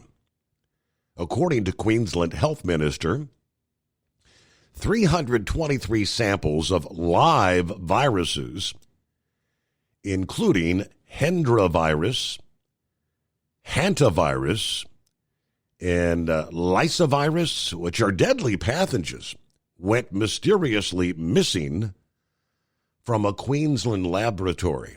Now, it's not like it just happened here in the last couple of weeks. Apparently, these vials went missing in 2021, in the height of the pandemic. But the potentially deadly violation was only discovered in August of last year, then revealed to the public, I guess, in just the past week. According to Newsweek, Hendra virus has a 57% fatality rate in humans. It was identified in the 1990s after infecting and killing several Australian horses. Hantavirus is transmitted by rodents and causes potentially deadly hantavirus pulmonary syndrome, has a mortality rate of about 38%. Lysovirus also has a very high mortality rate similar to rabies. Professor of virology at the University of Reading in the UK explained that although these are serious viruses that can be deadly to human, infection occurs only through hand-to-mouth contamination, so the risk of spread is limited to direct contact, as he put it. They say it does not appear they were stolen from the lab, but they may have been misplaced after a storage freezer in a virology laboratory broke down and the sample vials were transferred elsewhere. Maybe they're just unaccounted for. They did say it also does not appear that the Hendra virus has been weaponized. Okay. 29 past the hour. Crazy stuff. It's the Steve Summers Overnight Drive. From Feature Story News in Washington, I'm Benji Haya. An American man detained for months in a Syrian jail has been identified as Travis Timmerman. He was freed by rebels days ago as they overthrew the now ousted dictator Bashar al-Assad. Syria's new leadership is vowing to close Assad's notoriously harsh prisons and track down those involved in torturing or killing detainees. But the fall of the regime has raised fresh concerns about the security of chemical weapons used by the military during the country's civil war. Our Middle East correspondent is Trent Murray. Syrian rebel leader Abu Muhammad al-Golani has said that the group he leads, known as Hayat Tahrir al-Sham or HTS, is working with international organisations to secure possible sites where chemical weapons are stored. Speaking with Reuters, he said the group, which is rooted in al-Qaeda's Syria branch, had already pledged to never use the weapons under any circumstances. The region is closely monitoring how the group will look to lead Syria as they publicly work to moderate their image away from their hardline roots. But amid lingering questions, Israel has launched hundreds of airstrikes targeting Assad's former military bases, destroying ships, planes, tanks and weapons. Amid concerns the abandoned military gear could fall into the hands of extremists. Well, with more on those Islamist groups fighting for control, here's the independent newspaper's chief international correspondent, Beltru. It's a lot more complicated than one group versus another. Yeah. They have made it quite clear that they don't want to have these kind of random acts of vengeance. But, I'm seeing on Syrian social media reported incidences. People are obviously very upset. And, this is going to be a problem moving forward. I mean, the other thing is, how do you bring such a bitterly fractured society together? Again, it's a bitterly divided society, and we're still seeing the coarse clashes in the northeast between Turkish-backed forces and the Kurdish-led Syrian Democratic Forces. Not to confuse people, but Syria is complicated. It is divided, and these will be challenges that they will have to face in the coming days, weeks, months, and years. Elsewhere, Donald Trump has been named Times Person of the Year for the second time following his dramatic return to politics, having survived 2 assassination attempts.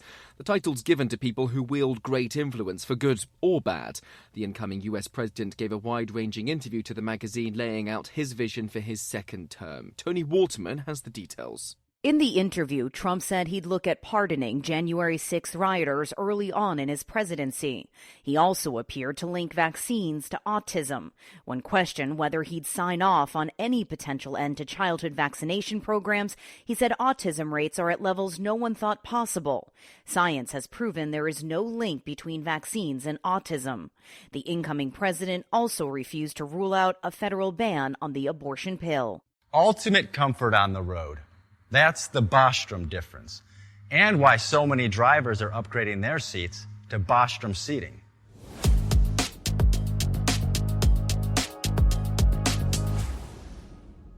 With roots dating back to 1935, we know seating. We've developed a full line of high-quality products with the right seat for your application, all made right here in the USA. From our top-of-the-line Wide Ride Plus Certa for the long-haul driver to our entry-level Baja series for the vocational driver, we provide you with the comfort you deserve at the price point you're looking for. We know you're busy. You don't have time to search every distributor and dealership for the right seat, only to find the one you want won't fit in your truck. That's why we created BostromSeating.com. It's a complete seating solution. You can build the perfect seat with the features and options you desire, and we'll help you be certain it'll fit in your cab. Once you've built the perfect seat and have the part number in hand, you can shop pricing and availability. Our Where to Buy feature allows you to pick up a seat right where you are or anywhere along the road you'll be traveling.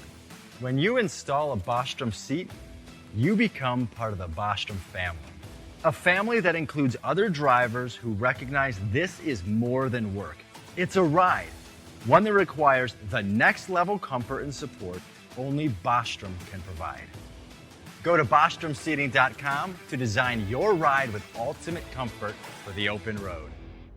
Hands on the wheel, hands off invoicing. At Transcap, we're built for high speed and service, just like you. Our fast freight factoring helps you make more money, not chase it down, because we handle all the invoicing BS and back office work. Apply for fast funding at transcap.com/getcash. It takes just 60 seconds. Or call 888-250-TCAP. That's 888-250-TCAP.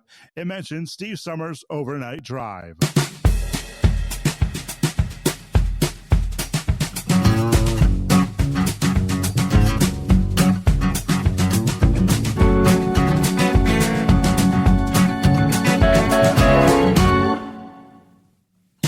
All right, back at it here on a Friday morning, 13th. Friday the 13th. Look out.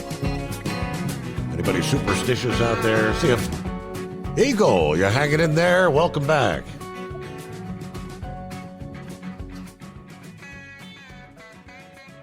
Hello, take two. Eagle, are you with us? Maybe not. Yeah, hello? There you are. All right. Oh, thought you might have dozed off. Yeah, we got you, Eagle. Go ahead. Yeah.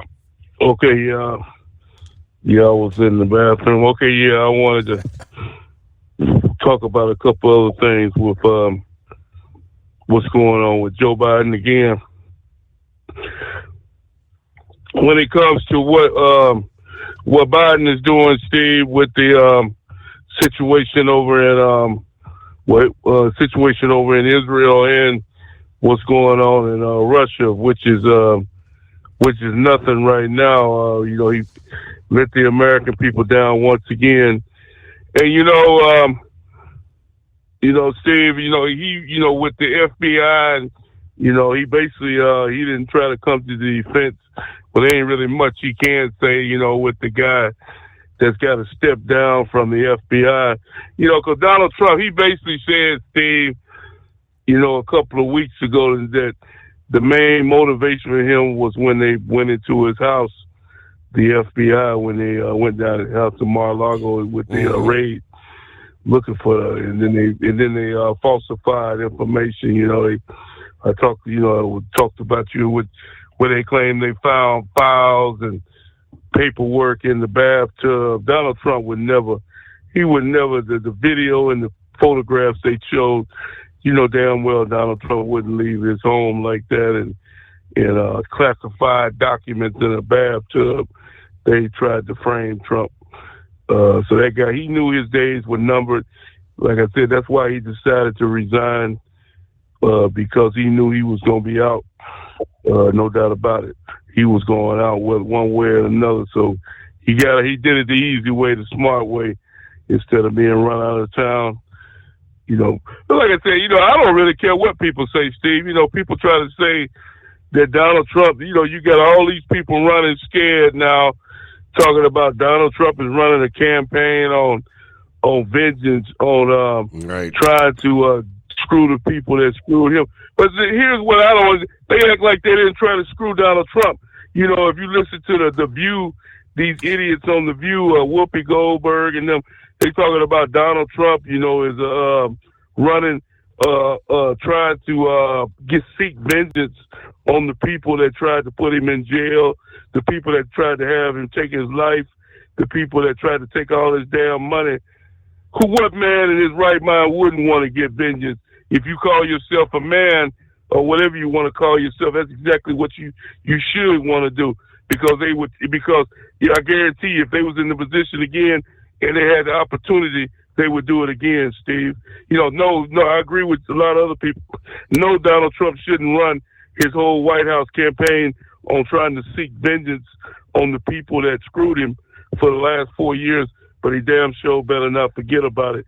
And if he has the opportunity to screw one of them, that's exactly what he should do. And ain't a damn thing wrong with it. As far as I'm concerned, these people that saying there's something wrong, ain't nothing wrong with it, because they didn't say nothing was wrong with it, like I told you, when they tried to take his money, and they still trying to screw him. I thought I'd seen the last of that idiot.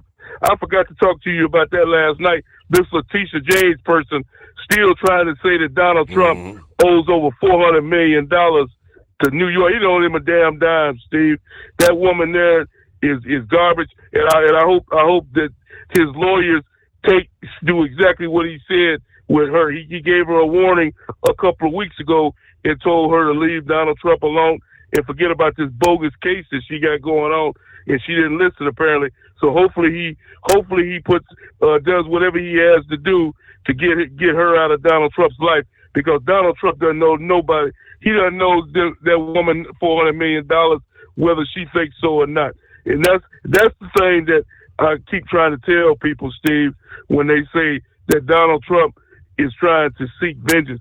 Tell those people to leave Donald Trump alone and stop causing him problems, and maybe he wouldn't have to go after them. But all these people they're all gonna get screwed in the long run, Steve. And now they trying to screw over, his campaign people, the people that he's picking because they don't like Donald Trump. There ain't a damn thing wrong with that guy he got for defense, the defenseman. There ain't nothing wrong with Tulsi Gabbard. There ain't nothing wrong with Kash Patel.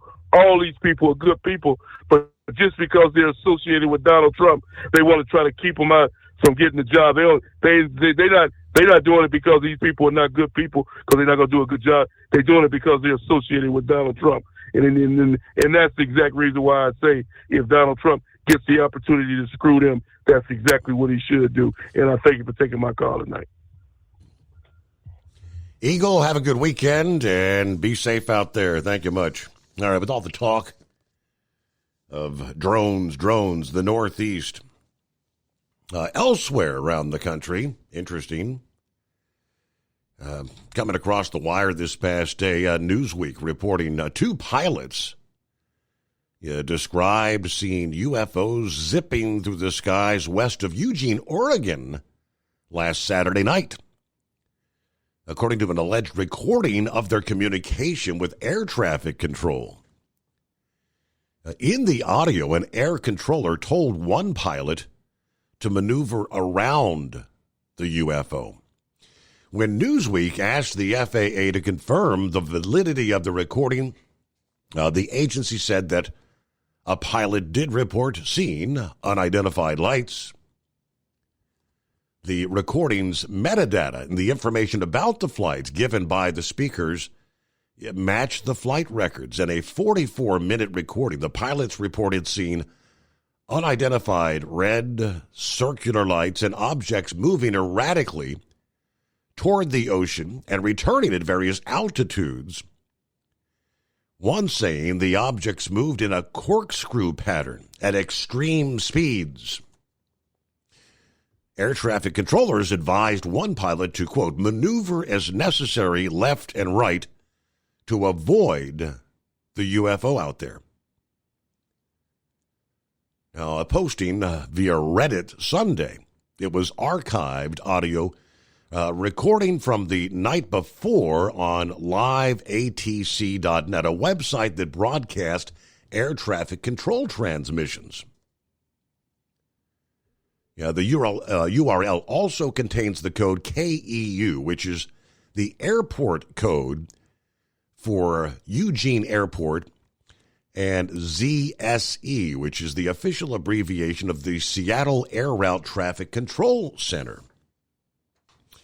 Newsweek asked the FAA, United Airlines, and Live ATC Net if they could verify the recording. The FAA said a pilot reported seeing unidentified lights. United Airlines and Live ATC.net declined to comment. But the first relevant part of the recording starts at 9 minutes and 50 seconds, where if the recording stated at 8:30 p.m. Pacific time would be at 8:39 p.m., a pilot introduced himself with the call sign UA 1596. A United Airlines flight from Denver to Eugene. Is there any military activity out straight ahead of us, he asks. Controller replied, 1596, no, we're not seeing anything. I had another report at like 30,000 feet in the Eugene area. We're not sure what it is. The pilot responded, yeah, there's lots moving out there. According to the flight tracking website, at the time, United Airlines 1596 was flying west towards Eugene over Willamette National Forest. The pilot continued, looking straight west to Eugene. We're seeing 3-4 targets. They're at all altitudes, up and down. It's pretty crazy. Controller replied, does it look like it's at your altitude?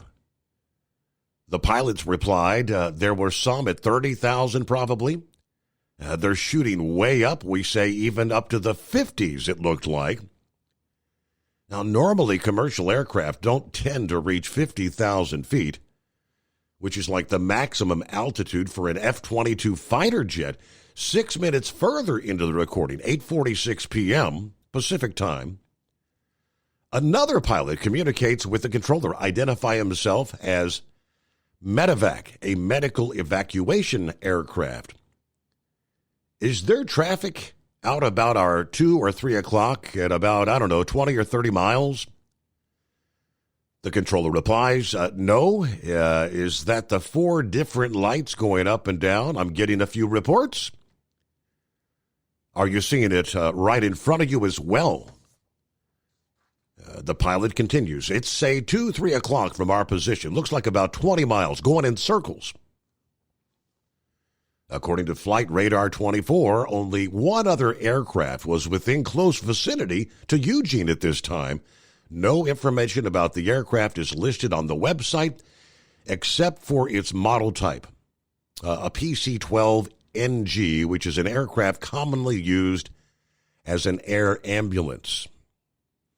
This aircraft, which could potentially be the Medevac, in the recording was flying south over Albany, Oregon, north of Eugene. The pilot went on.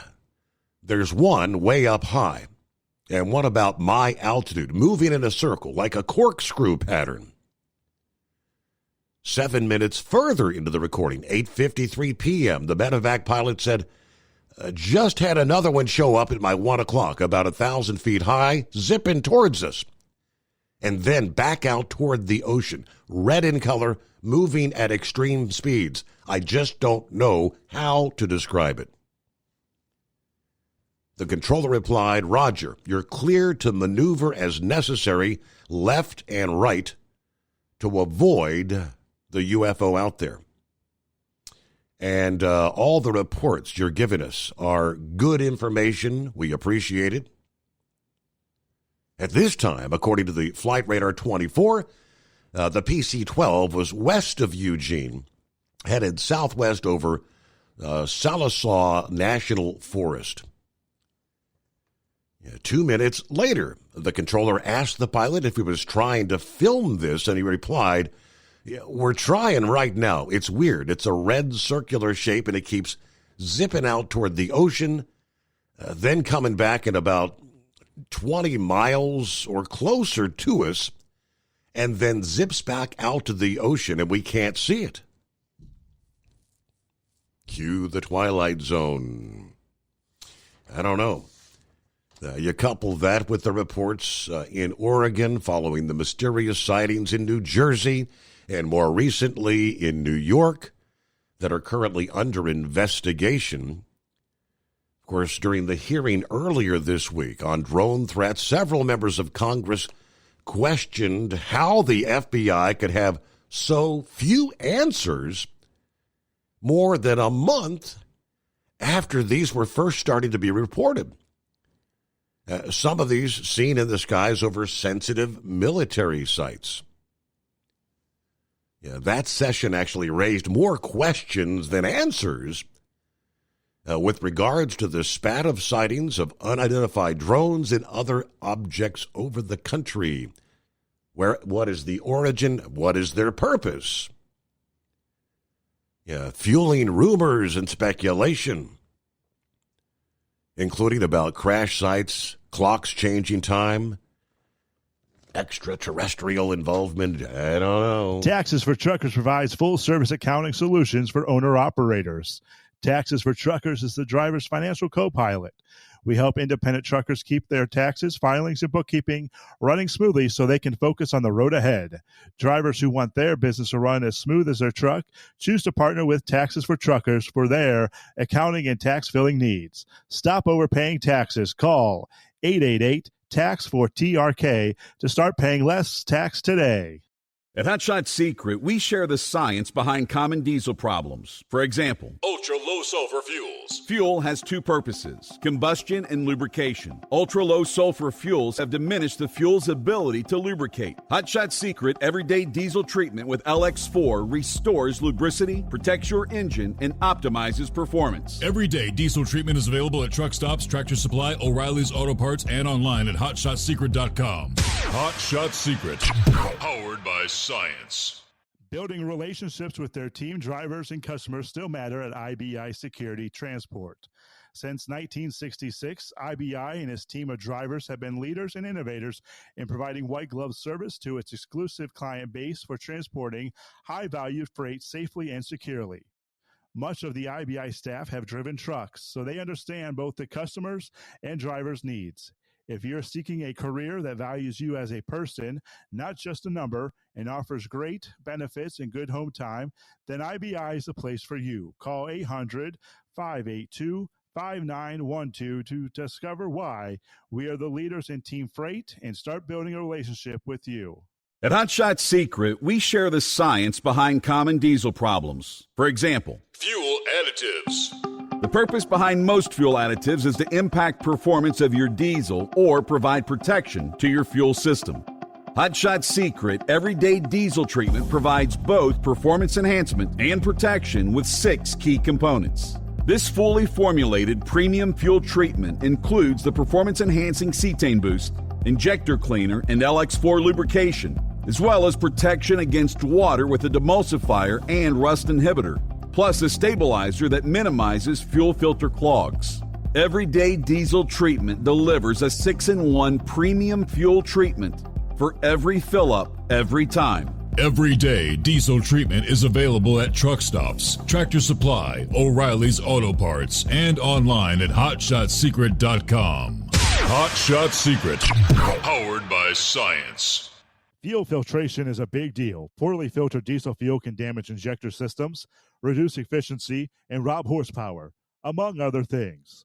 By removing the water, air, and debris from fuel, Fast Fuel Systems can triple the life of your injector systems while restoring power, optimizing fuel economy, and more.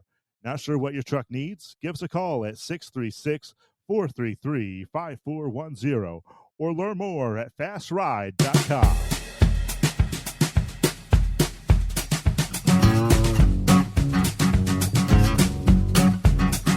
Okay, around in third, headed toward home.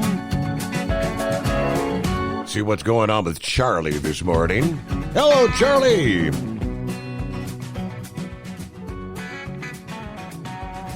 Yeah, come on, computer. I know he's out there somewhere. There he is.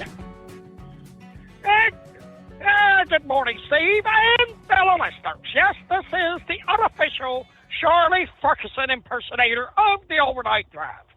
The man who aspires to one day be considered the Rich Little of the Overnight Drive. Well, I have a news story that is going to knock your socks off. I was speaking to none other than Rambler and Jolly Green Giant yesterday morning, and you're not going to believe the subject that come up.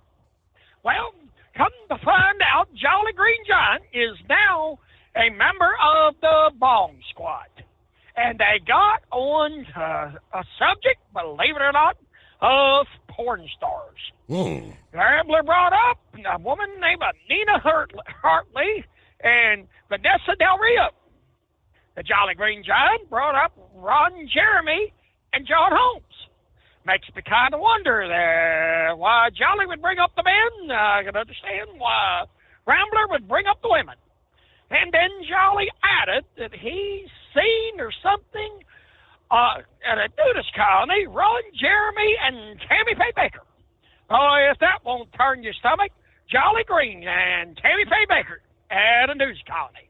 I don't even want to imagine that. And now a word from our sponsor.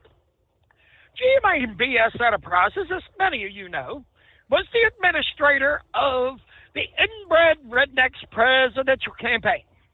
Well, after the blind band got done looking over the books, we realized we're about $20,000 short. Yes, that's right, folks. We need some donations to help cover all these administrative costs. Yes, that's right. $20,000 is all we're asking for. Well, Harris said she's $20 million short, so why shouldn't we be able to raise $20,000? Yep, that's right, folks. Just bring your donations to GMA and BS Enterprises. And I hope everybody has a safe and wonderful weekend. Back to you, Steve. Thank you very much, Charlie. Charlie Ferguson, impersonator, of course. The Postmaster General was kind of being grilled in hearings this week. Some accusing him of literally destroying or bankrupting the U.S. Postal Service. Other parts of the discussion were plans to alter the Postal Service electric vehicle delivery contract in a way that would drastically cut the number of electric vehicles and increase the number of internal combustion engine vehicles. At the Oversight Committee hearing, Representative William Timmons grilling the Postmaster General, Louis DeHoy, on his decision to deviate from his original plan back in 2021 to fulfill the Postal Service's next generation delivery vehicle contract. 90% internal combustion engine, 10% electric vehicles. Changing to a plan that would be closer to 70% electric vehicle and 30% internal combustion engine. He said, when I came to lead the Postal Service in 2020, we needed vehicles.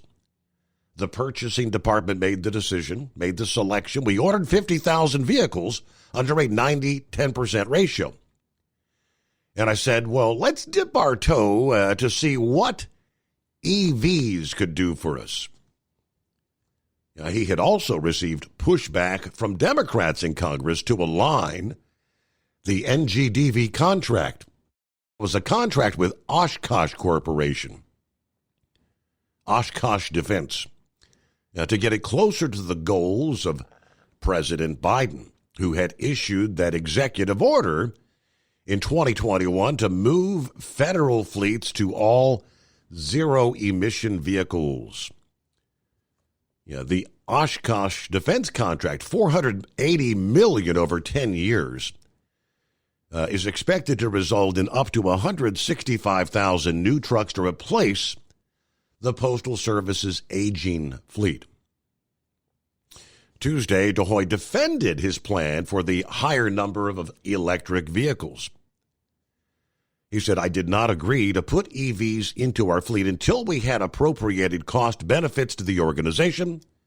The cost benefit after including over $3 billion in vehicle and battery charging stations provided by the Inflation Reduction Act, does, he say, in fact, work for the Postal Service. Either way, long story short, unnamed sources claiming that the Trump's transition team is considering canceling that contract entirely as part of an array of executive orders targeting electric vehicles. In other words, all those EVs potentially going to the Postal Service may be completely stripped away.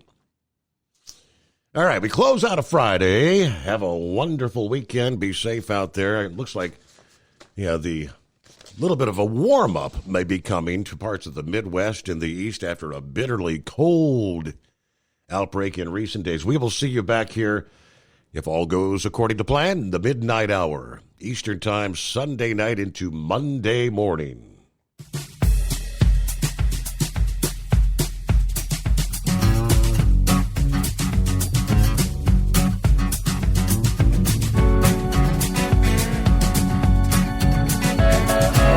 You'll never guess the places that I've been. You never guess the places that I've been. 'Cause everything is like a dream, yeah, but only in that dream that I live in. I'm never gonna let the day begin. Never gonna let the day begin. 'Cause everything is like a dream, yeah, but only in that dream that I live in.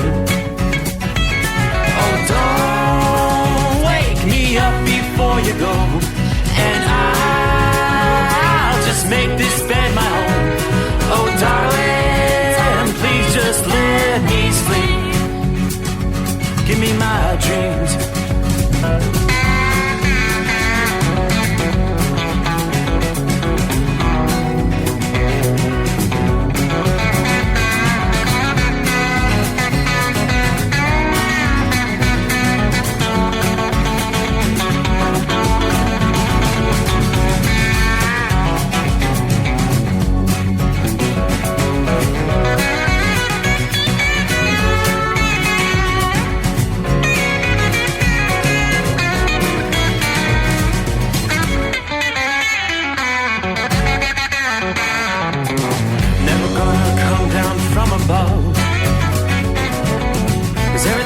looks better from above. Nothing's ever as it seems, yeah, except in that world that I dream of. Never gonna lose the ones I love. Never gonna lose the ones I love. 'Cause everything is like a dream, yeah, but only in that world that I dream of. Oh, don't wake me up before you go, 'cause I